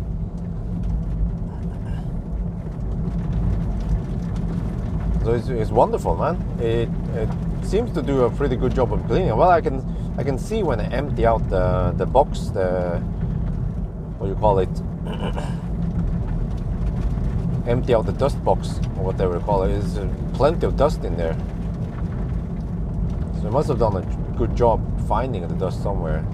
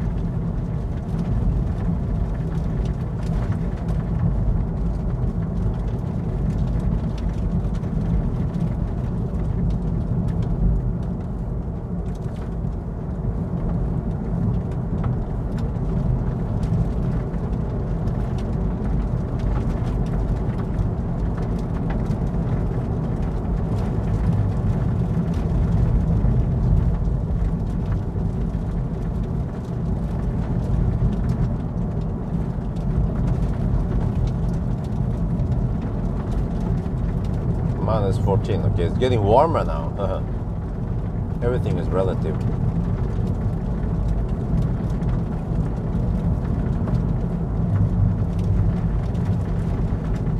I think the cold started around all. So once we are closer to cool, then it should be better temperature wise. Well, actually no, I forgot the temperature is dropping now during the night. Yeah, that's right. So somewhere between 3 and 6 at night, then we have the coldest time.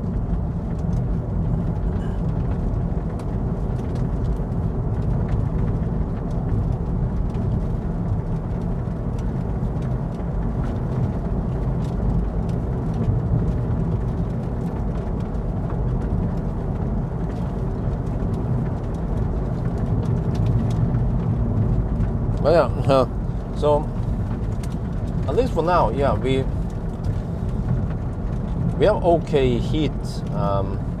I skipped a little bit on the heat pump stuff, waterborne system, because I remember the expenses started getting a little bit out of hand. It was just several 100,000 NOK extra, and I saved some money. I don't remember how much, but maybe it was something like 50k, 100k NOK by having less loops in the second floor.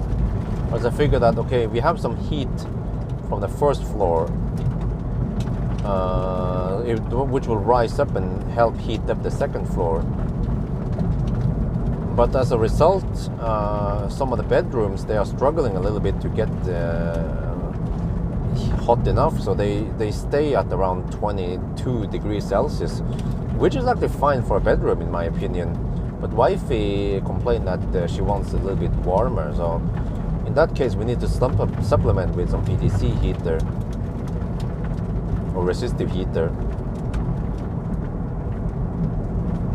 But also eventually, if we have more people in the house and they are more active there, then that should also generate some heat by using devices and just being upstairs more.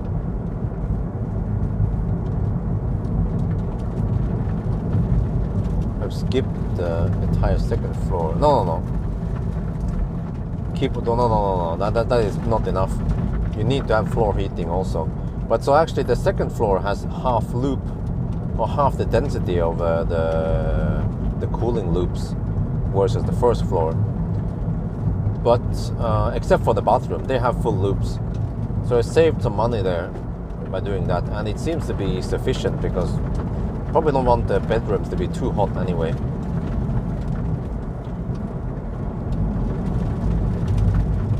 But that's only during winter now, so I mean it seems like it's working okay.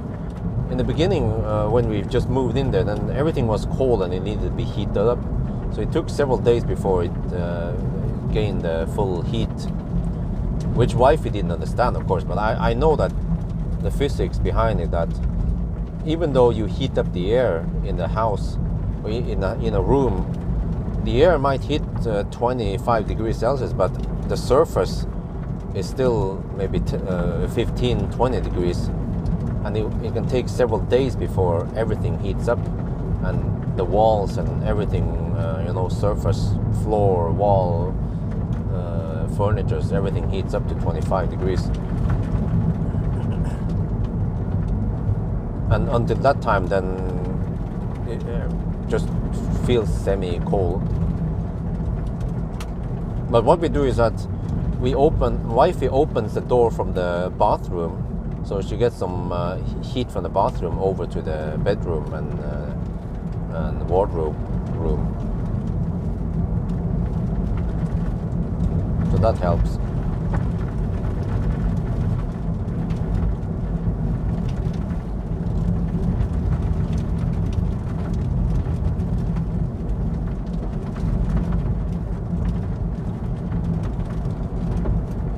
Wait, it was around all where this crazy gravel started, so it should stop after all, right?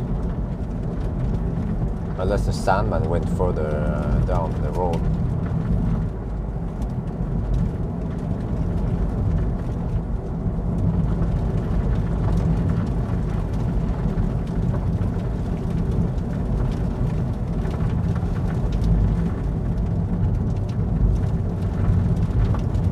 Ideal sleeping temperature, yeah, that is possible, but I prefer 20.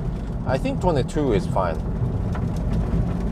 So I sleep quite well in 22 degrees Celsius, and I have a nice warm blanket. But if it's 25, then it becomes too hot for me.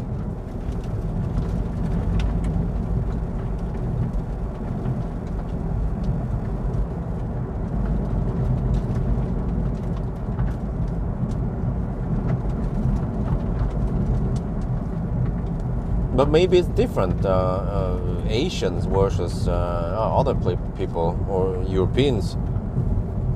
Because Asians in general, they like it hot. They're used to that heat, But they can also withstand more heat than me. So if it's 30, 35 degrees, no problem. But I remember, during COVID time when I was in Changdao in April, freaking hot season, man.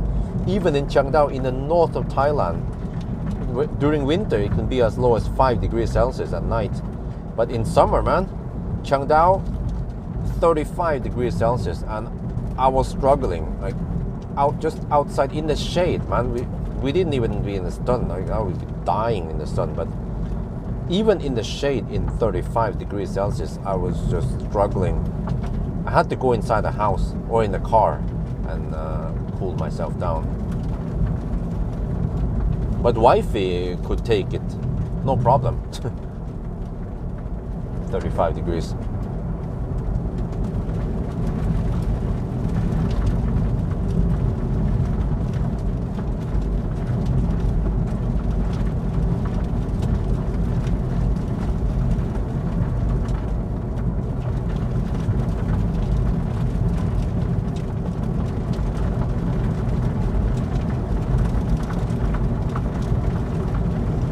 Humidity, yeah, true.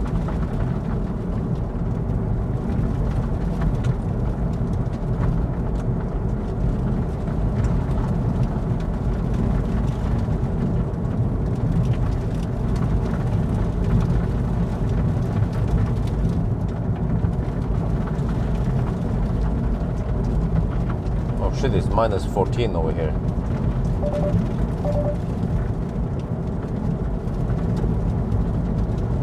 Well, the Sandman has gone berserk.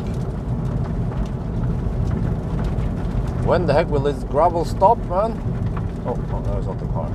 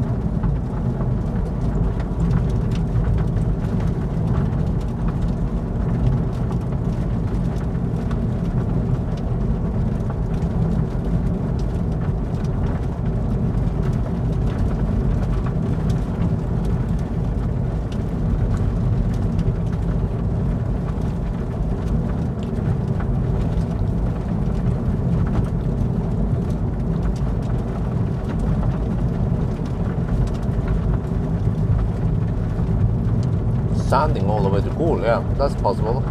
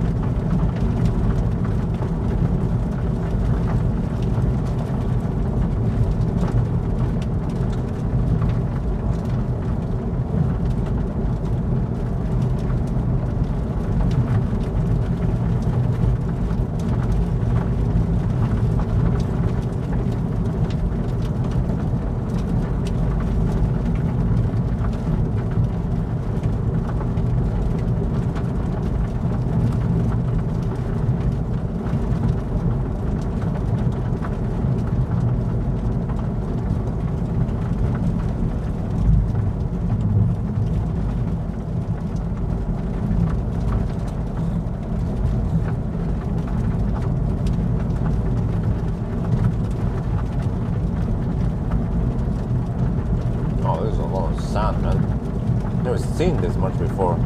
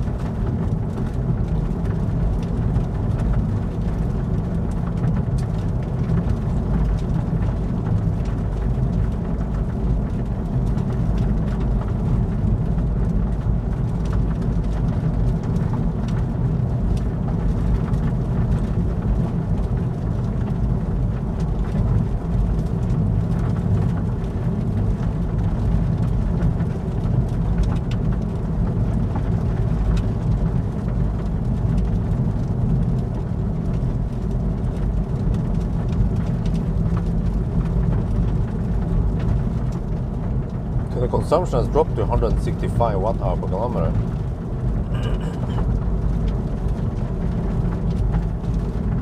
It should drop even more as we go now.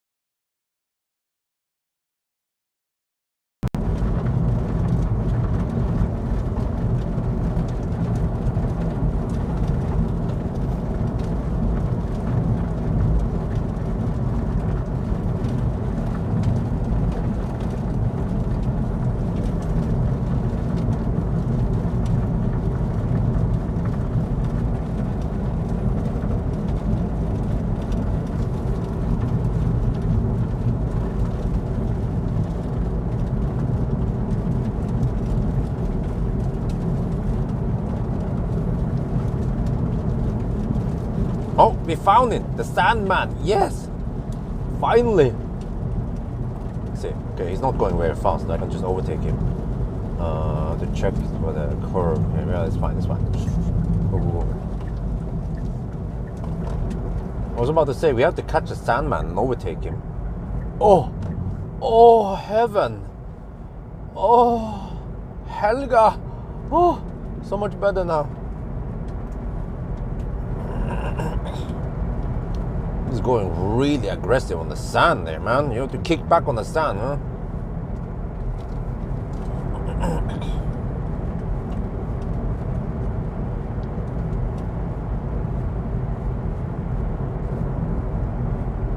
Oh, the sound of silence.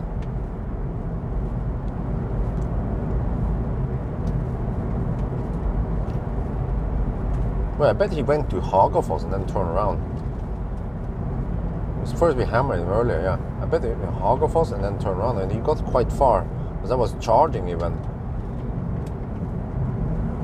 Okay, I'm down to 82.5%. Consumption is dropping, 164 now. This is total consumption since Yesheim even.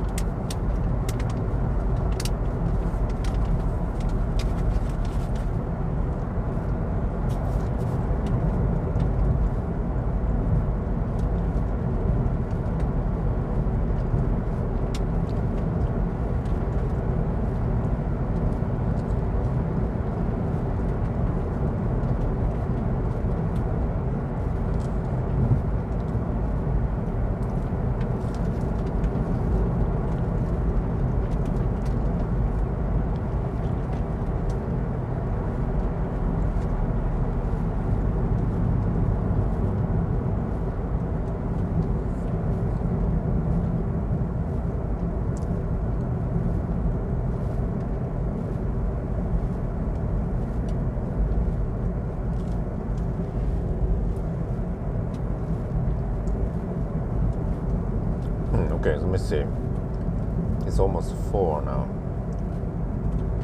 5, 6, 7. I need to wait. Yeah, I need to charge one more time. Probably almost half an hour, at least 20 minutes, right? Charging. So yeah, I should be home by 7 then, roughly.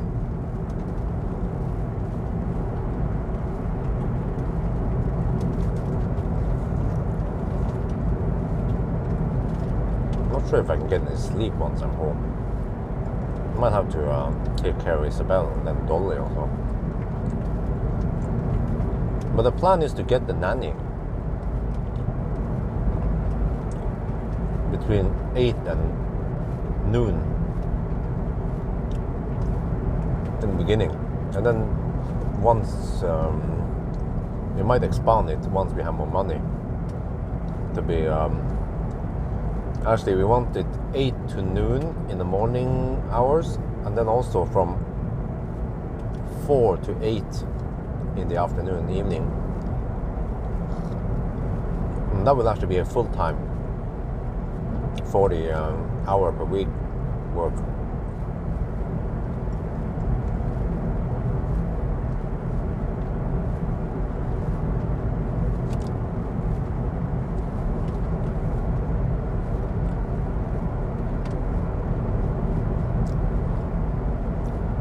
But there will be plenty of time for me to spend with Isabel anyway.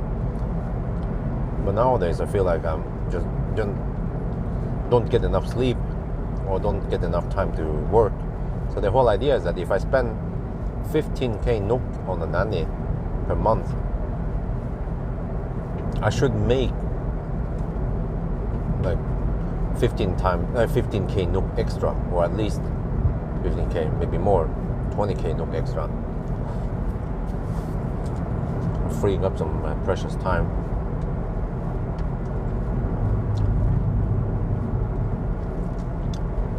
Now this high beam is useless, period. So Actually, it helped a little bit, but barely.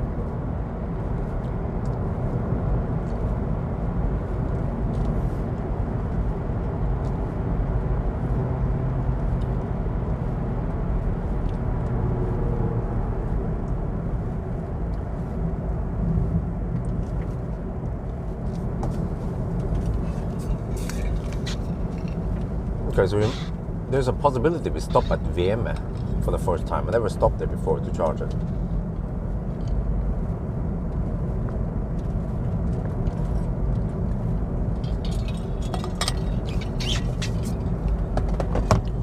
Then I just have to calculate exactly how much I need to go home to Jessheim from there. Well, see, we will probably not need 94% on the next stop. Maybe around 80%, only 85%.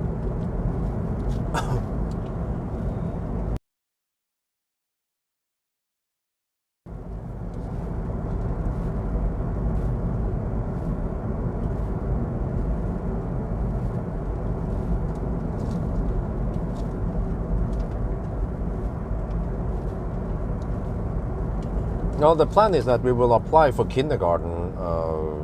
I think it was March, or actually, can we apply now? But we want Isabel to start at kindergarten in Jessheim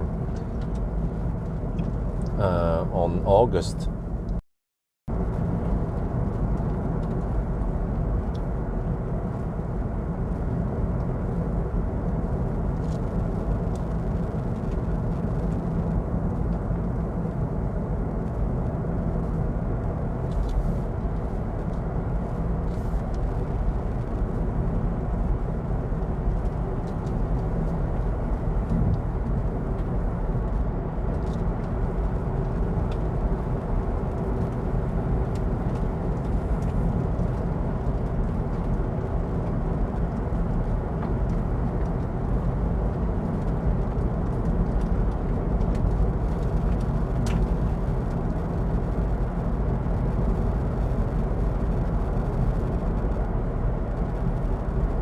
It's getting better now. Okay. Yeah, roads are getting better. Autos there starts working again.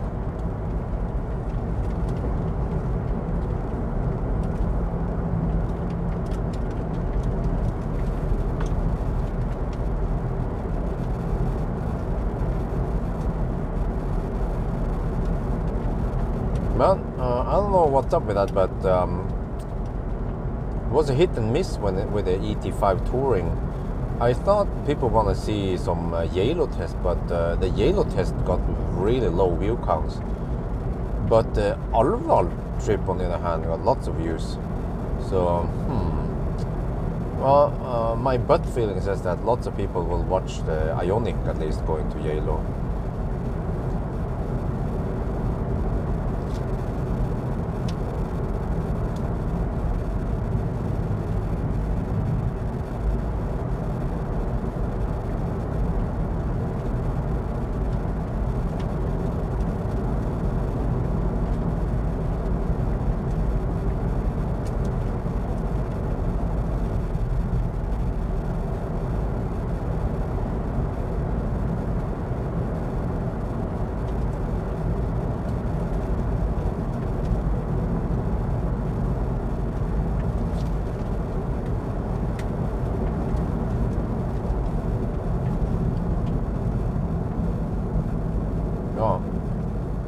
Passing by Geilo now, and I have 77.5% left. I start feeling a little bit sleepy. Oh shit. Must drive a little bit more.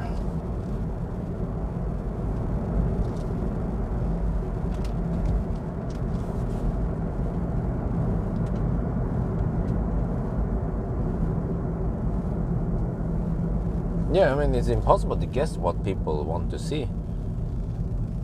But what I've seen in general is that taking a car through freezing cold places gives me okay view counts. And it depends. If it's the right car, then suddenly, boom, 100k views or more. But at least in general, what I want to achieve is, I mean, I need to get like at least minus 25. Or the colder the better. Yeah, the colder the highest view count I get. But in general, around minus 25 or colder is cold enough for people to click on it and check it out. And that's what's going to happen supposedly this weekend in Folldal. So I'm gonna take this car to Folldal and see how it goes.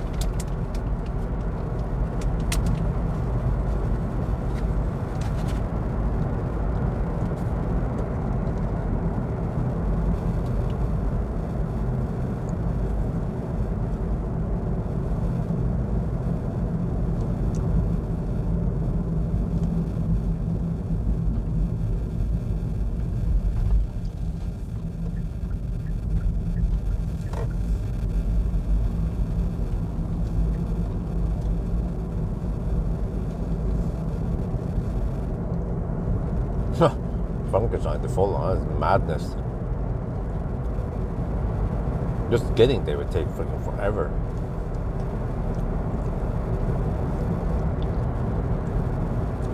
With the Ioniq though, I think I just need 2 charging stops and then I'm there. But I have to pump it up a lot at Ringebu.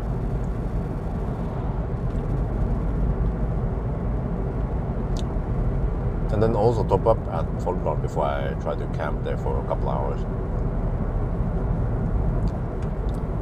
I bet there's still just 50 kilowatt chargers over there at Joker.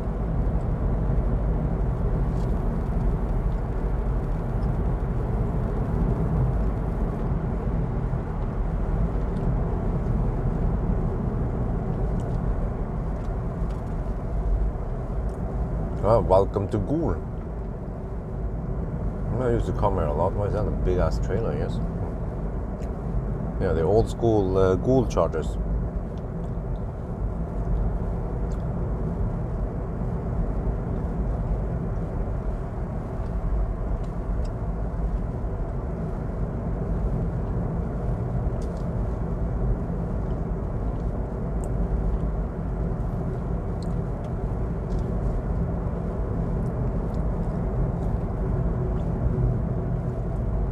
Well, I'm going to say that supercharger over there has become a ghost town. After Yoft moved out and Tesla also moved out of there. At one point it was thriving, there was lots of activity there. And Tesla also set up some temporary stalls, but they've moved them somewhere else. And now, I don't know, Tesla just keeps that Geilo location there, the old one. Even though the new one is better in many ways.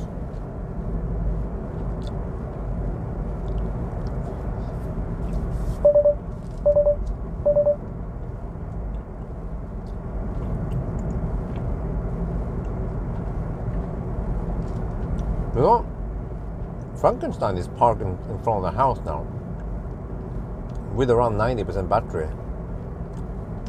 And it's been sitting there now for over a week in the cold weather. And it was minus 10, 11 even, right?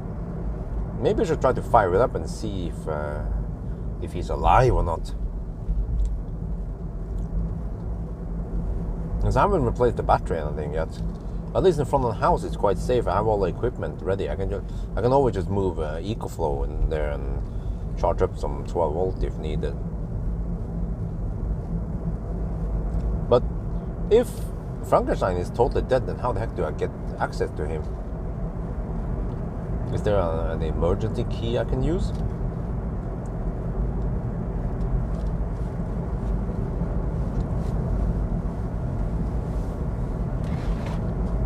Because I need to be able to access the car so I can pop the hood open and kickstart the 12 volt.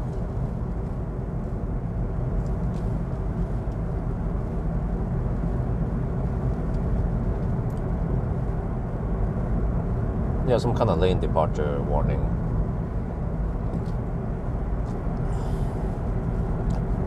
Wow, it's minus 12 over here. Okay. It was feeling a little bit cold in the cabin when it was minus 14 or lower, 16, 18. But I have driver only on, so the car is being a little bit stingy on the heat. And I can feel like the rest of the cabin is a bit cold. Yeah.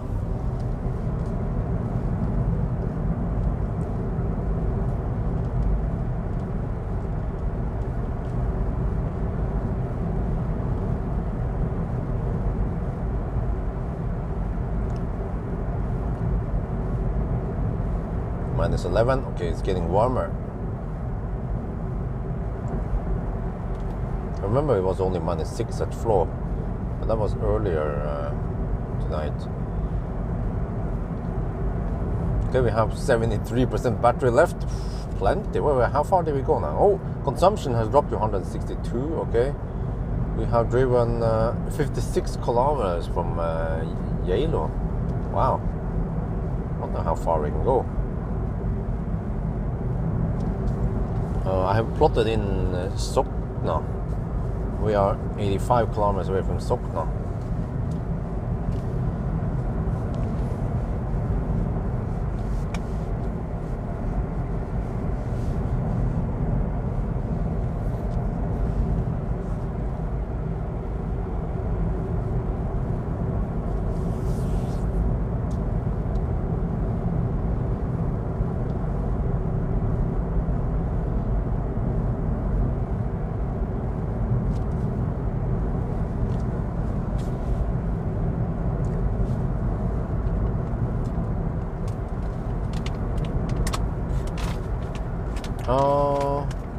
I haven't noticed if there's a manual key or not.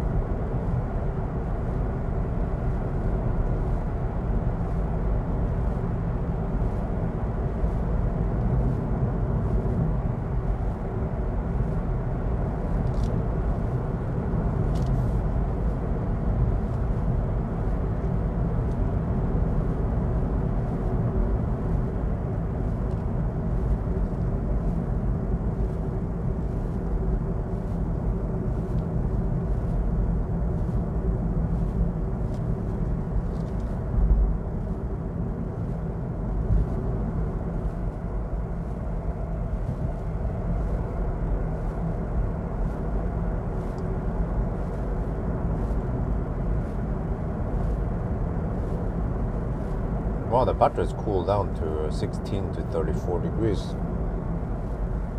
Yeah, no rapid gate here. Oh yeah, speaking of rapid gate,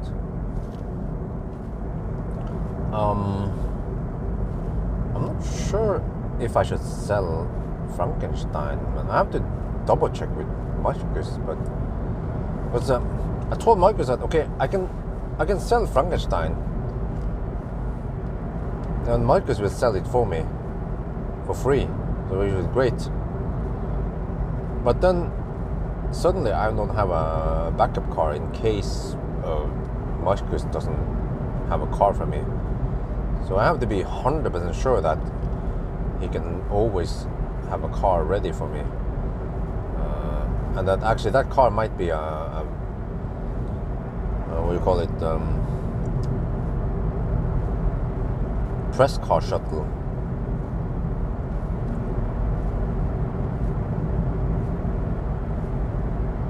So I'm thinking, what if I get 30k NOK for Frankenstein, and then I invest another 10k NOK and I get another car, a better one, something better, for 40k NOK. Or maybe even better if I can find something with semi-broken stuff, or it doesn't have to be broken battery. maybe just stuff that needs to be fixed, and I can go to Valdemar and get it fixed for free or at reduced price. Then yeah, wonder if I can get a second-hand Soul. Oh, I would love that one. That would be some serious kick-ass in comparison to the freaking Leaf, man. The Soul charges like a boss. Well, on Chademo. Oh shit, it's freaking Chademo. Maybe I should get an E-Up. A second-hand E-Up. Because I think I can afford a second-hand E-Golf. That would also be quite awesome.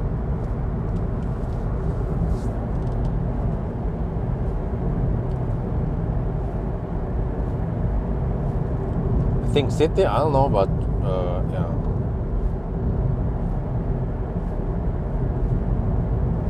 And also, I don't want the freaking Zoe, man. There are plenty of 22 kWh Zoes on the market, but no. They need to charge on AC. Well, I'll be able to charge fairly fast at home. Yeah, I have 11 kilowatt, but finding AC could be a bit struggle. And also, when I top up, I don't want to top up on 22 kilowatt AC. I want 50 kilowatt DC. The only minus with Soul is that it's not charging that fast anymore at higher state of charge. So E-Golf would be heaven, but probably can't get it. But it would be great if I had a backup car where I can use with my family also. Leaf actually has okay space, but Frankenstein just smells nasty. There's no way wifey will step her feet in there ever.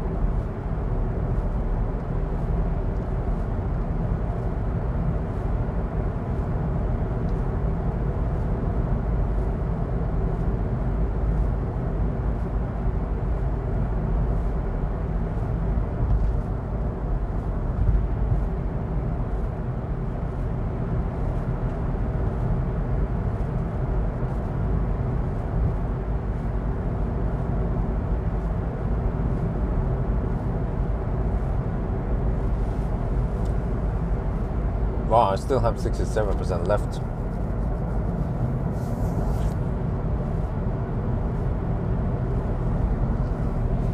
What consumption dropped to 161 now, total consumption.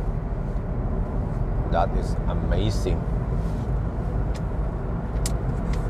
E-Up, mostly around 60k. No, oh. Okay, oh shit, what the heck, man? Well, maybe if we can find an E-Up that is semi-broken, and if it's an easy fix for Elbilmek, then that could be a way for me to get a cheap E-Up. Wait, do you guys know, can we get app support with E-Up and preheating and shit like that? Or do we have to pay for some subscription shit? How does that work?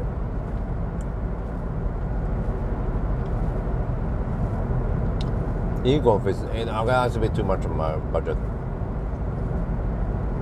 Also, I don't want to waste too much money on a car that will be mostly parked at dealerships or at Marcus' headquarters or at Ökern, or I mean his man cave. So then around like a 30-40k NOK car is good enough for that purpose. But then Frankenstein becomes a bit cumbersome to deal with because the range is so shitty. And also it cold gates massively. So, for example, before I go to Fisker, yeah, that's at Vestby, I have to heat up Frankenstein's battery a lot.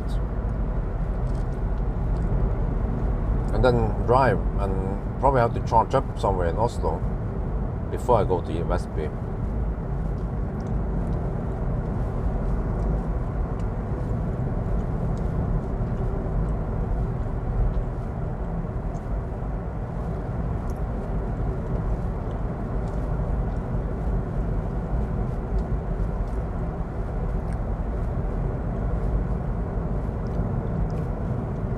remote control, okay?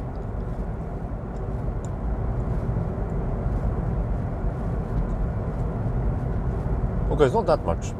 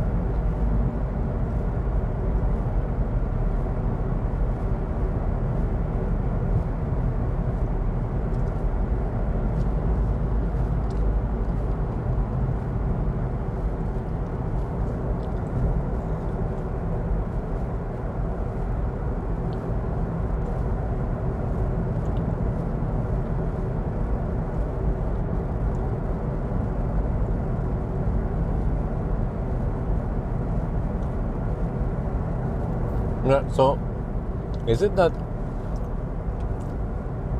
many of these apps, they require you to pay? I mean, you have to pay for the app. For example, Volkswagen app or I don't know, BMW app.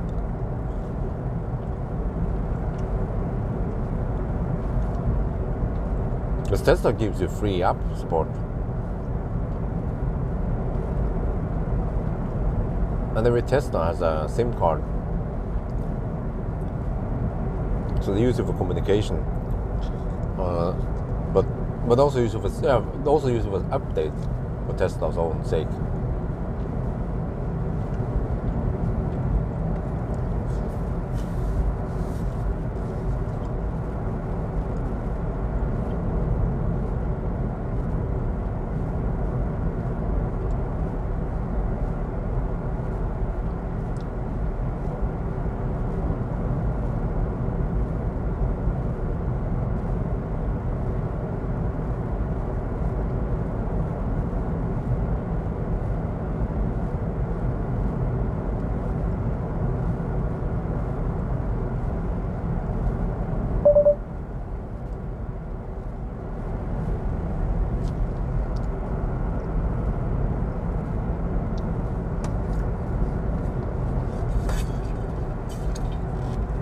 Man, the auto stay is not working great over here.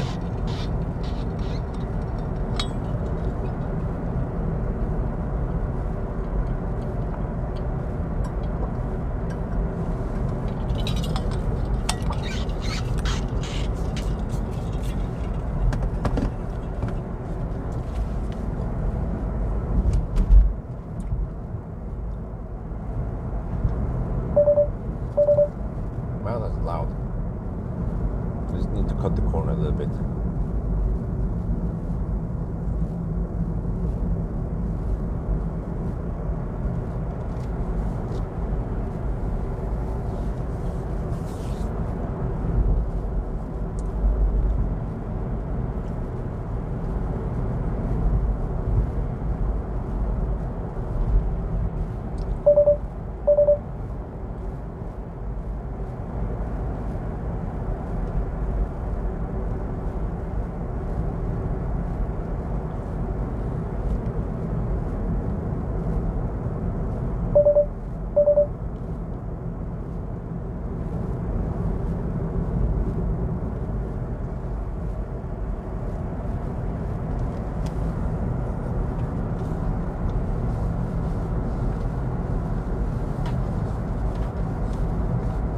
Now it's minus 12 over here.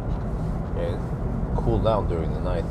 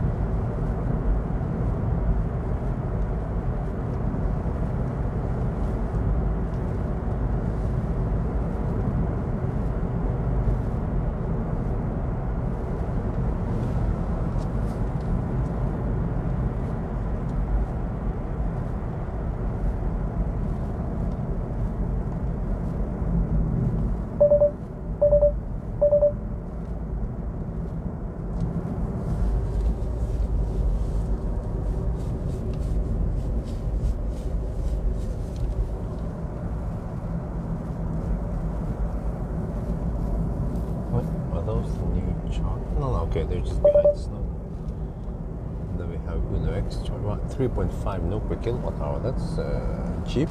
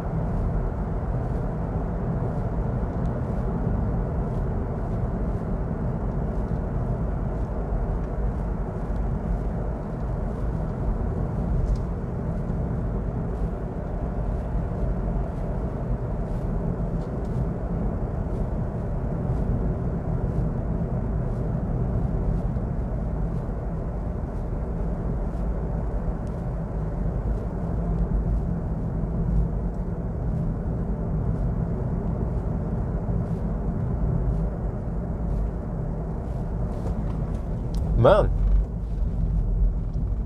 I was, oh shit, you guys see that? I was getting really tired. Oh, I was like, oh shit, where did I stop to sleep? And then almost didn't see the freaking moose on the road. Jesus, man. This is why I need enough sleep if I do all these night runs. Holy shit.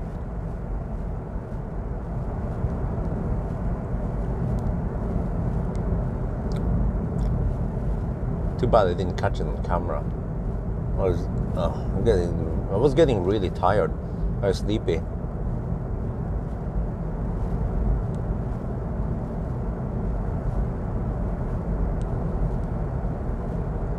And since this was the Ioniq, I wanted to see how far I could drive before I needed to charge. Otherwise, I would have stopped a long time ago. I could have pulled out at Nesbyen or somewhere and just take a nap. Well, at least that woke me up for now. Not sure how long I can survive before I need to bail out, sleep.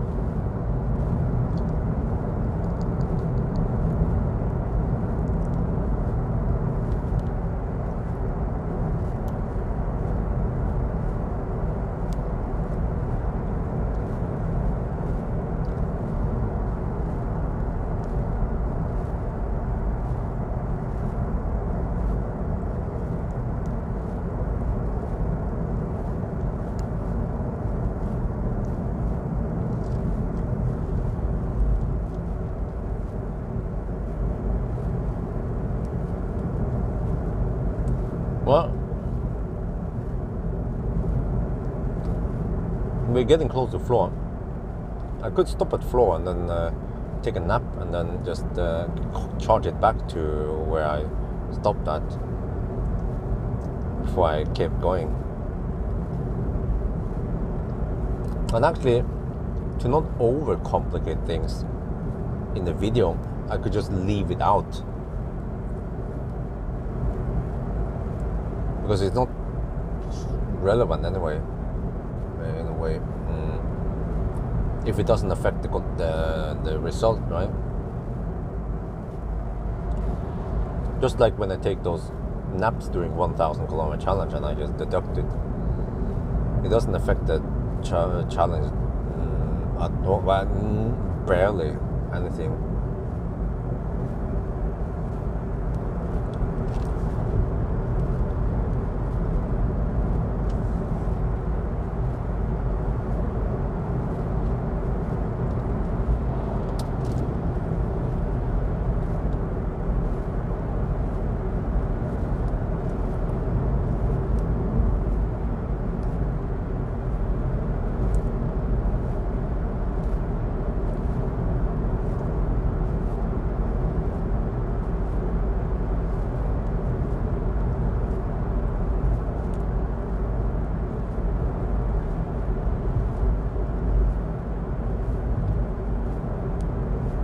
And this is why I need that nanny ASAP.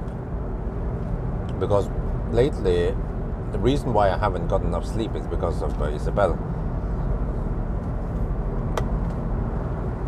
So I just need someone to take off that load so I can get enough rest.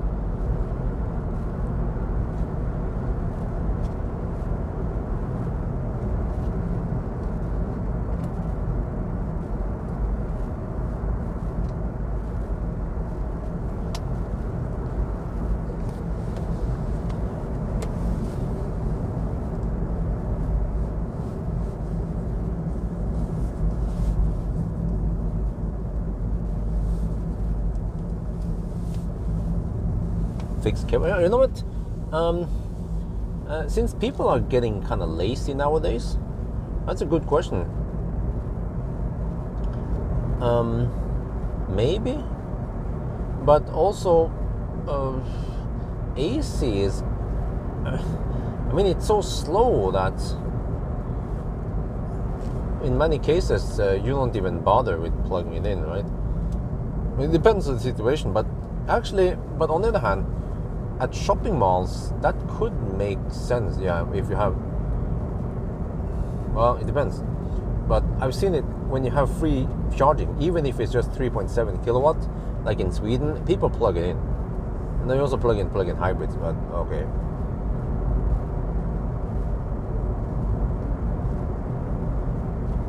But on the other hand, nowadays, it's not critical to have charging at shopping mall. It depends, but most modern EVs, they have good range. So it's not really that big of a problem.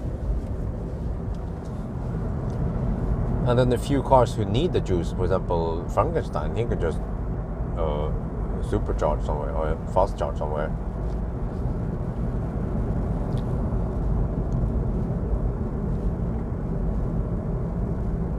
Or he could just AC charge. But there are shopping malls with AC charging, but most places, or pretty much every place now in Norway, you have to pay for AC charging.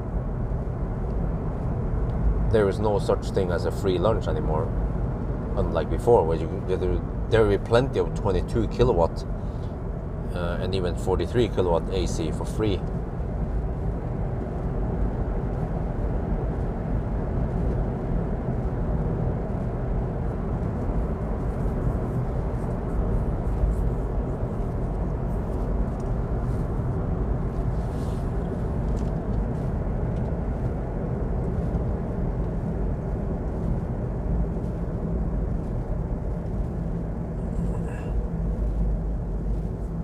Yeah, most EVs I test nowadays have 11 kilowatt onboard charger.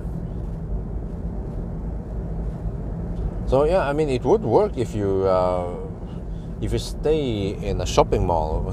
I noticed that for me and wifey, once we go to Jessheim Storsenter, we usually spend between 2 and 3 hours there. So that would be a nice top-up time for AC. And then DC would be way too fast. Even 50 kilowatt would be too fast, because most cars, they fill up within, I don't know, half an hour at least. Or, well, actually, if you come there with an empty fat e-tron, yeah, it would take 2 hours to fill it up.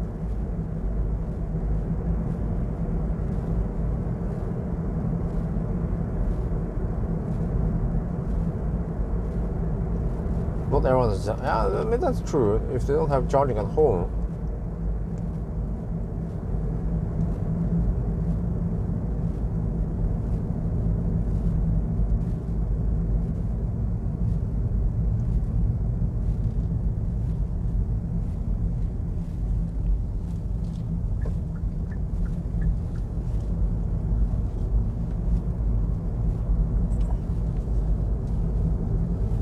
Okay. Well, consumption has dropped to 160 watt-hour per kilometer. We are down to 45%. Car claims 73 kilometers, which is more likely to be around 50 kilometers, which is Sokna. Yeah, we are 40 kilometers away from Sokna now. And there's also some hammer stretch there, yeah, before that. So that means I have to spend extra energy going schnell. Okay, sounds like you might have to stop at Sokna and not VM. Well, I'll see. Once I get close to Sokna, what I will do.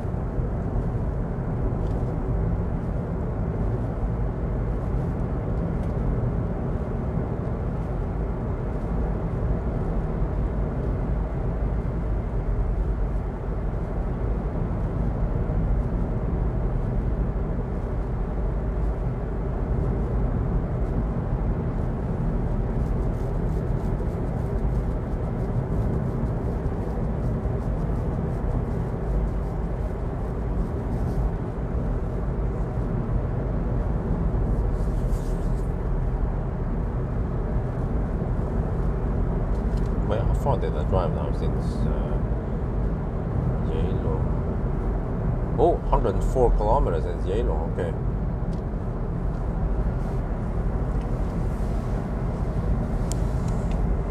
We are hammering it and it's -9 over here. Okay, it's getting warmer, finally.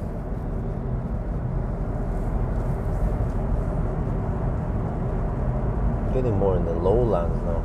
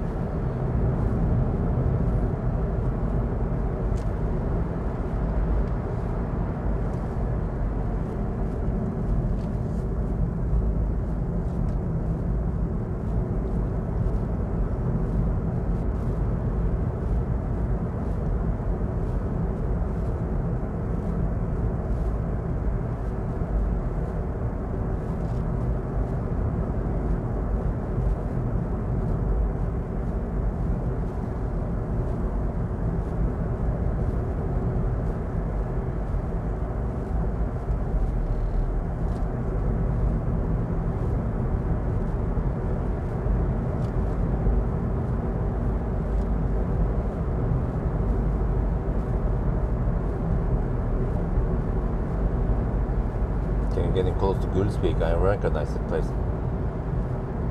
This is where Kona started limping.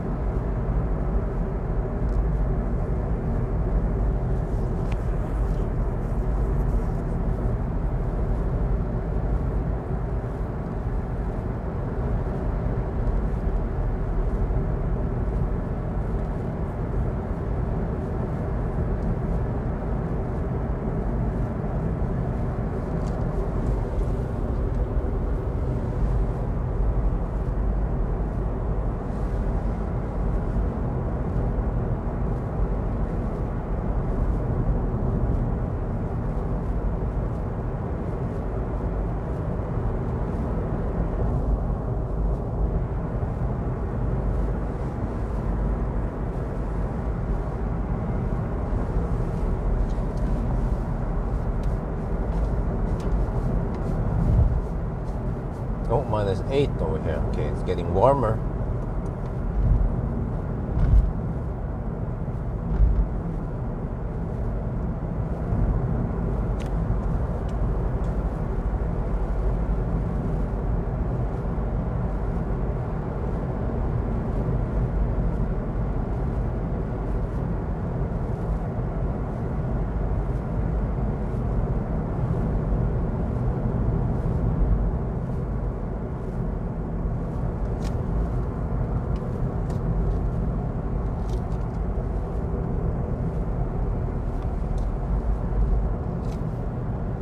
No, I still have 38.5% left, but yeah, after Gulsvik, then the next one is Sokna.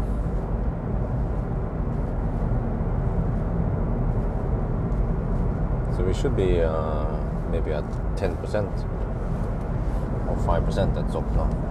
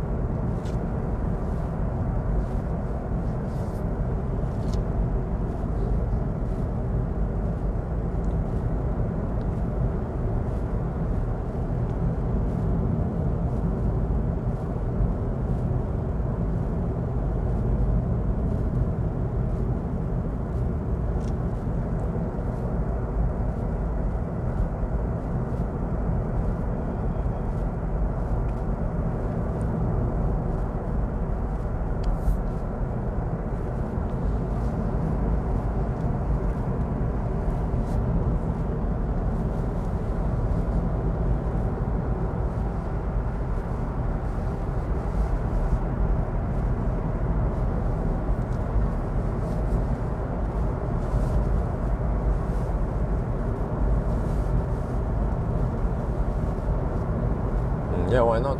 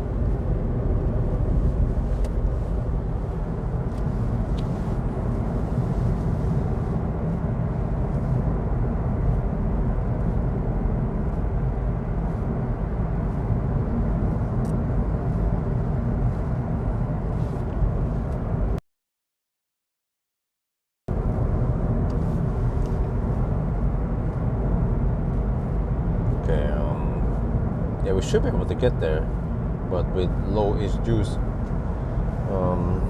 Sokna. We'll probably just stop at Sokna. First, I thought about going to Veme, but I think Sokna is good enough. I will probably try to take a nap there. Oh, that would be a 45-minute. I mean, sorry, 25-minute charging stop with a nap.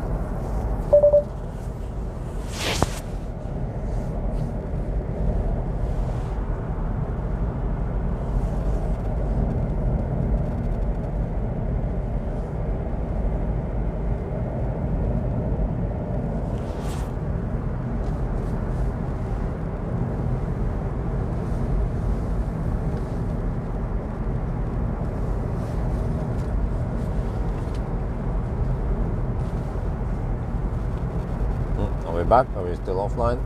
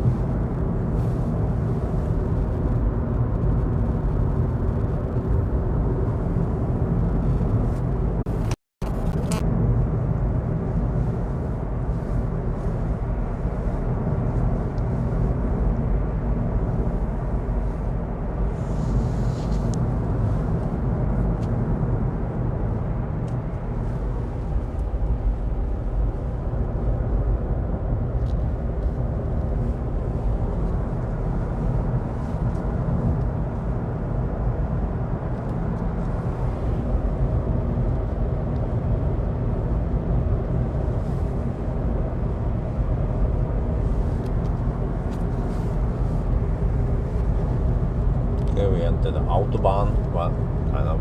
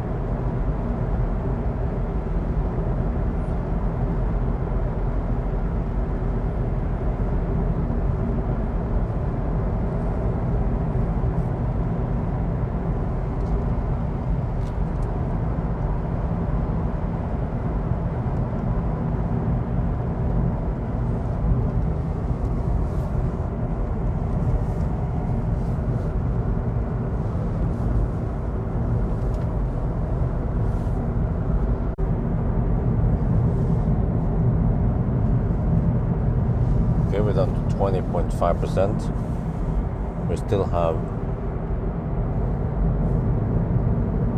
7 kilometers, but with uphills.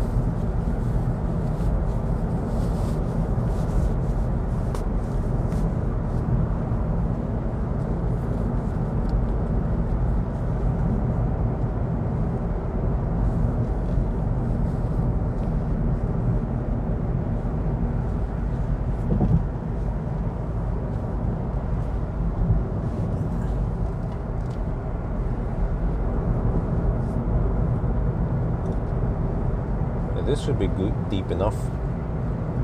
Well, actually,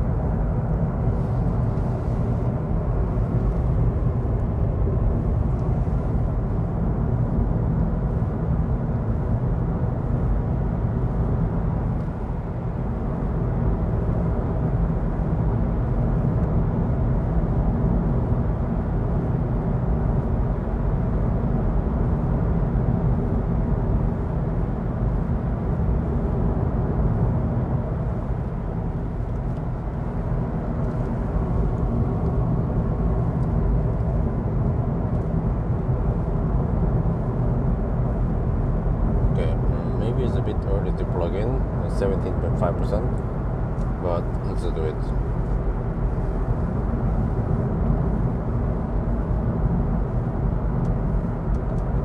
Well, dude didn't turn off his damn LED bar.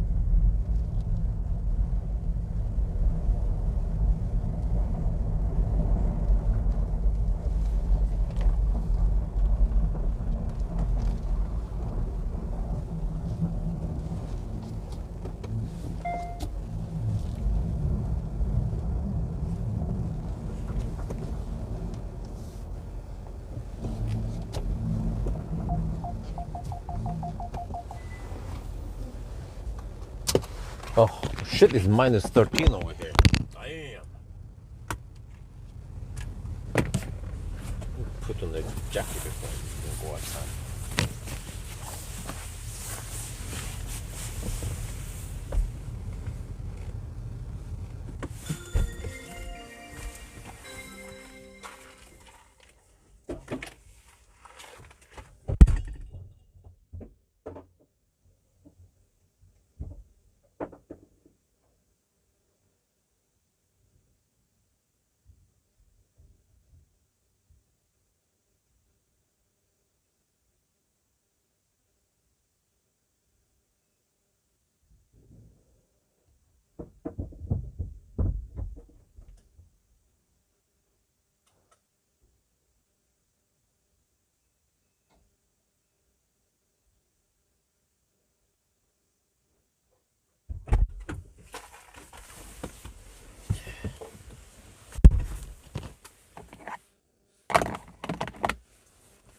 Sure if handshake is successful. Let me try.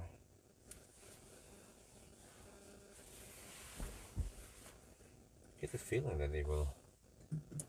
Oh, it worked. Okay.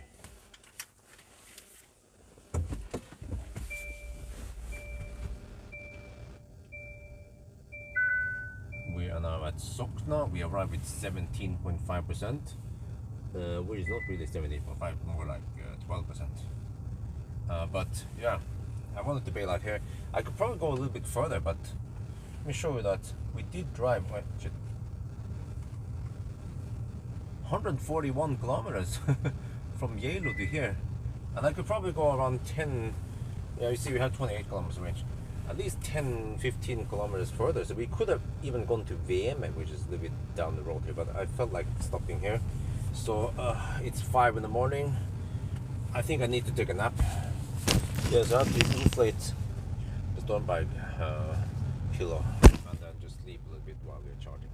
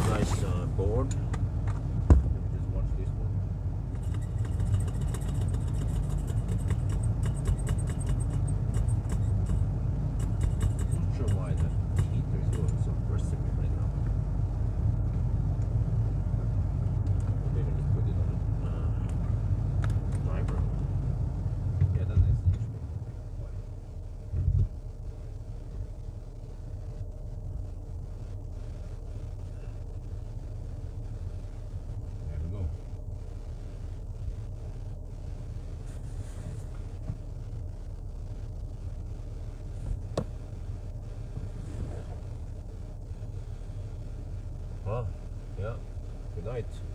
You got sir.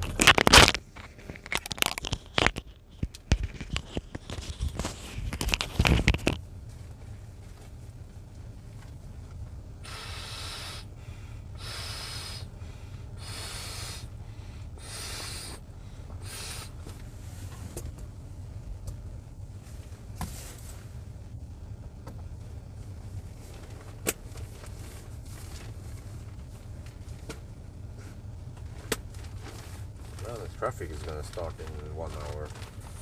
I'm still far from home. Well, maybe I don't know, 1.5 hour from home.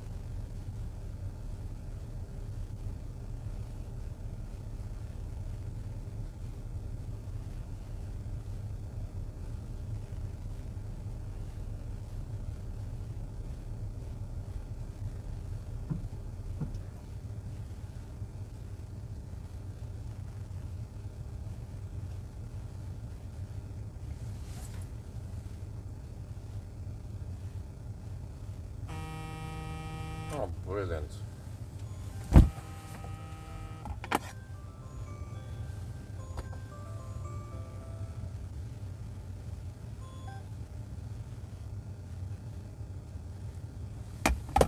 Then what? The car is, oh shit, it's disconnected.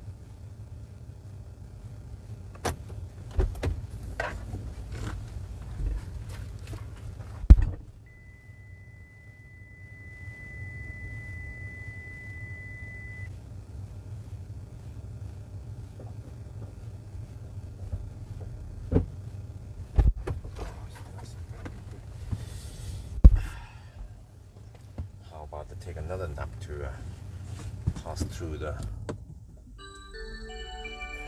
morning rush hour? Yeah, I think that sounds like a good idea.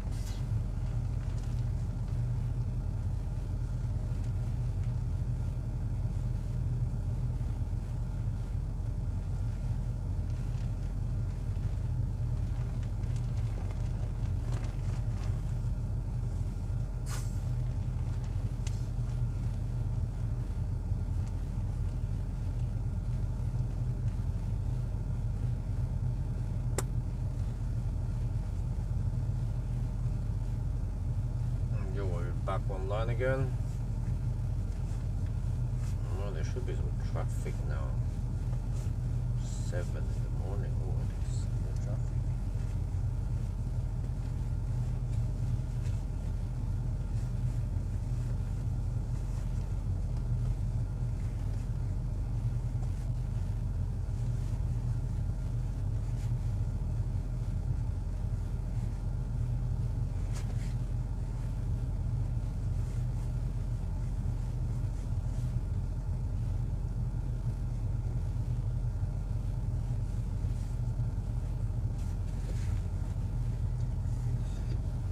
Holy shit.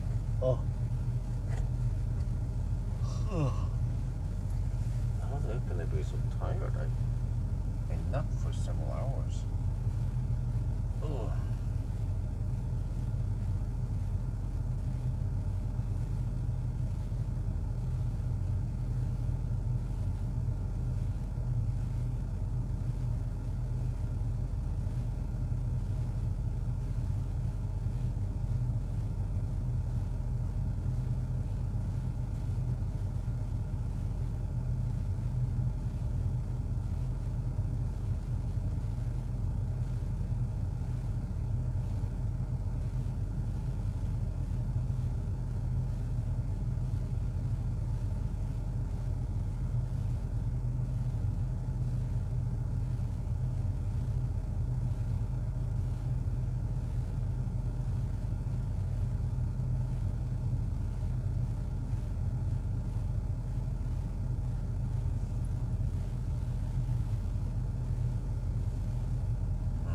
I think we are live now. We don't normally talk yet. And a dropout. Quite long one. See, we charged at 94.5%. I unplugged and I was idling for a long time because I was just way too tired. No, I still feel tired, but I can't go back to sleep again. It's just seems like after laying in the seat for too long, it becomes uncomfortable.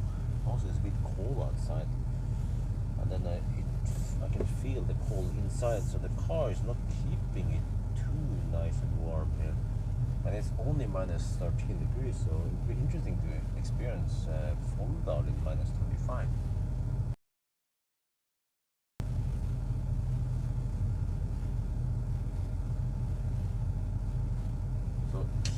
Opens in 5 minutes, so 4 minutes now. So I could move over to the other side and plug it in at the Fortum charger, and then go pee and grab something over there at Kiwi.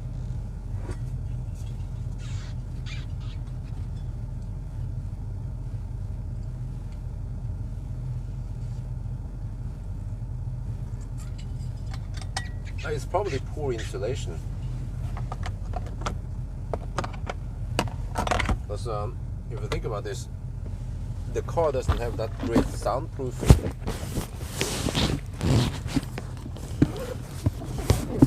Which also could mean that it doesn't have that great heat insulation.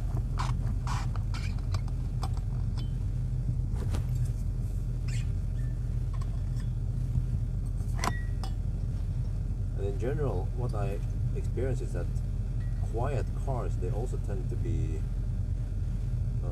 well insulated for heat. It's like a byproduct of soundproofing.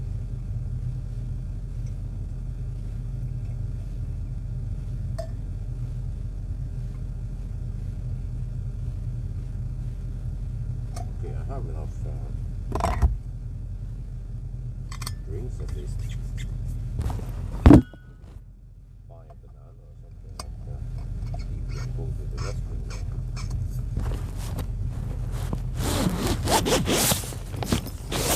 I also felt like when I was in driver only mode, it became a little bit cold after a while. But then once I switched off driver only, then it was slightly better, but still not ideal.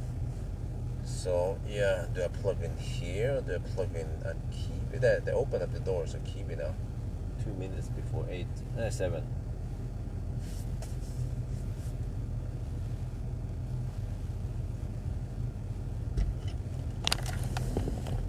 Yeah, we are about 1 hour and I think about 1 hour and 15 minutes from home here.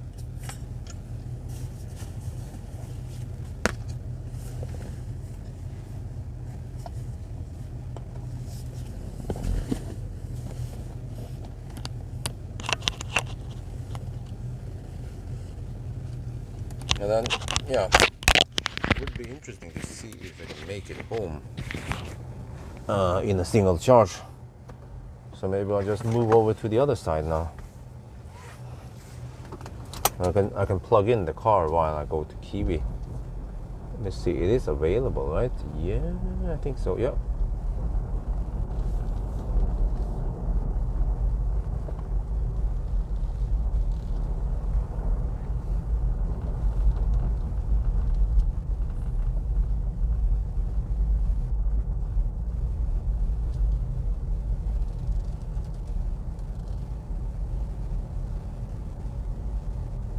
Oh wait, the consumption goes up as we are idling. Oh, so it means that we are getting wrong impression of consumption then. It should be lower than this. Now it says 166 watt-hour per kilometer. I was pretty sure it was 160 before we started camping.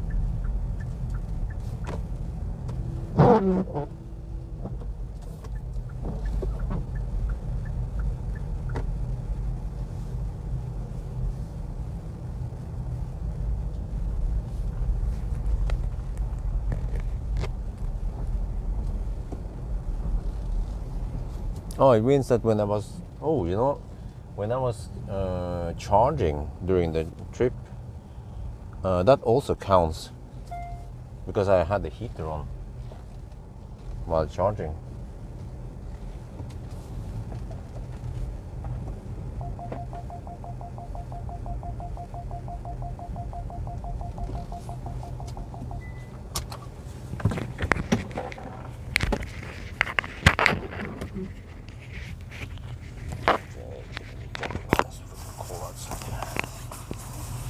Minus 13 over here. Oh shit.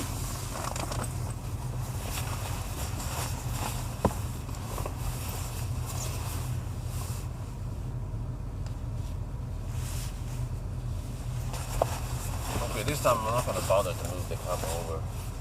Just plug in and quickly pee and grab something and then come back here. You guys can enjoy the night view for now.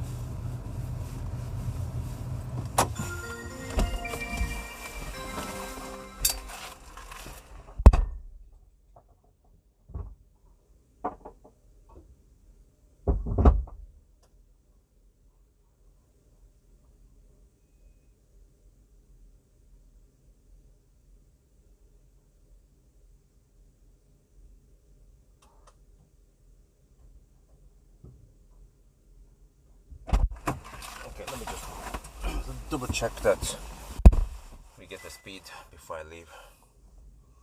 It says 7 minutes. Okay. I'm taking 20 kilowatt. Oh, no coal gate here. Okay, I'll be back. 22 kilowatt.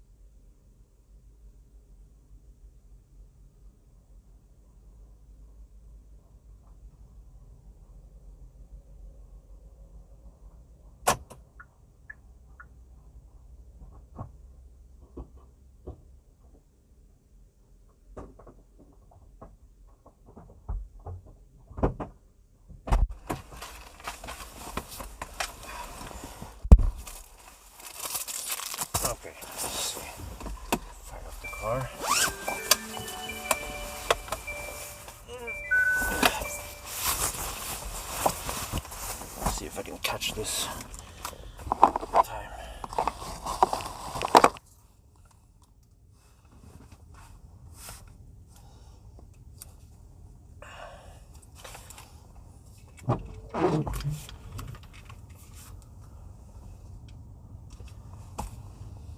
Oh man, I napped for over an hour, I think. One of it was 1.5 hours, but yeah, we're now on the other side of the road. We were over there, and then I moved over on this side, and I went to Kiwi. I plugged in. I'll show you that once it stops, it's actually 94.5%. It displays as 94% in the car. And then while I was idling and napping, it dropped, and then I re-plugged in to charge it back up.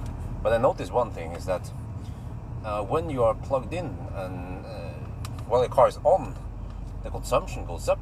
So, which means that the real consumption must be higher, lower than this. I could have sworn that when we plugged in here before we started napping, it was dropping to around 160, 161 watt-hour per kilometer. So we can probably figure out how much the idling juice was, in case you guys want to know. So it seems like we might have around 3 hours of idling, right? So based on the consumption and everything, we could figure it out afterwards. But okay, let's just go home. So from here to Jessheim, can we? Okay, let me just do this. Oh shit! Can you guys see anything there? Maybe if I close. Yeah, that's better. Okay. Just do roughly this. Jessheim. Yeah, there we go. Jessheim. Roughly there. Set the destination. We should be around 1 hour and 15 minutes away from home. But I napped to the point where it's 7 in the morning now. Yeah. Okay. Okay. Start guidance. Which means that it should be there around 8:30 something. And then, can we make it there in a single charge? Yeah, I'm pretty sure it's 94 kilometers away, and we have 160. But well, you have to take this with a pinch of salt. But let's say you can go at least 130, 40 kilometers. Yeah, okay, let's go.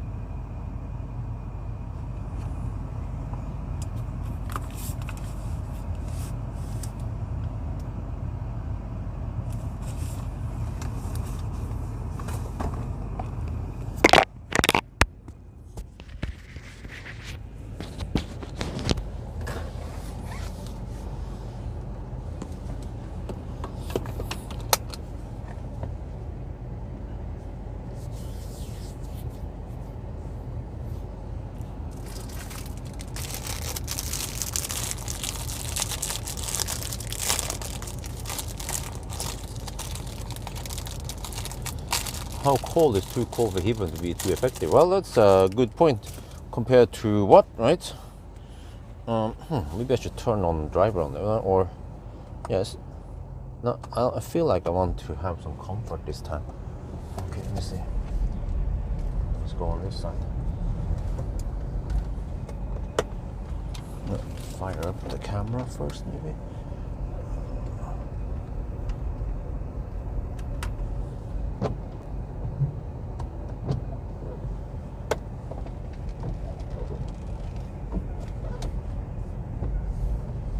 Oh shit, got too late just before I try. Wait, is that the...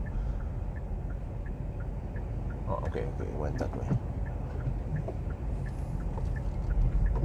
Now there's some traffic. But there's also a little bit of daylight. Okay, that's cool. We get some nice shot maybe. Get rid of the schmutz. I have to keep wiping.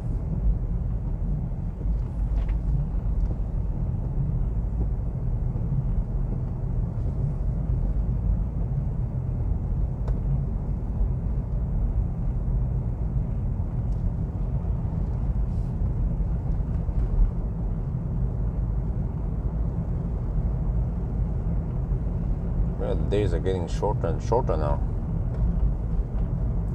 Winter is coming. Well, or winter is definitely here.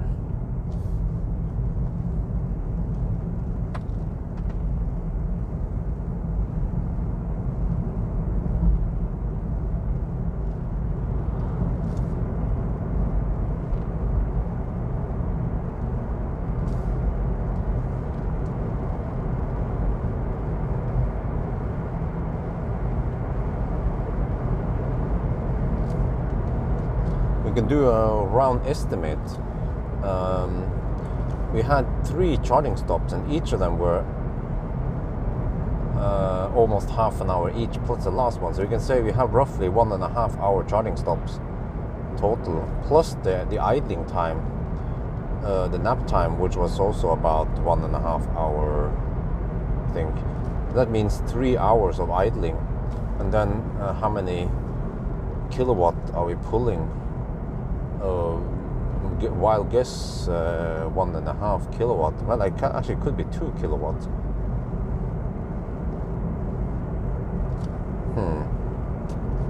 Because the consumption went from 160. I think the consumption went up by 5 watt-hour per kilometer while we're idling. So we can take 5 watt-hour per kilometer, multiplied by 380 kilometers. And that should give us the consumption while we are idling.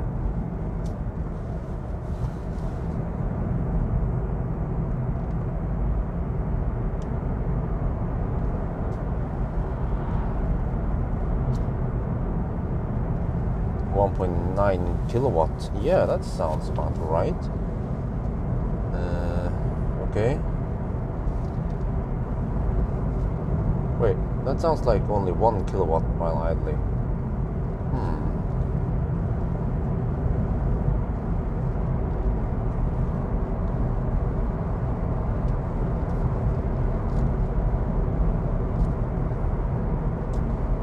So we could do a correction. Say that we deduct around 4 kilowatt hour. Oh wait, 3 hours of time. Yeah, let's say 4 kilowatt hour. Good enough guess.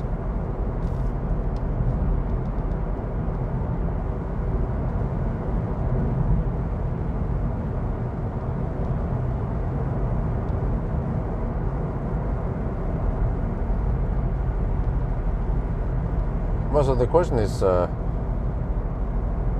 PTC is COP1, right? So how cold does it have to be that the heat pump has COP1? I wonder if that's as cold as minus 15, minus 20. But it depends on the heat pump, because some heat pumps are more efficient at lower temperatures.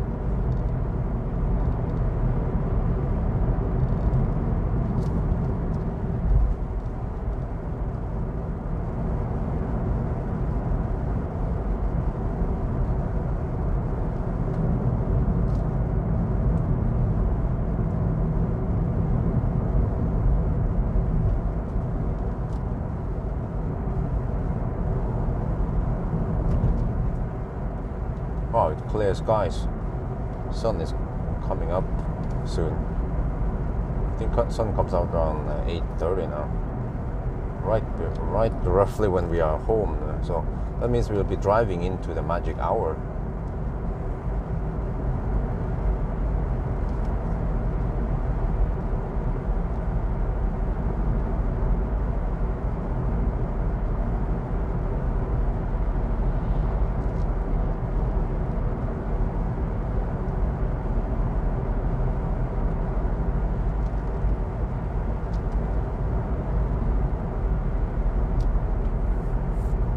Oh, minus 16 degrees over here, damn.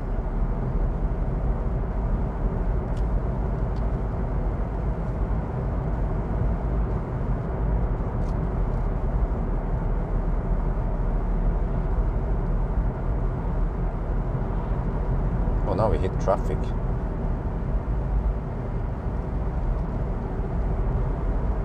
Okay, I'll probably just camp behind these guys till Hönefoss.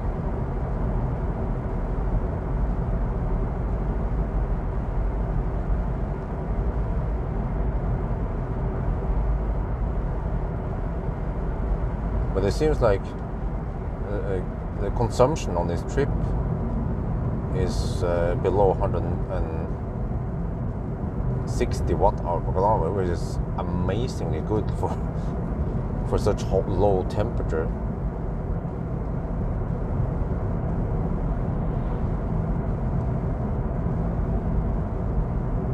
other similar cars will be hovering at 200 watt-hour per kilometer. Except for Tesla, maybe. Yeah, would be interesting to try Tesla. Would be interesting to try head-to-head Tesla Model 3 with heat pump versus Ioniq when it's cold. Yeah, then what? Because Ioniq might be able to beat Model 3 in the summer, or just barely neck on neck. But what about winter?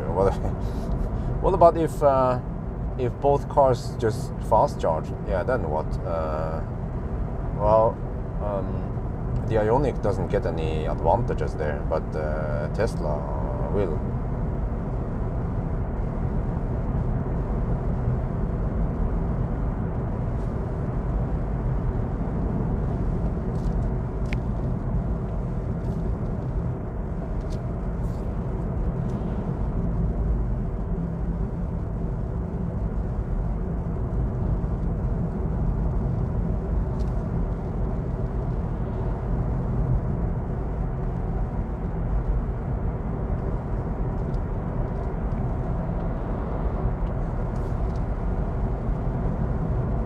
Yeah, it's going great.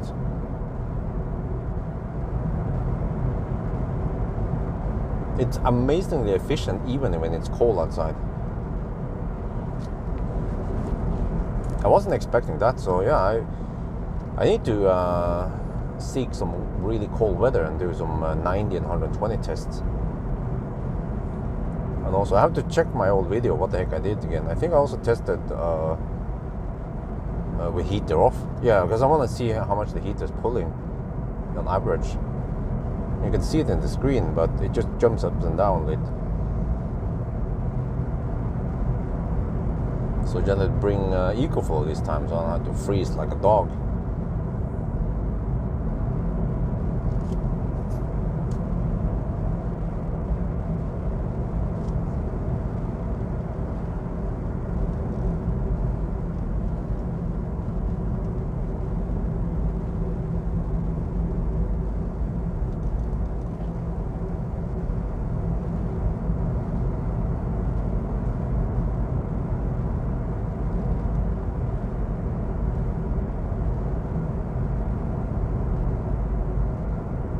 Preheat the battery, nope. But Ioniq, they put so much cobalt in here that it almost doesn't coldgate.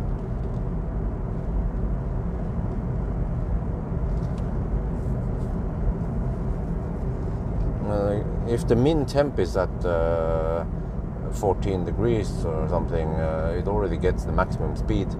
At least at low state of charge.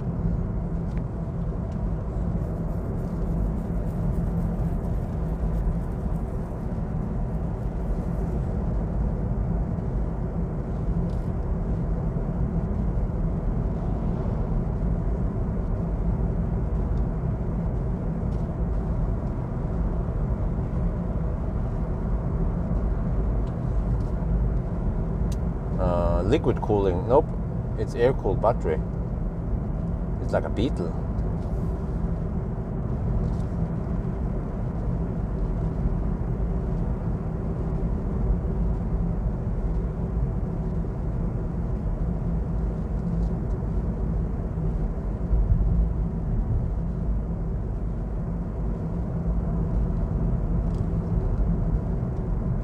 Okay, fortunately the way I'm going is not the direction most people are going. Yeah, most people, they are heading towards Sollihögda direction.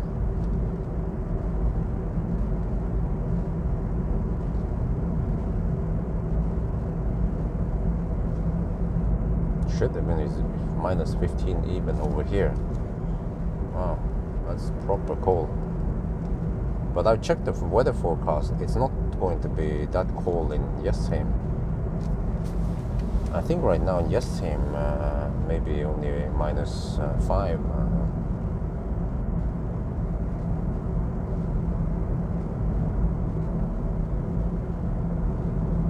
Oh, it's claimed to be minus 8 in Jessheim right now.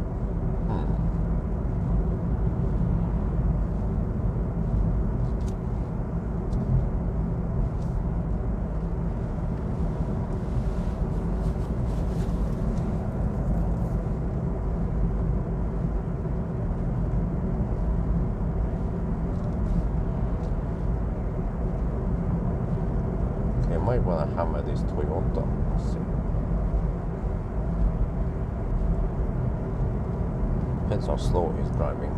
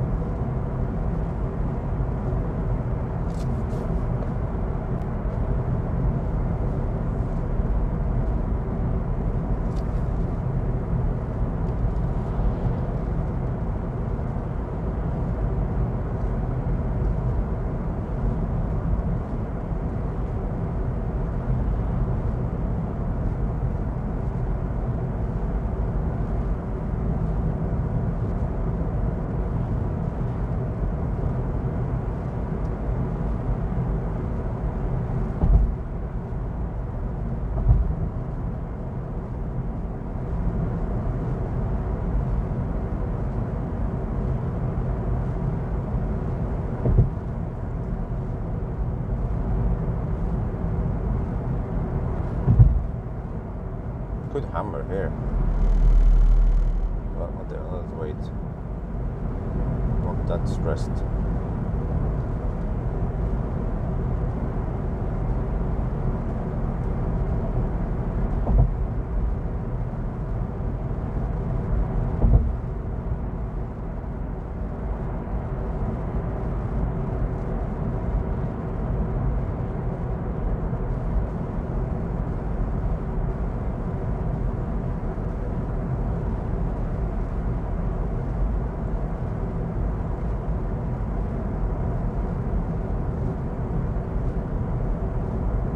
Okay, here it's clear, I will hammer.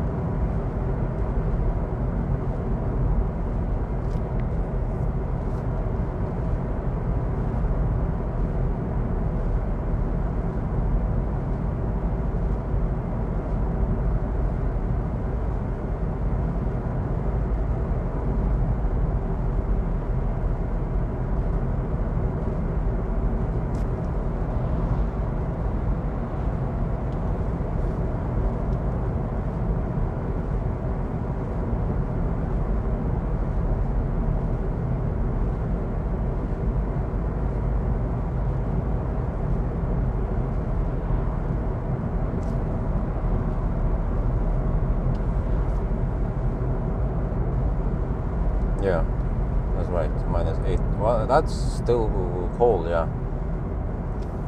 Yeah, same, at night at least, but then at least in the daytime and evening it was only -2, which is not that cold, fortunately. Okay, let's see, most people here, they will turn right, I will turn left.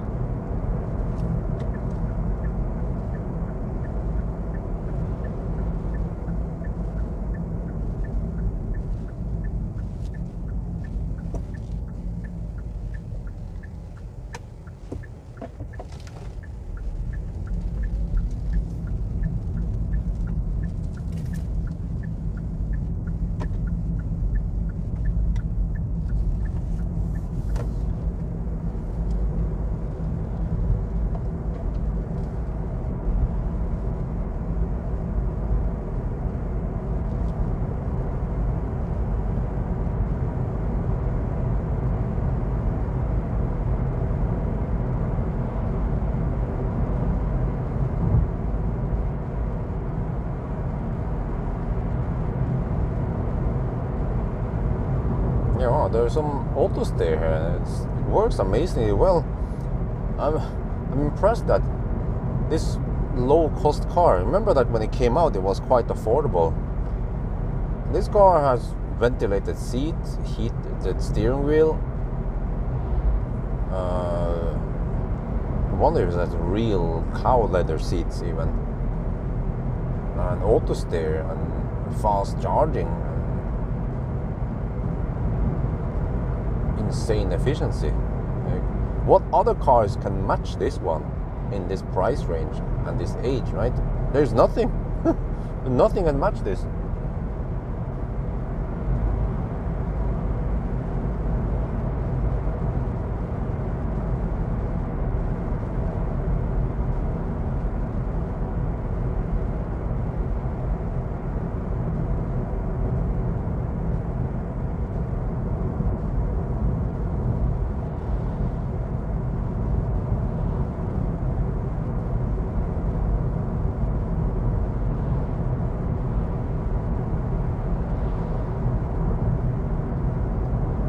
And also, even today, the Ioniq is a good-looking car. It's not like dorky looking like a Leaf or Zoe or even a freaking i3, man. The only cars in the past that looks decent is Ioniq and e-Golf. Also, triplets look kind of weird shit. Like, you can see it as an electric car. This one looks more like a normal car. Man, this guy is slow poking. Need to hammer him. Yeah, I think I can hammer the bridge on actually. Get that oncoming car. Oh, there must be lots of cars. Ah, shit.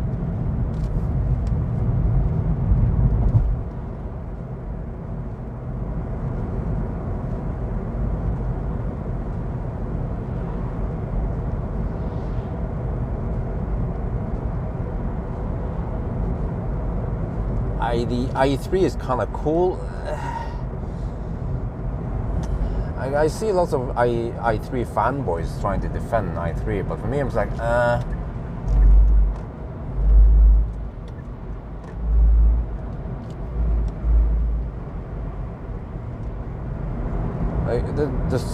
that car doesn't work in low sun. On the radar, the lack of radar, you know, it just bugs all the time. I mean for cruise control, yeah.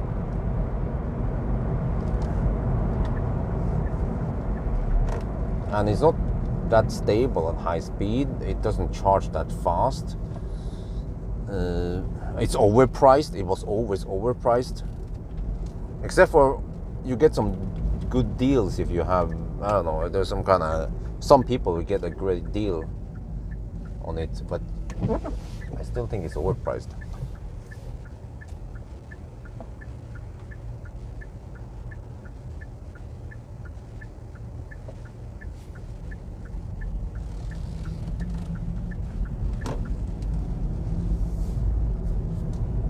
Oh yeah, let's not even talk about cargo space in the i3, man. Oh, holy crap. The trunk is a disaster and the door solution is quite clumsy. At the back door, you can't open the back door without having to open the front door first. So, I haven't even tried, but if I want to use the i3 as a family car, many times I want to open just the back door to put Isabel there. Now I have to open the front door and then the back door and then put Isabel in the back. In winter, when it's cold outside, like, hello? How cold do you want to be? Have it in the car. So, but people keep defending i3. It's a wonderful car. It's nice to drive, and well, actually, it is nimble and quick. But I don't feel like it's a there's something about the i3 I don't like. The way it rides, the way it drives, especially at high speed. Above 120 kilometers per hour, it feels unstable.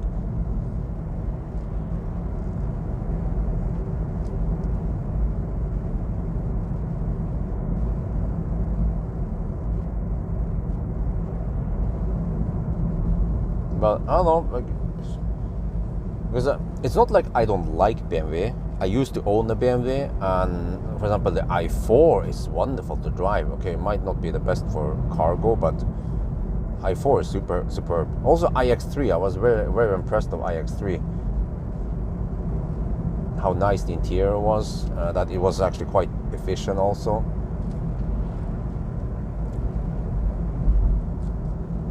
But at least I just can't defend i3, man. It's just so impractical in many ways. But at least if the price was low, okay, then I'll say, yeah, that's fine. You know, just like Mazda didn't get total shit score for me because it's quite cheap. So then who cares if it charges a bit slow and stuff like that. But the i3, man, even when they introduced 44 kilowatt hour, they still stuck with a 50 kilowatt only. They could at least boost it to 100 kilowatt or at least 75 kilowatt. No, only 50 kilowatt max.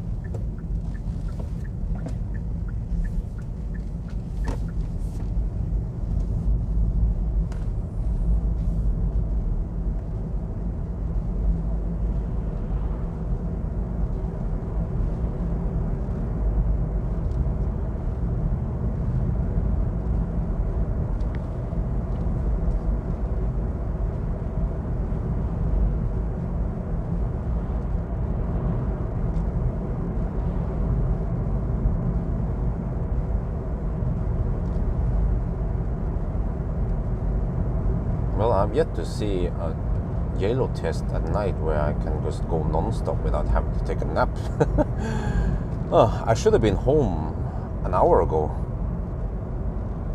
Well, I remember I was talking about it, that I should have been home before 7. And now we're estimated to be home by 8:30. So that's almost 2-hour delay because of nap time.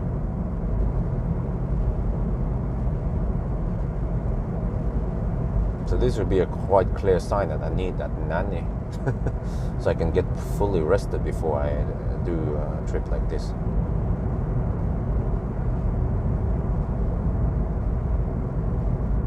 Yeah, well, I mean, the i3 is light, true, but actually with some modification, well, it depends how you measure it, but I actually measured around 1,400 kilograms, but that is with driver. So if you measure without driver, yeah. So yeah, the i3 is remarkably light, which is very good. But other than that, okay, it makes it nimble, but the car is just short. We have short wheelbase, so it's not like a sporty car, and also it's not that efficient anyway. I mean, it's somewhat efficient at low speed, but at high speed, the boxy shape makes it inefficient.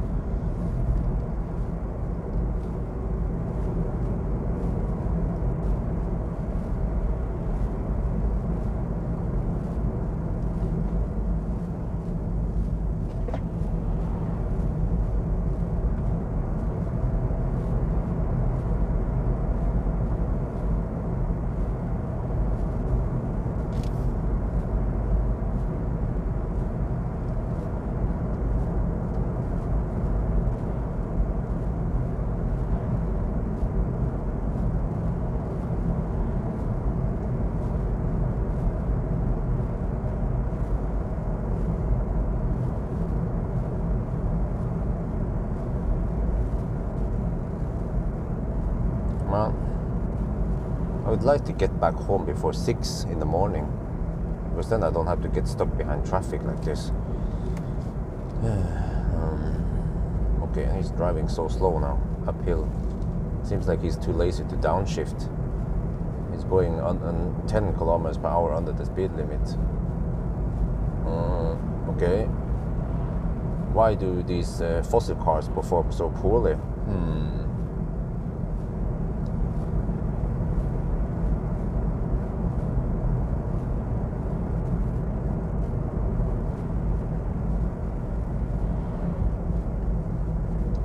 Oh yeah, by the way, to the right here we have enough øvingsbane.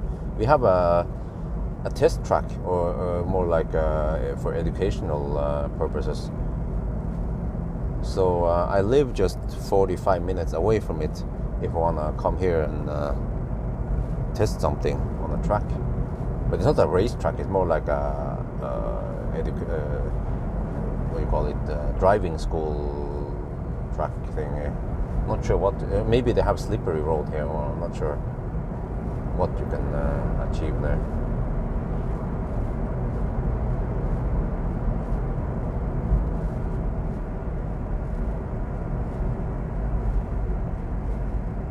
Oh man, too much traffic to hammer.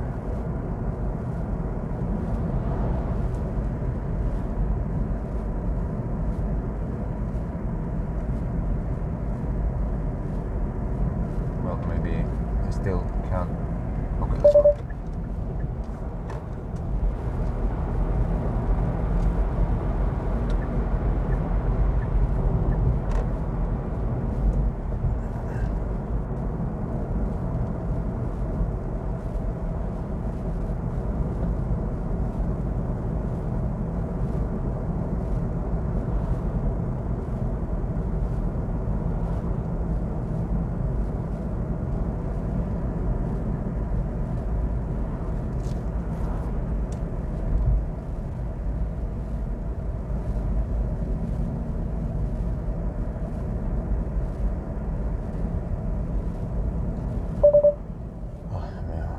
Driving so slow.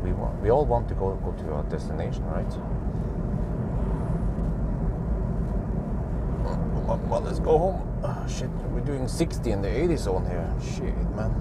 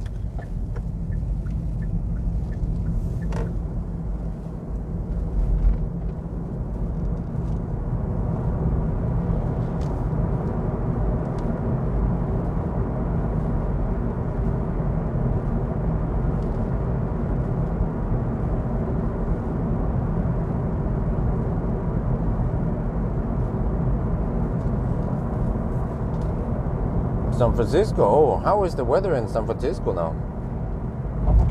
I bet it's not minus 8 degrees over there. Man, the salt schmutzfest. Ugh. How can some car manufacturers put the charge port in the front?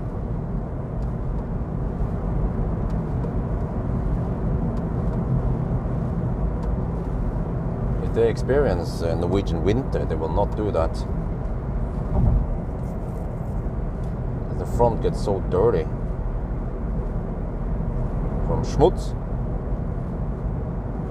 But even in summer, if there is some rain, then suddenly the front gets dirty.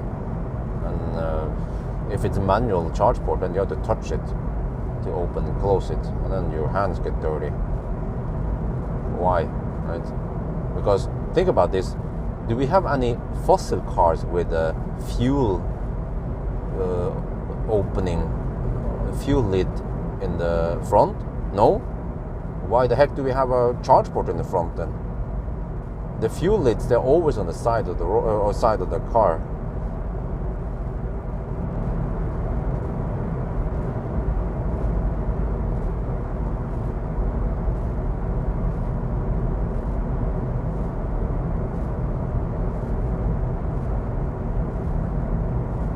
Yeah, maybe they have no winter over there.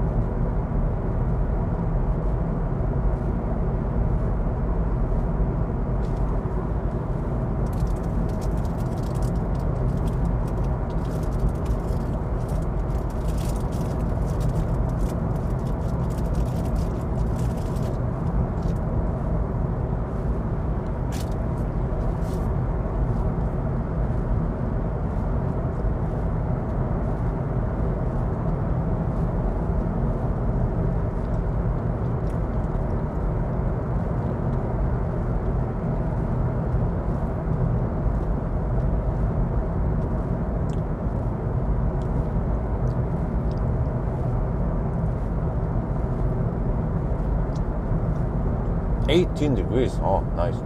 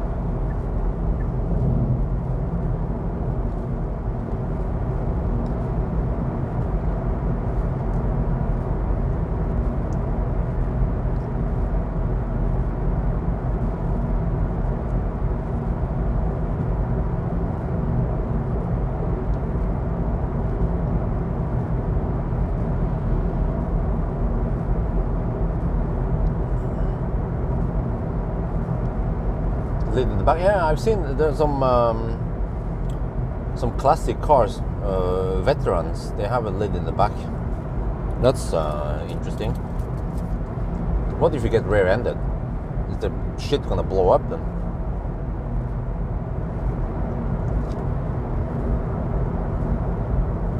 Well, when you talk about fuel reservoir in the front, you get in a crash. But what about if you get T-bone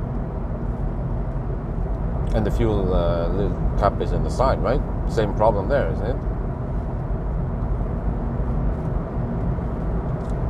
No, but if it means that, oh, it's a bad idea to put the fuel lid in the front, well, why do they put the charge port in the front then, right? I think I know why, because car manufacturers are taking shortcuts, right?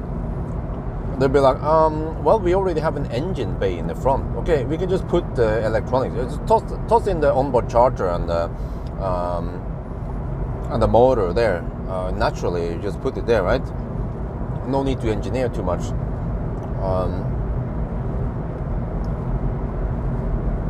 And then, since all the electronics is there, why not just put the charge port there, so you don't have to put it in the back somewhere where it's better?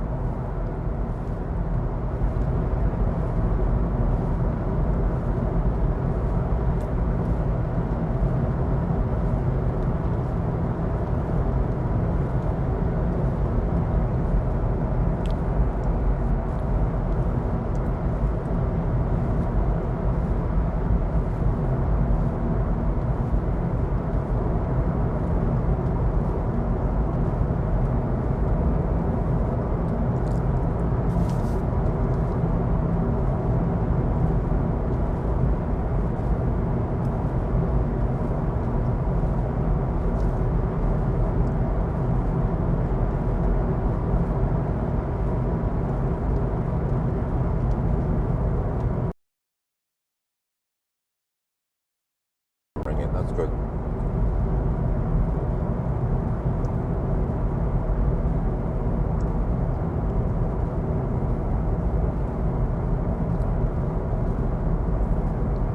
Minus 12 degrees over here. Proper cold. But I think this is exceptionally cold. It's not supposed to be that cold usually in December, or I mean in the beginning of December or late November. Usually it's around 0 degrees, maybe -5. So this year we had quite cold times, and also high high electricity prices. But unfortunately in Norway we have strømstøtte. So anything that is past above 70 øre per kilowatt hour, the government pays 90% of that above it. So in a way you can say that, well, and then plus VAT, but you can say that, okay, so the price goes up and up and up, but past 70 øre, then you get like a 90% damage reduction from starting, and that means that I usually have to pay around 1 to 1.5 NOK per kilowatt hour, even if it's really expensive, so which is good. But there's a cap, an upper cap, 5,000 kilowatt hour per month. But even for me, who has been charging a little bit, I'm hovering around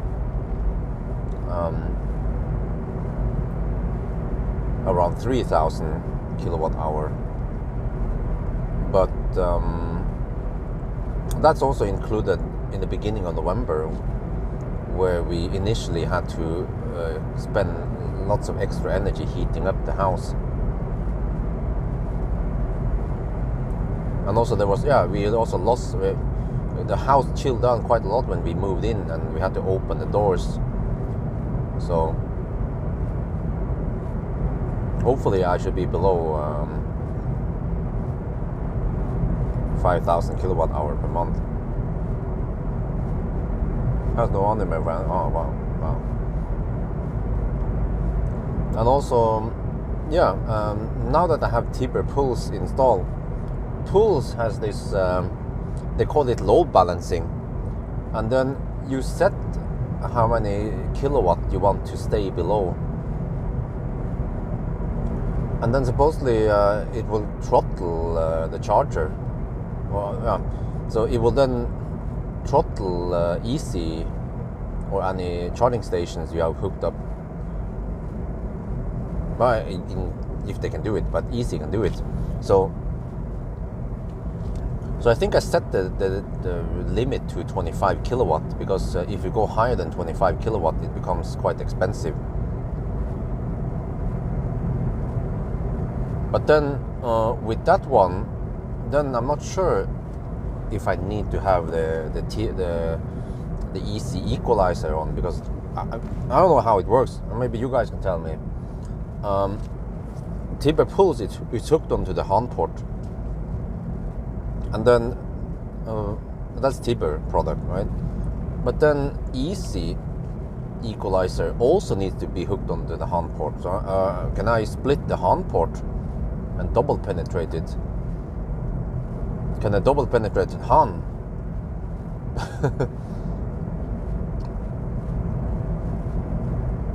And also, on the other hand, why do I need to have that equalizer if I'm already doing it via Tibber, kind of?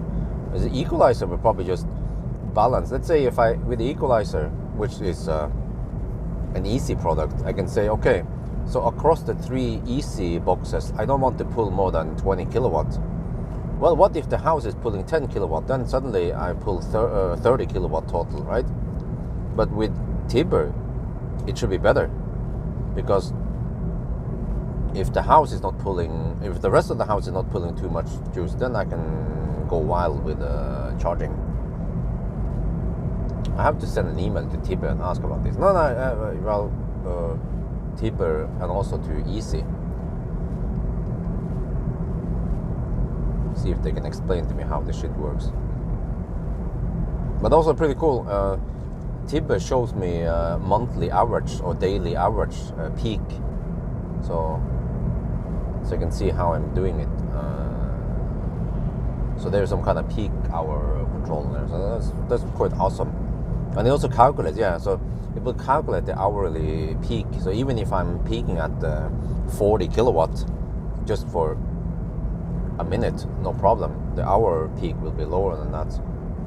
Well, unless I'm charging like a mofo on 3. But if I'm using all 3 Easy at maximum speed, then I'll be pulling around 33 kilowatt constantly, plus whatever the house is using also. But that's a very unlikely scenario.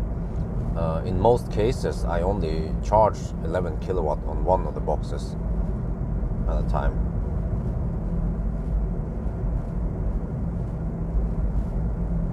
Plus the house, So it seems like in most cases I pull maybe around 15 kilowatt peak Well, actually, peak could be slightly higher. If wife is cooking, but the cooking doesn't, the power is not drawn for like an hour unless she makes a long stew or some shit. But so even for cooking, we might have only a couple of kilowatt hours over an hour. I mean.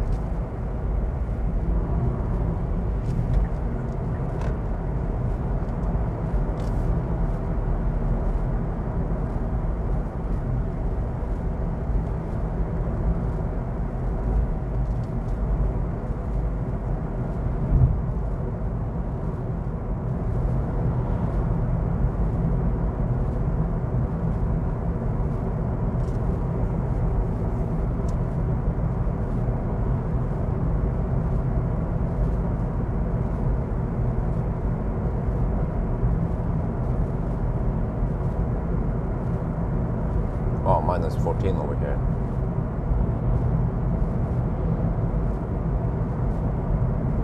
Yeah, temperatures dropped during the night. It wasn't that cold earlier when I was going to Geilo.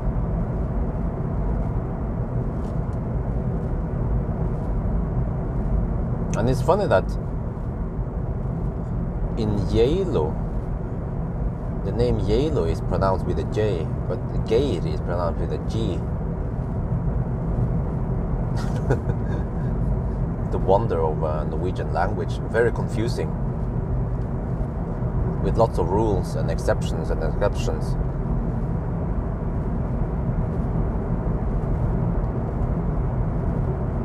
And then the O letter is pronounced differently. For example, you say Odd. Odd, that's a common Norwegian name. Odd, but then you say Oda. So sometimes, yeah.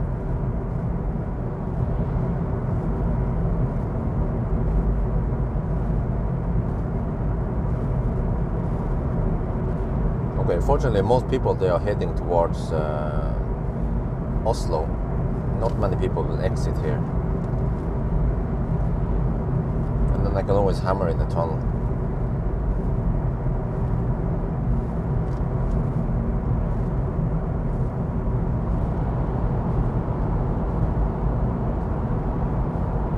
Well, yeah, it seems like the last trip I will take is to Folldalen this weekend. It's going to be freezing cold. Saturday night is the planned trip to Folldalen.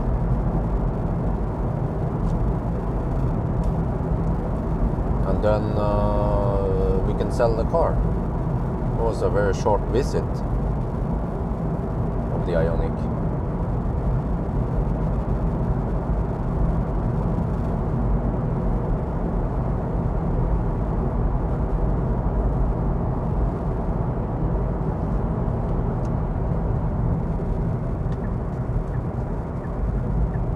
Well, but actually, Geilo is pronounced more like Geilo, like Jennifer Lopez, you know. Geilo is more like that.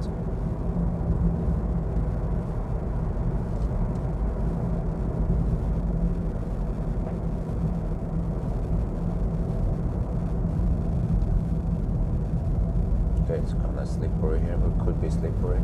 Don't want to hammer too hard. And then go.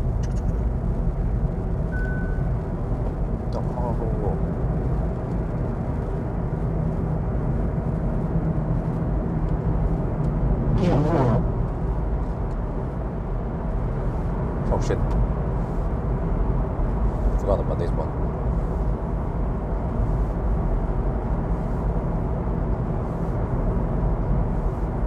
There's a leaf.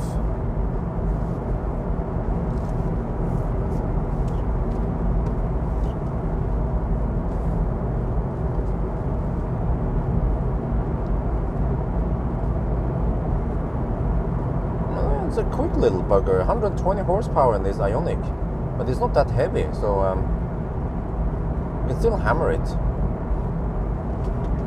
let's check now. Is it safe? Yeah, okay, let's go.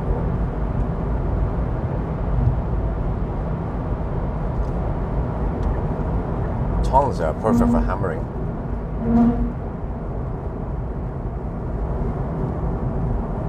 good traction, good vision, straight roads. Try to get the windows clean now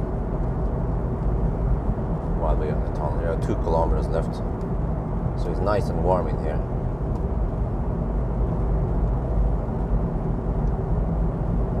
Do you think covering rear seat intake vent with a seat cover will be a problem?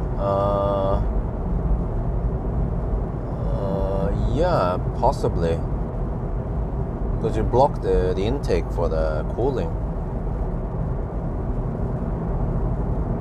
Do you heard about the new e-tron? Yeah, well, no. What's up about it? They made an even thirstier e-tron with an even bigger battery.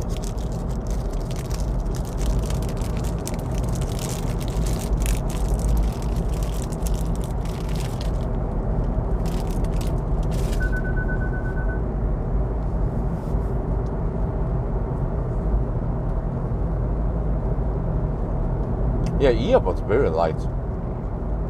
Wait, how many banana boxes could e-up take versus i3? I feel like the i3 is just over-engineered without being that awesome.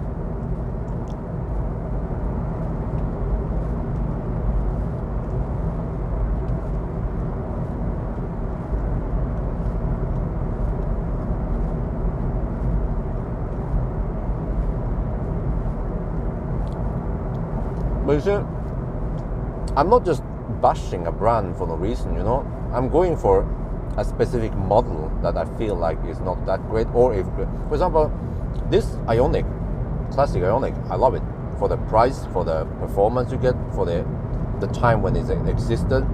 But for example, Ioniq 6, I'm not a fan of it.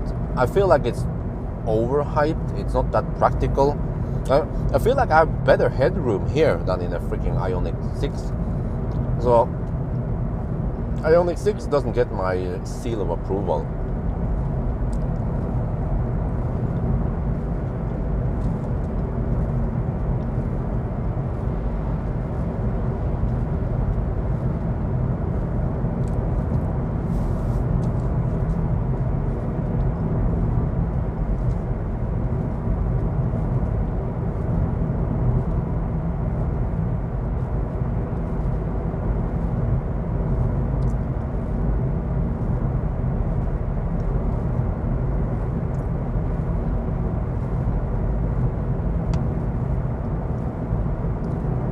Huh? Same as, wow, 14, huh? You see, the freaking e-up has the same space as an i3. The only minus is that the e-up doesn't have any thermal management. So it will replicate eventually. Wait, guys, I never did a 1,000 kilometer challenge with e-up, didn't I? That would have been interesting.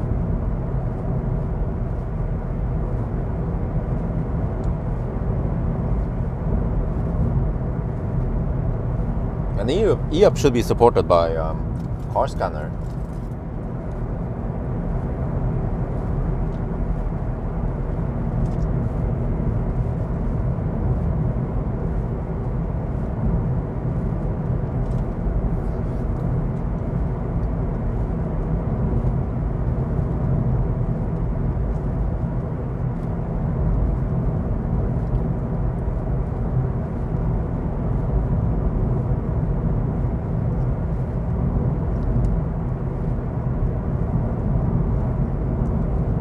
Okay, we're almost home now, in around half an hour.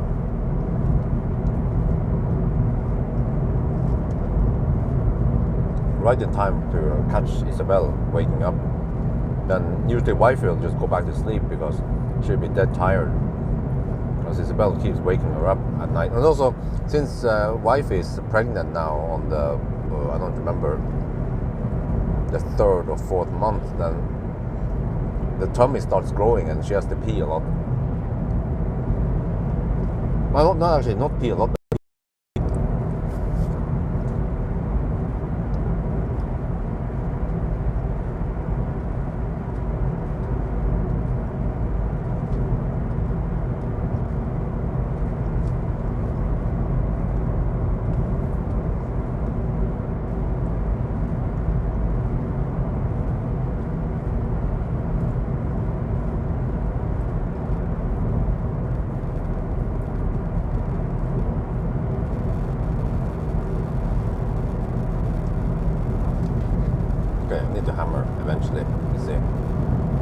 don't see the lines now, but yeah, I can see it now. Okay. Alright. Check for it. Well, I can probably just go now.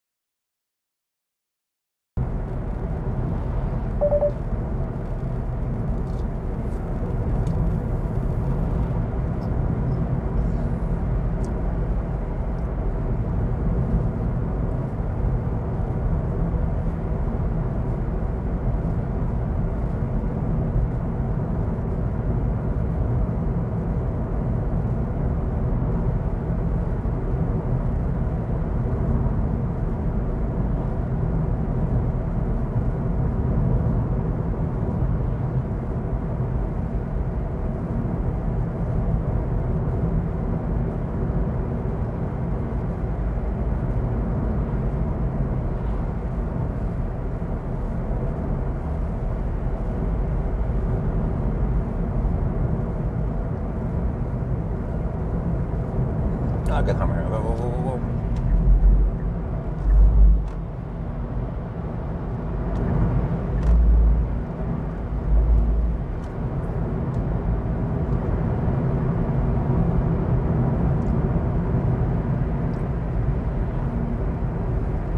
Okay, suppose I can just hammer here. Let me just poke over and check. Okay, there we go.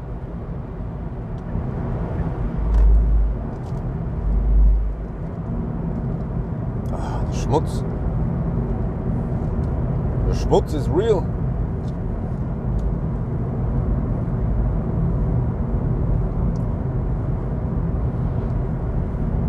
Okay, so I didn't have to use the EcoFlow.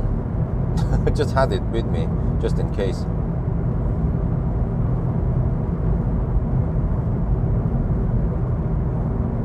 I also didn't mention it in the video, because it would be exciting if I'm like, oh no, what the heck, we are in limp mode, and then yeah. But if people know that I have EcoFlow with me, then it won't be that exciting.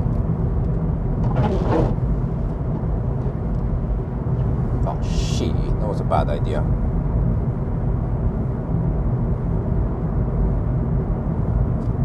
Okay, it's evaporating.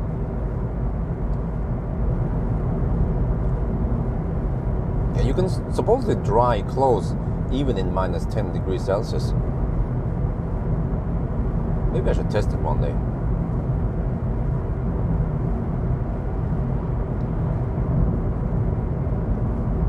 Because cold air is also quite dry many times. And also cold air can't hold too much moisture.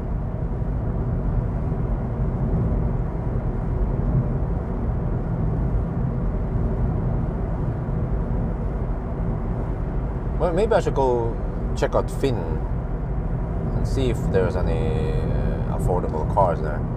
I can I can always ask Valdemar if I find some broken EV, if he is willing to repair it for me for free, or yeah.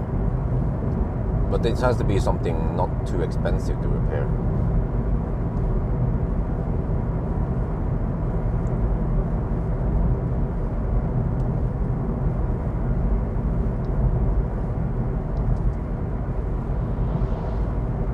Oh shit. Or maybe if it's some smaller things, like, okay, maybe it didn't pass EU control because parts of the undercarriage needed to be replaced, and Valdemar can get some cheap third-party parts instead of original. Then that could also be a way to get the cheap car. Would be interesting to try, but I feel like I want to get rid of Frankenstein soon. I have to do the 500-kilometer challenge before I sell him.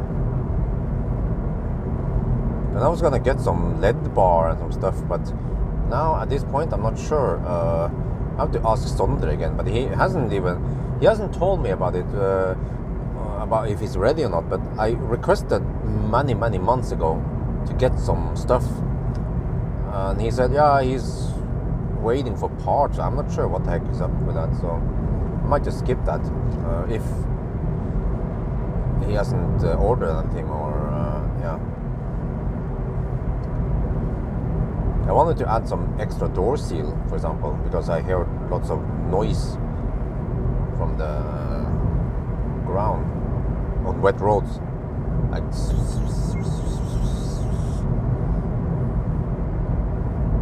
almost felt like one door was not properly shut.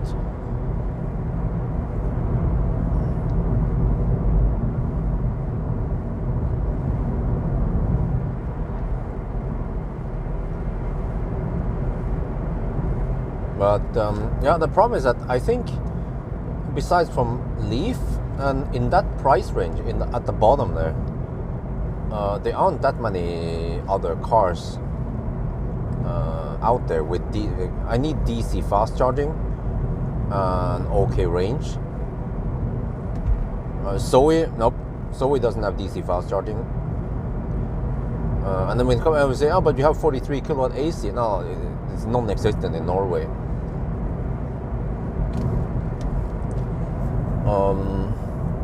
E-Golf is too expensive, and even if I could afford it, I'm not sure if I want to pay that much just to get a car I'm going to be parked at the dealerships most of the time anyway.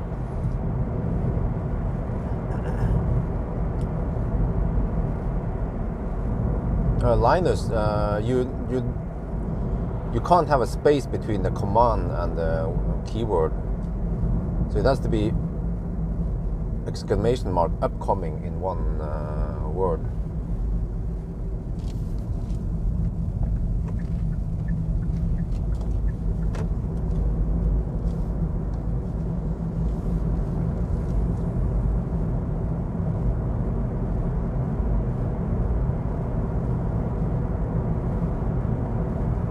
Oh shit, let me see, let me increase distance. Yeah, let me use maximum distance. Don't want to get schmutz. At this point, there's no point hammering. -10 only, okay. It's getting warmer now. And then we'll reach -8 at Jessheim.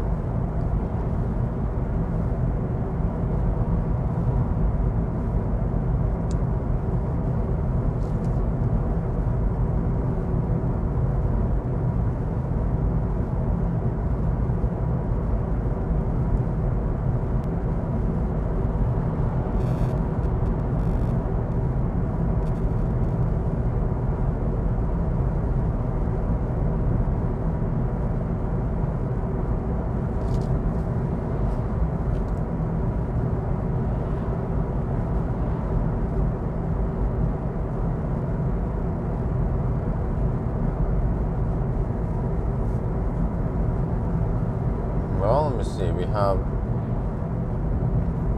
43.5% left and we are 14 kilometers away from home.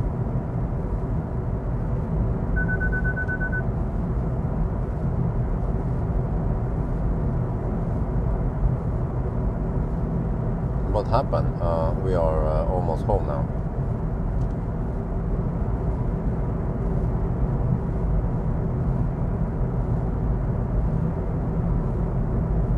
Yeah, so this is a nice Ioniq. So yeah, I bet if I charge to around 70%, 75%, and then I hammered it and charge again, still I would have done it in around 3 hours or 3.5 hours. Well, actually 3 hours and 25 minutes. Maybe I could have squeezed it down to 3 hours and 20 minutes, which is 25 minutes slower than the reference time. Yeah.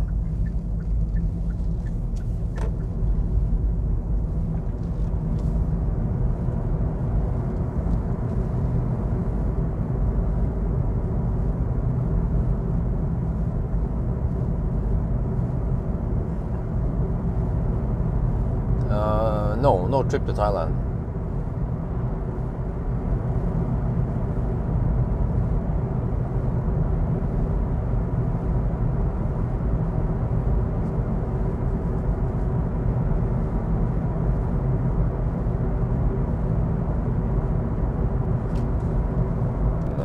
Taking off. Oh, they have quite steep angle when they take off. How many degrees do they take off at? Do you guys know?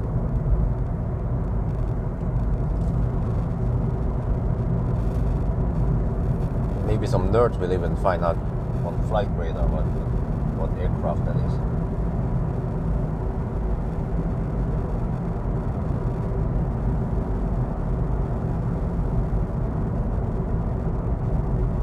Ioniq back several years ago. Now holding a Model 3. Okay. Yeah, I mean Model 3 is a lot better in many ways, especially when it comes to charging and range and some other features.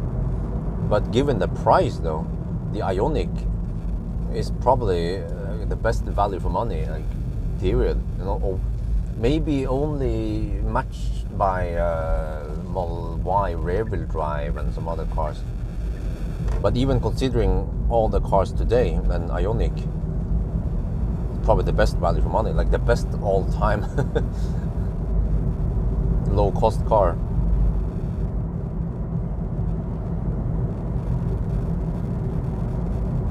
Because despite that it has a tiny battery, it's so efficient, so you can take it on long trips. Even, you know, let's say if I want to go to now we don't have too many kids, but if I want to go to Åndalsnes with wifey and Isabel before the second child is born, we could totally do that. I just hammer it over and probably charge somewhere around Mjøsen. And if they're not up for some food, then no problem. We charge for around 15 minutes to 75%, and then we hammer some more. And on the second stop, we might stop longer. But even when you take a long stop, they don't need to be more than around half an hour, because then it stops at 94%. So of course we need a couple of charging stops, but normally wifey needs to stop for peeing anyway, or just stretch her legs a bit. And they can always let Isabel play at some playground while we are charging.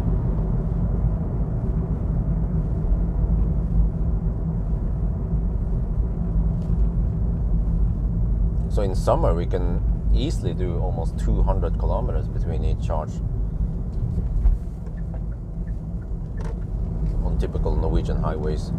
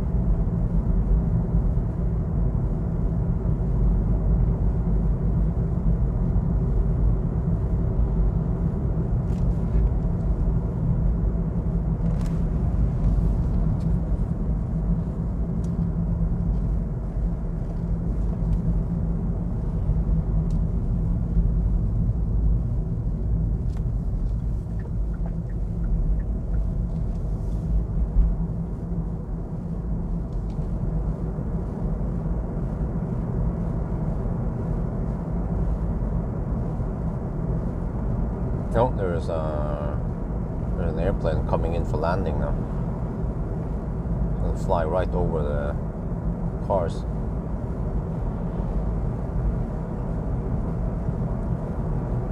Oh, minus 9 degrees. Okay, it's getting warmer.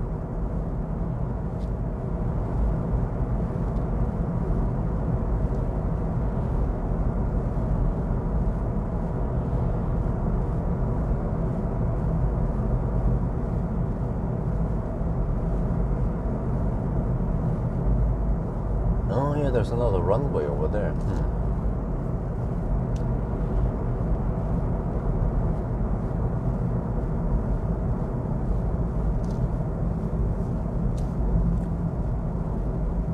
So yeah, I think it was around 20 years ago, before Gardermoen Airport was built, they were considering Gardermoen and Hurum, and then somehow Gardermoen won.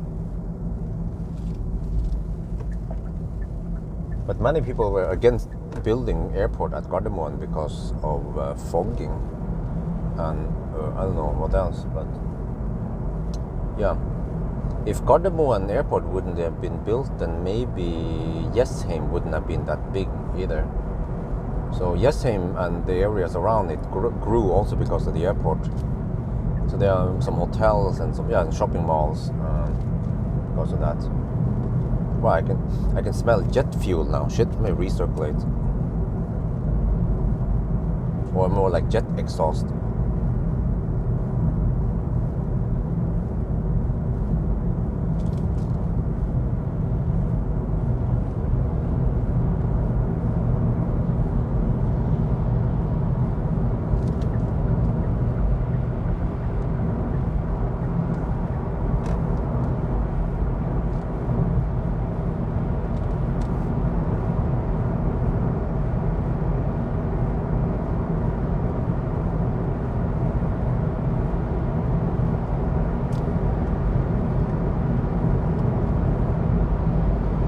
Whoa!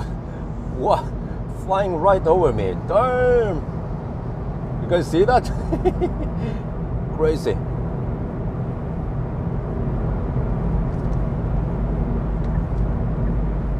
What if one of those aircraft, they miscalculate and crashes into a fuel truck that just happened to pass by, or crashes into a fossil car, a gasoline car, and then it explodes in a fireball, a ring of fire,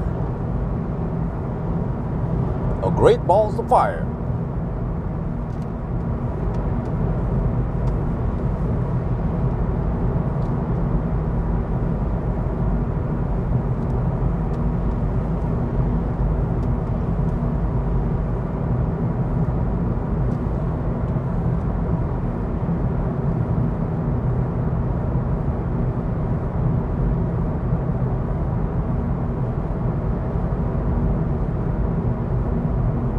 We still have 35% battery left, 55 kilometers range.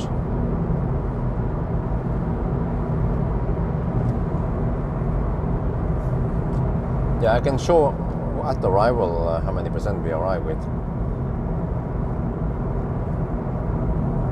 And that most likely we could have charged for around 85% at Geilo and Sok. Well, but then we wouldn't be able to reach Sok.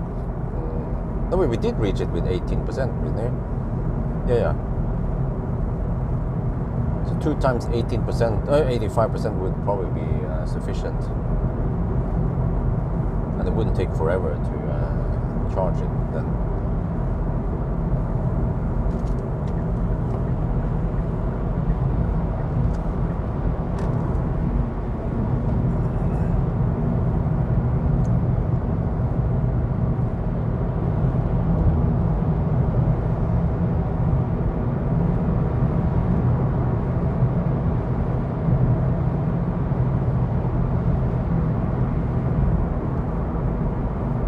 You know, the car feels nice and stable on the motorway also. Unlike some i3.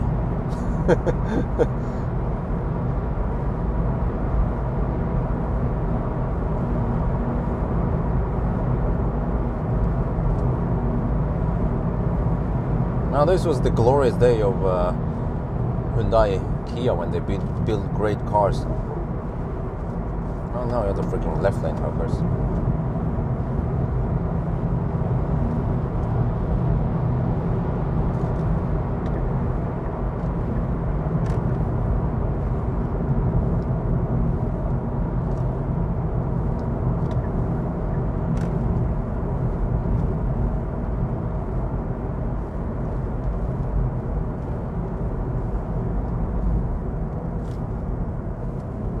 Okay, minus 8 degrees over here. Okay, not that cold.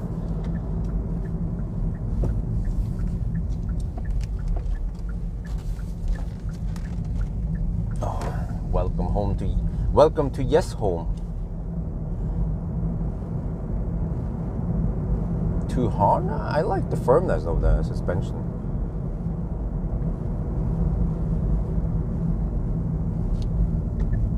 I don't want it to be too bold. I mean, it's a sedan after all. It don't want to have it like set up like an SUV bouncing around.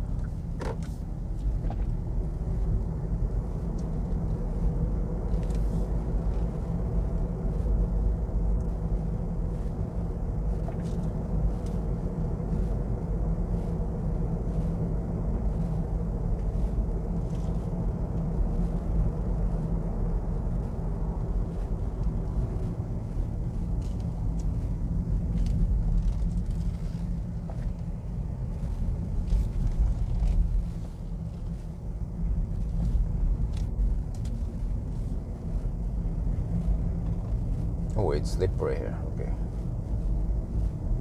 Yeah, people are going to work now. The new road is still being built. Nowadays I hear some kind of and then boom. Yeah, they're blowing up shit.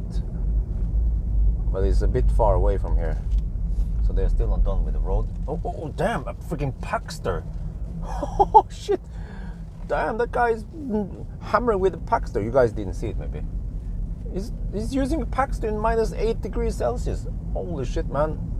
I think they have awesome clothes, work clothes, so I can, yeah. Oh, I need to post today's video. Today's video is about Viking, Scania electric tow truck. I went on a trip with them earlier this week. So yeah, it's Viking. They purchased one, so it's interesting. The whole concept of electric tow truck, but they are not fully up and running yet, so they still lack. Yeah, look at it. Here, I don't know if you see it here. The sign to the house is here, 20. You can barely see it, right? Maybe if I turn on the high beam, you can see it. So they use the black. Maybe they just want to blend in or something. They use black digits on gray surface. But then, the light is still on.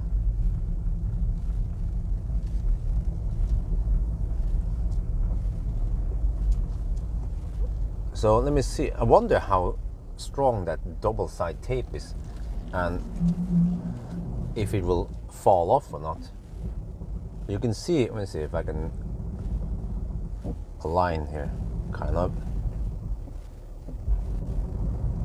You will see that the number, it doesn't cast any weird shadows. You see? And it's held up there with just double side tape. So we'll see how long it takes before it falls down. But yeah, I'm quite happy with the result. Black letters on white house is the best. It gives you the best contrast, the best visibility. Since we are at it, let's drive a little bit around the neighborhood. I can show you.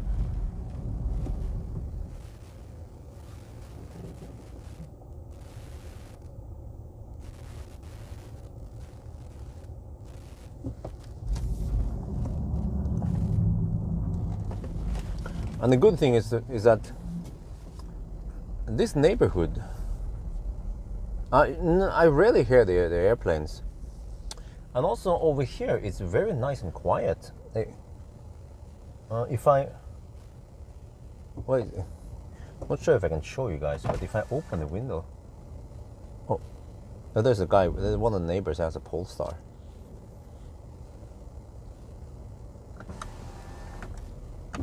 But it is nice and quiet right here. But if you just drive 100 meters down the road, you will actually hear some noise from the motorway. Yeah, also,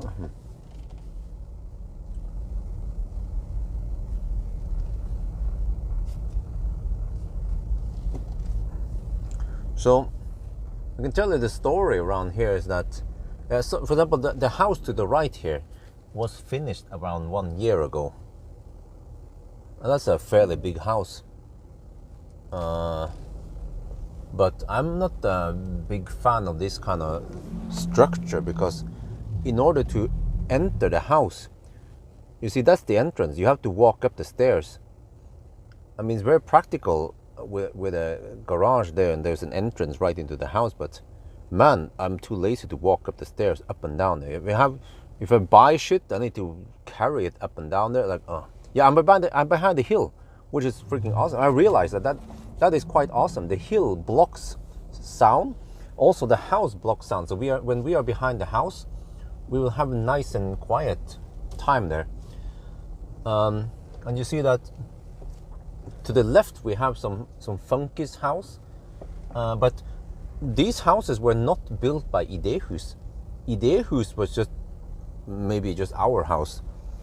I can show you that if you go over here. Yeah, okay. And then I talked to a guy here. He's been living here for over 10 years. There is something called Velforeningen, which is like a group of people going together. But this is selveie. It's not borettslag. But at least there is like a group, a small organization, or we are organized kind of around here. So there's a little pot. We have to spit in around 2,000 NOK per year. I think it's just a small amount for just building things like the post. They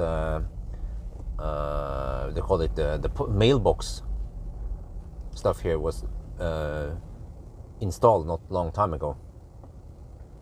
So most of these houses are freaking huge and really nice houses.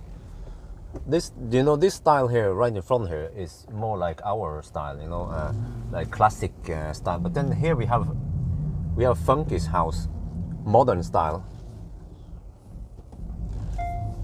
But also the guy I talked to, who is the head of the president of the Velforeningen, he's been living here for 10 years, and he said that 10 years ago the road was not paved; it was just dirt road, and there had no street lights. But then the municipality took over the place, and they install nice LED lights and pave the place. And yeah, soon it will be the municipality will take over the ownership of the road. But I think right now it's still private road. And this beautiful house right in the middle here is for sale. It's been for sale for over a month now. And the problem with this house here in the middle is that it is in the middle. So there's almost no privacy. Everyone in the mother drives past or walks past it.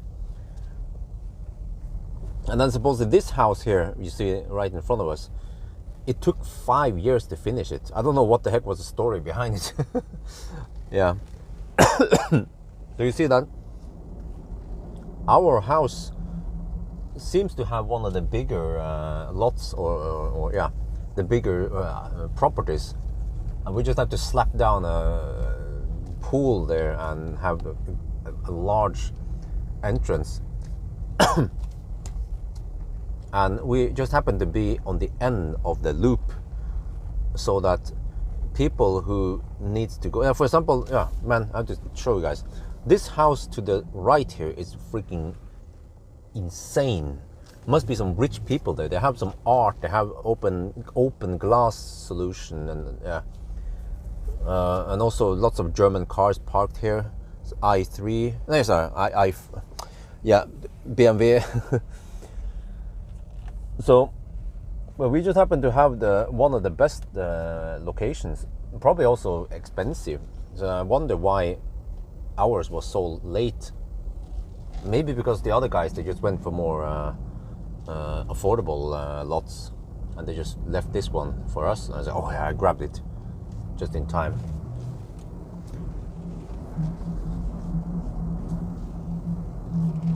Okay, so let me see, how is Isabel doing now? I have to check.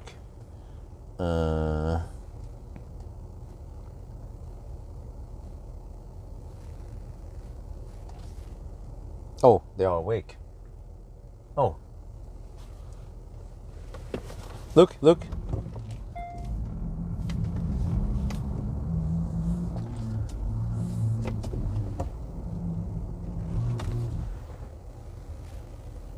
The little baby. Isabel. Yeah. Daddy is home. She doesn't know it yet, that Daddy is inside the car. Hello, little baby. Daddy's home. Okay. But yeah, so let me show you something else. So since I'm driving a little bit around here, we have this hill.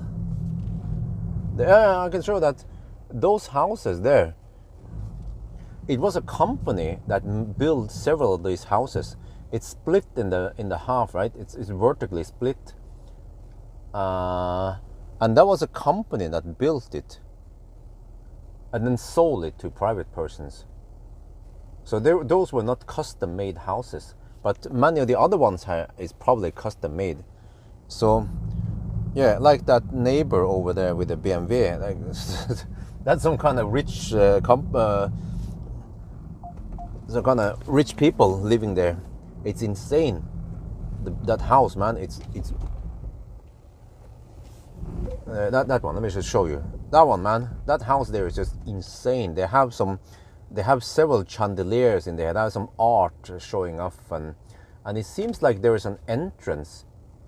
There's several entrances, and that's the way I've seen many people around here. They do. They have an extra entrance so that they can rent out the place. Because in Norway, if you have a dedicated entrance and you rent out, how is this again? I think it was less than 40% of the area, then the rent you get is tax-free. So many people, they do that. Yeah, so, there are some nice villas around here, but our house seemed to be in the end of the loop, so we don't get too much traffic driving past, except for, yeah. So I think I made a good choice. This lot here, this location.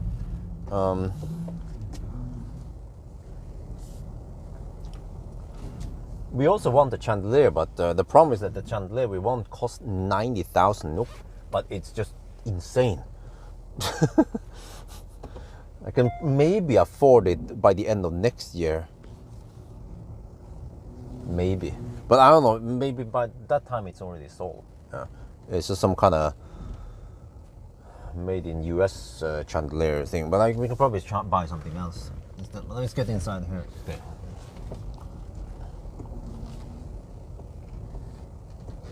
And then at night we see this hill with the trees. We see that one in the entrance area. It's quite awesome. I didn't notice that until we moved in. I was like, oh, cool.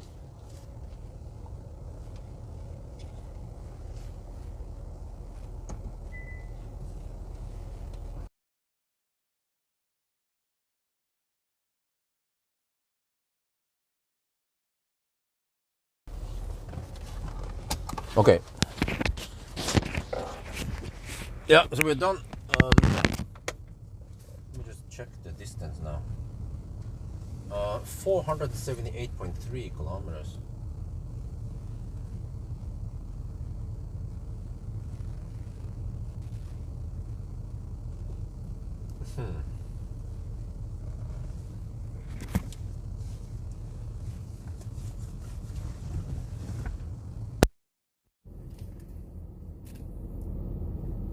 Huh? Worrying about what?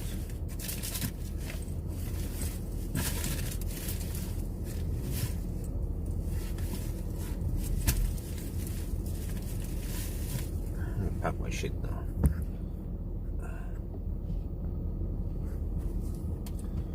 Okay, so that was it. We arrived at 30%. Yeah. So yeah, if I have time, I should start painting the walls. I think it shouldn't take that much time. But do I need 2 layers of paint? Oh, is one enough? I think 2 layers, right? 2 layers of paint, then we're good.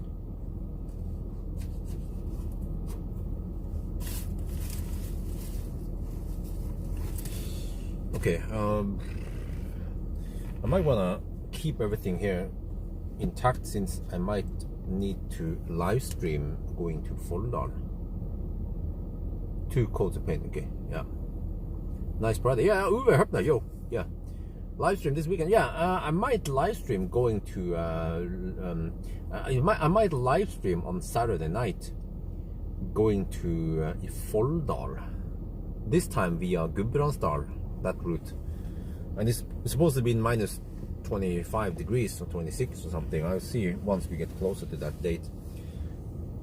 Oh, so yeah, it was great. I bought some lefse. I'm gonna go inside soon. There's a bell, but I have to shoot end video.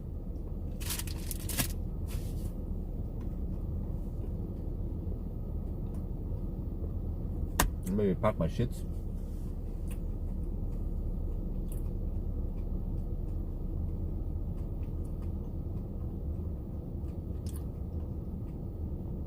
Huh? Wood isn't fully dry yet. But it's drywall. Are you sure about this, Eric? Because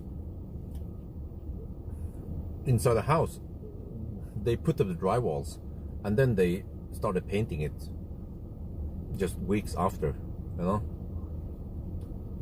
So if that applies to the house, should still apply here also. Oh, okay, wow.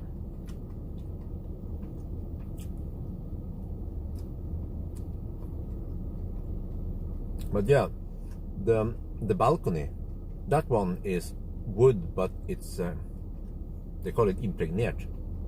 That one needs to dry for 1 to 2 years before I paint it white. Well, Alan Brown, I think you said it 10 times in the past few weeks now.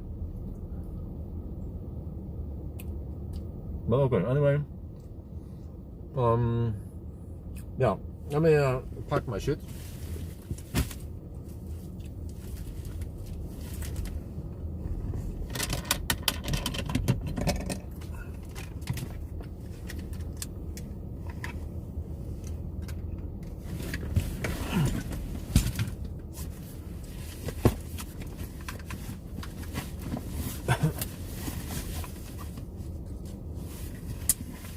Yeah, so let me see. I'm gonna calculate something here. Yeah, now it goes up to 167 watt-hour per kilometer. Let's see. How many hours of idling did we have? I'd say at least around 4 hours. And then what kind of consumption are we getting when we idle?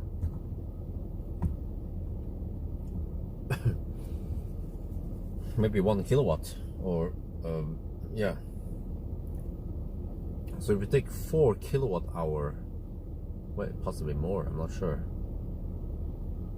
Okay, let's say 4 kilowatt hour. Okay, 4 kilowatt hour divided by the distance. Yeah, 4,000 divided by 478 kilometers. Oh, that's 8.4 watt hour per kilometer. Okay, so we have 167 now. So it means that the consumption was 159. That is amazing. 159 watt hour per kilometer going to Geilo and back again. In I think average was more like -10 at least. -10, -12 degrees Celsius. And I drove around 10% over the speed limit. You know, I didn't slow poke until we got stuck behind some people at the very end. But you know, wow, man, that and this car doesn't even have alien technology. It has no heat scavenging or some any of that shit. But still, man, really good efficiency. So yeah, I need to also tell the same thing now. That was just a dry run. Now I will do the video. Well, actually, you know what? I suspect that maybe it's even... I don't know for sure how many kilowatt hour we idle. If it was 5 kilowatt hour, not 4, then let's see. 5,000 divided by 478. Then we are talking about 10 watt hour per kilometer lower. So then it's 157. Not 159, but it's in that ballpark, right?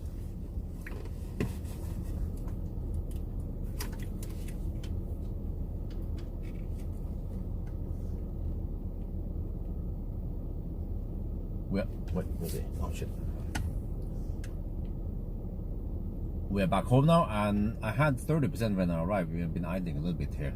So yeah, it means that I could have charged to around 85% at Geilo and 85% again at Sokna, instead of going 94% both time, right?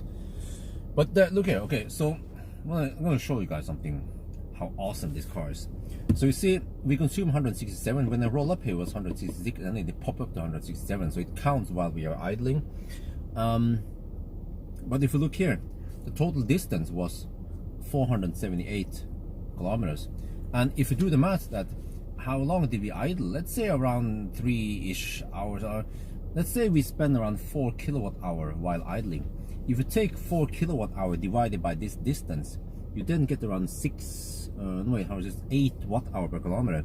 So if we take 8, we take this one minus 8, you end up with 159 Wh per kilometer. That's the corrected consumption if you don't count the idling, right?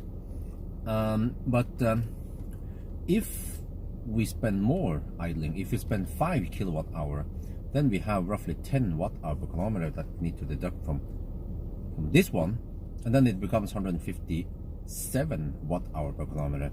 157 is usually the summer consumption on more common cars out there, like a Polestar or Stellantis cars or some shit like that. And it was minus 18 on the coldest. Like some of the, I think I would say that on average, we had maybe around minus 10-12 degrees Celsius. And this car doesn't even have heat scavenging, but it is so efficient. It's just unbelievable how efficient it is. Let's go outside. Well, if I go outside, I should stop because I think the heat pump is a bit noisy. Yeah, let's stop here. Oh.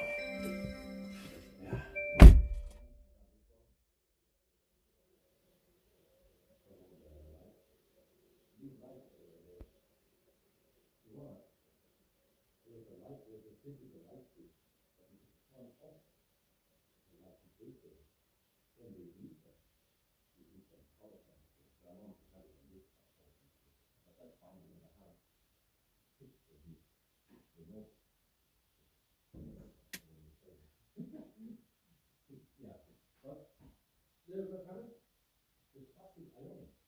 You know, I was talking to people in the glasses and really realized with this picture, this classic Ioniq is 5 years old and you can even buy some of them that are 6 or 7 years old.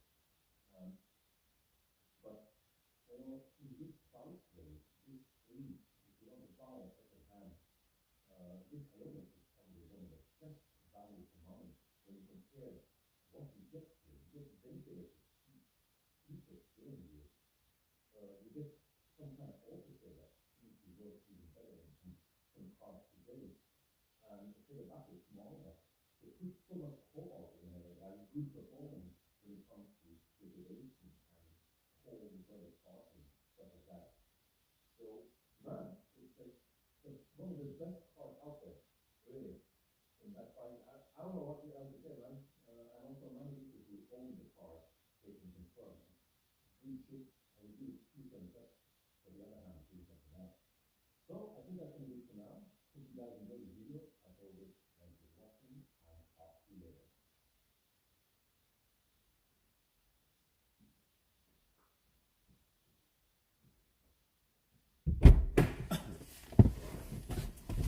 Guys, I'm gonna show you guys some cool hardware, right? You guys ready for this?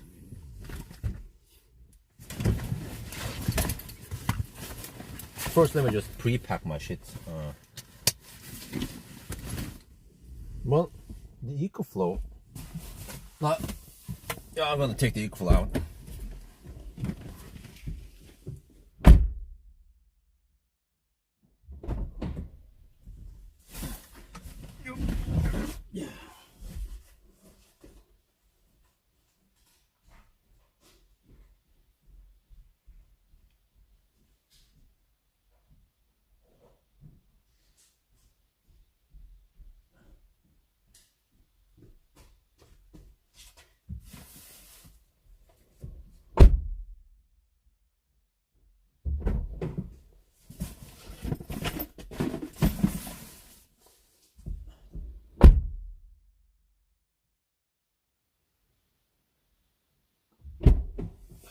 It feels a little bit cold outside in the garage. Oh, I think the heat pump sucked.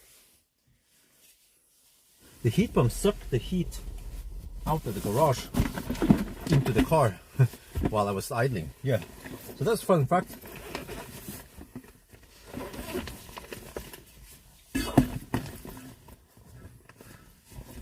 But I'll show you guys something cool here. Hang on, let me just pre-pack my shits here. So, shit, man, this zip here is bad quality.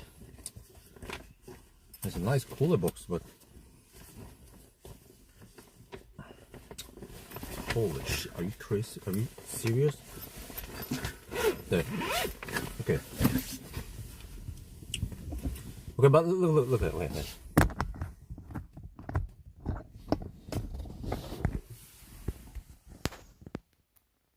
Okay. All right. Let's plug it in. Let me show you guys something here. Okay. Yeah, I have some stuff I need to sell. I'm trying to sell these cables. So I also purchased this one. I'm kind of ready now to wrap my shit. I will start with this corner and start painting. I also cover the windows. Gives slight insulation, but mostly just to cover for the lights over here. What is that? Moisture? It is actually moisture, condensation.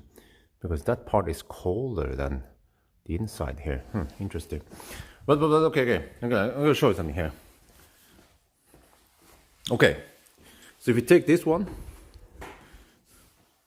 you see that it's 3-phase. Well, the cable supports 20 amp, but we have 16 amp. When you plug it in, how many kilowatt hour per hour do you get?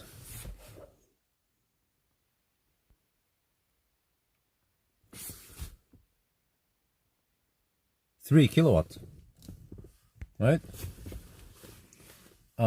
But the car has 7.4 kilowatt onboard charger, but it doesn't support 3-phase.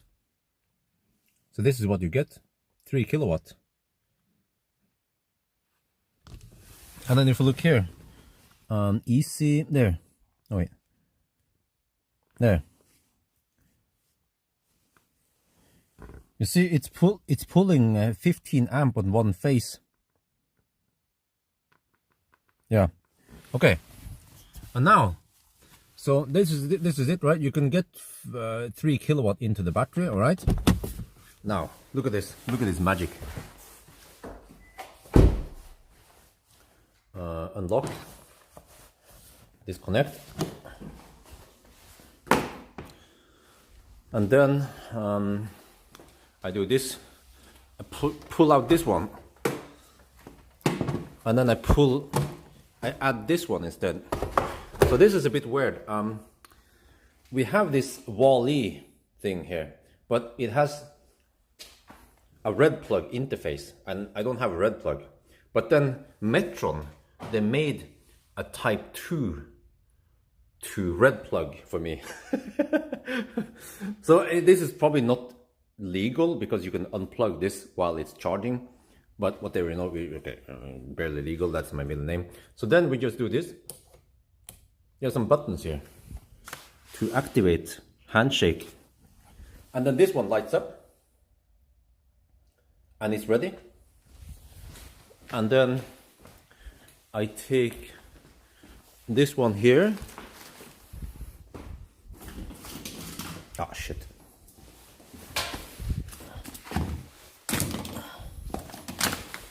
I need to get rid of those cables. Oh yeah, I have to sell some stuff. I have to pack and ship some stuff today. Dunk. Then there's a fan here that kicks in.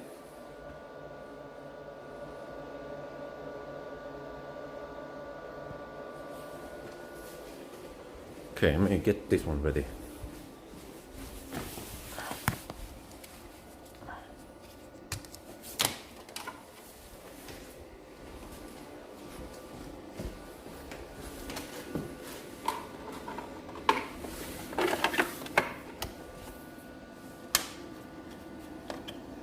Here's also Shuko.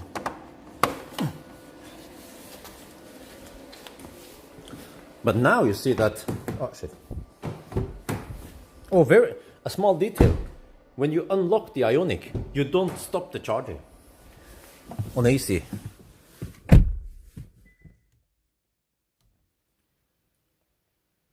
Wait, why is it not showing? Oh, there. Well, actually, did you stop charging? So now we're getting 5 kilowatt. That's a lot better. Wait, how much was it again? So we're getting now 5.4. Holy crap, that's almost double. 5.3 maybe on average. Okay, 5.3 divided by 3. Is that a 75% increase? Huh? Insane! But look here. So interesting, when you look at Easy, it's pulling 2 phases and combines it. Yeah, I don't know, it pulls 15 amp on 2 phases. And then it shows up at 6 kilowatt. So we're pulling 6 kilowatt here, and we're getting 5.3. So obviously there are some losses in that box. But I can charge way faster now, so this is good. I'm getting 25 amp on 1 phase. So this will work on classic Ioniq and the old I-Pace and the old EQC that doesn't support 3-phase charging. And maybe some other cars, like, yeah, if I get a Soul, maybe classic Soul or some shit that has only 1-phase charging. So this is good enough. Getting 5 kilowatt or 6 kilowatt from the plug. All really? Shit. Well, I'm gonna show something else.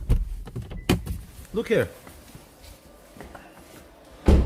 So it has a Type 2 output there. Oh shit. And well, here is the info plate, but it's yeah, you guys, can you see it? You can probably read 90 degrees, right? You see, it takes 400 volt AC, 3-phase, 16 amp, and then it creates 25 amp 1-phase plus another output with Shuko. Wally from Finland, yeah. So you see, so I connected the heater here. If I pull 1.5 kilowatt, now we pull 1.5 kilowatt. Look at the app now. What it's doing is it's pulling then on the other phase there. So you can double penetrate. So if we were on some, I don't know, or you can then charge another car if you want to on the last Shuko. Huh? Isn't it really cool? Now it's pulling 7.4 kilowatt total. Huh? You know, I had this box here. It was sitting in my old garage in Alnabru for several years. I got this when I had MC Hammer. That was 4 years ago, but I just didn't have use for it yet until now. And it's also been sitting here ever since I moved here, but now suddenly I can utilize it with the classic Ioniq. So yeah, it's pretty cool. Nice and warm here.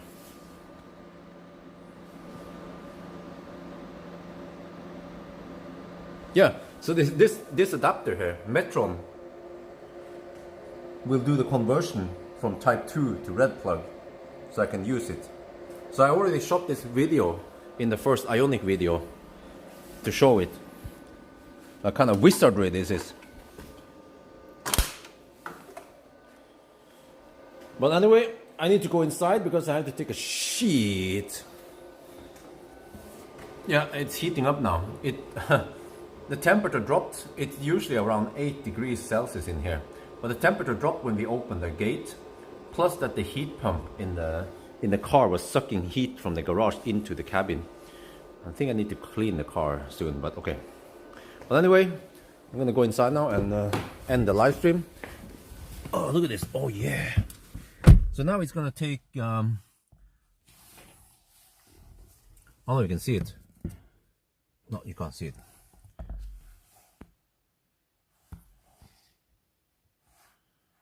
Sheen. It's too bright. There. It would take 4 hours to reach 100%. But I don't need to, well, on normal basis, I don't need to charge that fast. So, but on the other hand, okay, so you see, normally I just plug directly and charge on just 16 amp. But when I think about this, that Wally device is, the loss is in heat, and the heat is kept in the garage. So in a way, the losses is not that big, except for that it's a one-to-one loss, right? So it will be generating, let's say if it generates 300 watts of losses, that is COP1, rather than letting the heat pump system heat up the garage. But yeah, so it actually doesn't matter really. Shouldn't matter too much which device I use for charging it up. But also another thing is that I might not need to charge right now, because another thing to consider, I almost forgot about that one, is that if you go to Tibber, oh shit, you don't want to charge now. The electricity price is quite high. So unless I need to go somewhere, then I should wait and charge here at night instead, when it's cheaper. Yeah. So this was just for the demonstration, but yeah, you don't want to charge now, it's really expensive. But I'll at least wait until, let's say, past 9 tonight, or even better, around midnight, then it's cheaper. But also, this is the price before strømstøtte, before the governmental support. So of course I don't pay this much, I don't pay this much. Let me see, this is including the fee. So I need to make, I think I should need to make a video about this. What do you guys think? 365 øre with taxes. So it's 87.5 øre. Everything above that one. So for the, you have to take this one minus 87.5. That becomes 280 something øre, and then the government pays 90% of that. So or you take 10% of that one. How is this? Yes, I pay a little bit over 1 NOK, 1.2 NOK per kilowatt hour instead of 3.6 NOK per kilowatt hour. That's roughly how it works. And also there's another app, Elvia. No wait, not this one. This one. This one will show me some other stuff. Hey, vedlikehold. What? Oh, we are in December. What? Are we in December now? Shit. Where happened to November? Can I see November? Okay. So far, since the 1st of November, I have spent 4.4 megawatt hour, right? And then this is strømstøtte. This is, the government pays me this much. Yeah. How is this one? Yeah, you see here. 6,500 NOK. But we have net layer, the grid fee, and then we have electricity price, and then minus the strømstøtte. So this is what we have to pay. So if you take 6,500 here, right? You take this one divided by 6,500 divided by this one, and that should be roughly 1.5 NOK per kilowatt hour on average, with everything included, the transportation fee and the VAT tax, whatever. So 1.5 NOK per kilowatt hour, that's roughly 14 euro cents per kilowatt hour, even on the worst time in winter when it's freaking expensive. So home charging is still cheapest option for me. You know, you might think that if you look at this one, you might think, oh no, it's better to supercharge. No, it's not. Because the government pays you, fortunately. Yeah, this is half a freaking heaven, man. That's why I have so much decoration lights. And that's why I fire up to 26 degrees Celsius inside the house. Because and this is why it might not always make sense to put solar panels on the roof in Norway, because yeah. Also, the problem is that right now in winter we don't get much solar generation, and the prices are high. When we need the solar, it's not very efficient at all. Yeah, and in summer when we can maybe generate something, then the electricity price is dirt cheap. You can go to history here. Look at the price in September. So you can see that the price July, it was dirt cheap.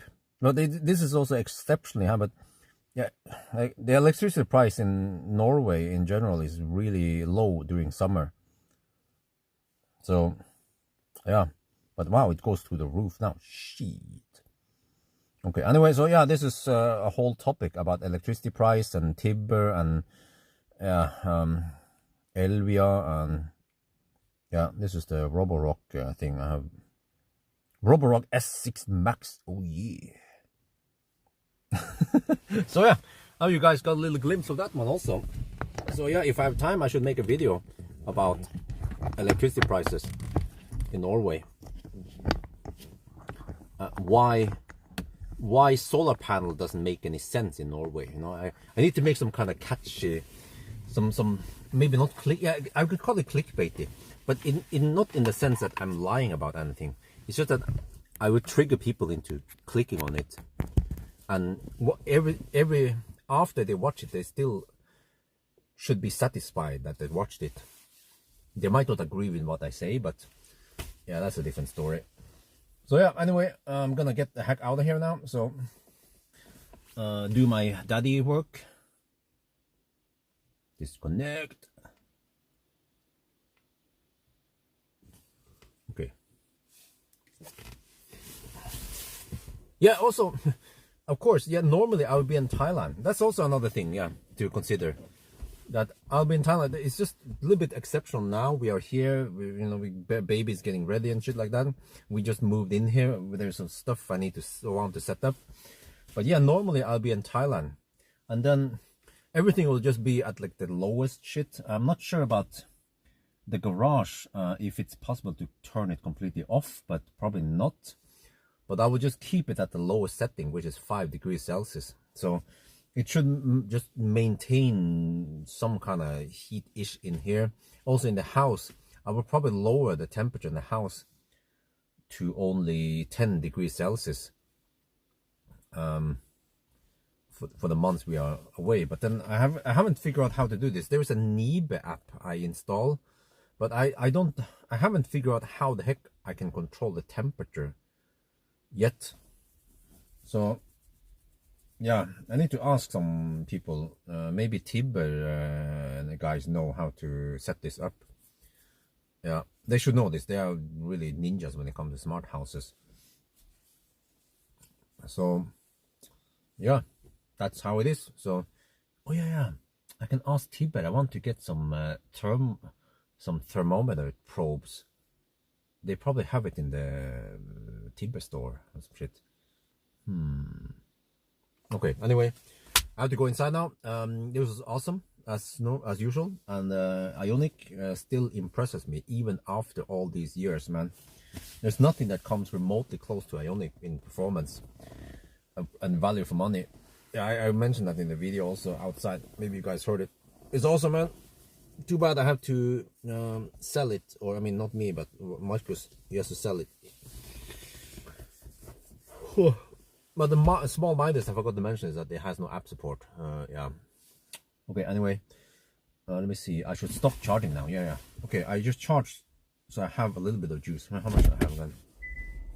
33%. Yeah, that's enough in case we wanna. Oh wait. I have to reserve some juice in case wifey wants to go somewhere today. Yeah, that's true. Okay, anyway, I'm gonna end it now. So thank you guys so much for joining me on live stream, and then if everything goes as planned, we will go live again Saturday night. since okay, let me just check one last thing since we are here. Let me check on Folldal. Whoa, shit! It's minus 27 degrees in Folldal now. Damn. But okay, Saturday night is gonna be also equally cold. Damn, minus 27 degrees. Then we will see how this car can handle it. And then what about? I want to try some high-speed runs in cold weather. Around Elverum, let me see.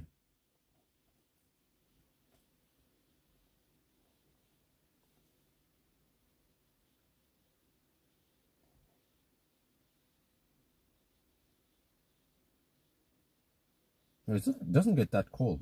Well, actually, Sunday night. Oh, it gets cold at Sunday night. Okay. And also Monday. Oh, okay. Yeah, that's a good plan. Want to do some high-speed runs or some consumption. Want to do a consumption test at minus 18 degrees Celsius. Yeah. Like say if you hammer at 120 kilometers per hour in minus 18 degrees Celsius, how much does the car consume then? Which car? This car. Ioniq. Going to Folldal Saturday night. Yeah. Well, that means I have time today to rest. Friday, today and tomorrow I have time to rest. But that means I need to, yeah.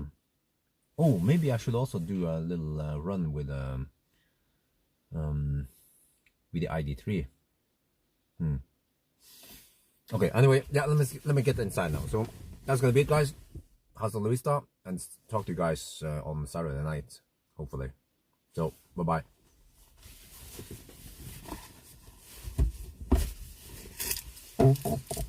Wait, garbage. Shit, I need to bring garbage with me. Oh, this one. Oh shit, I haven't finished this.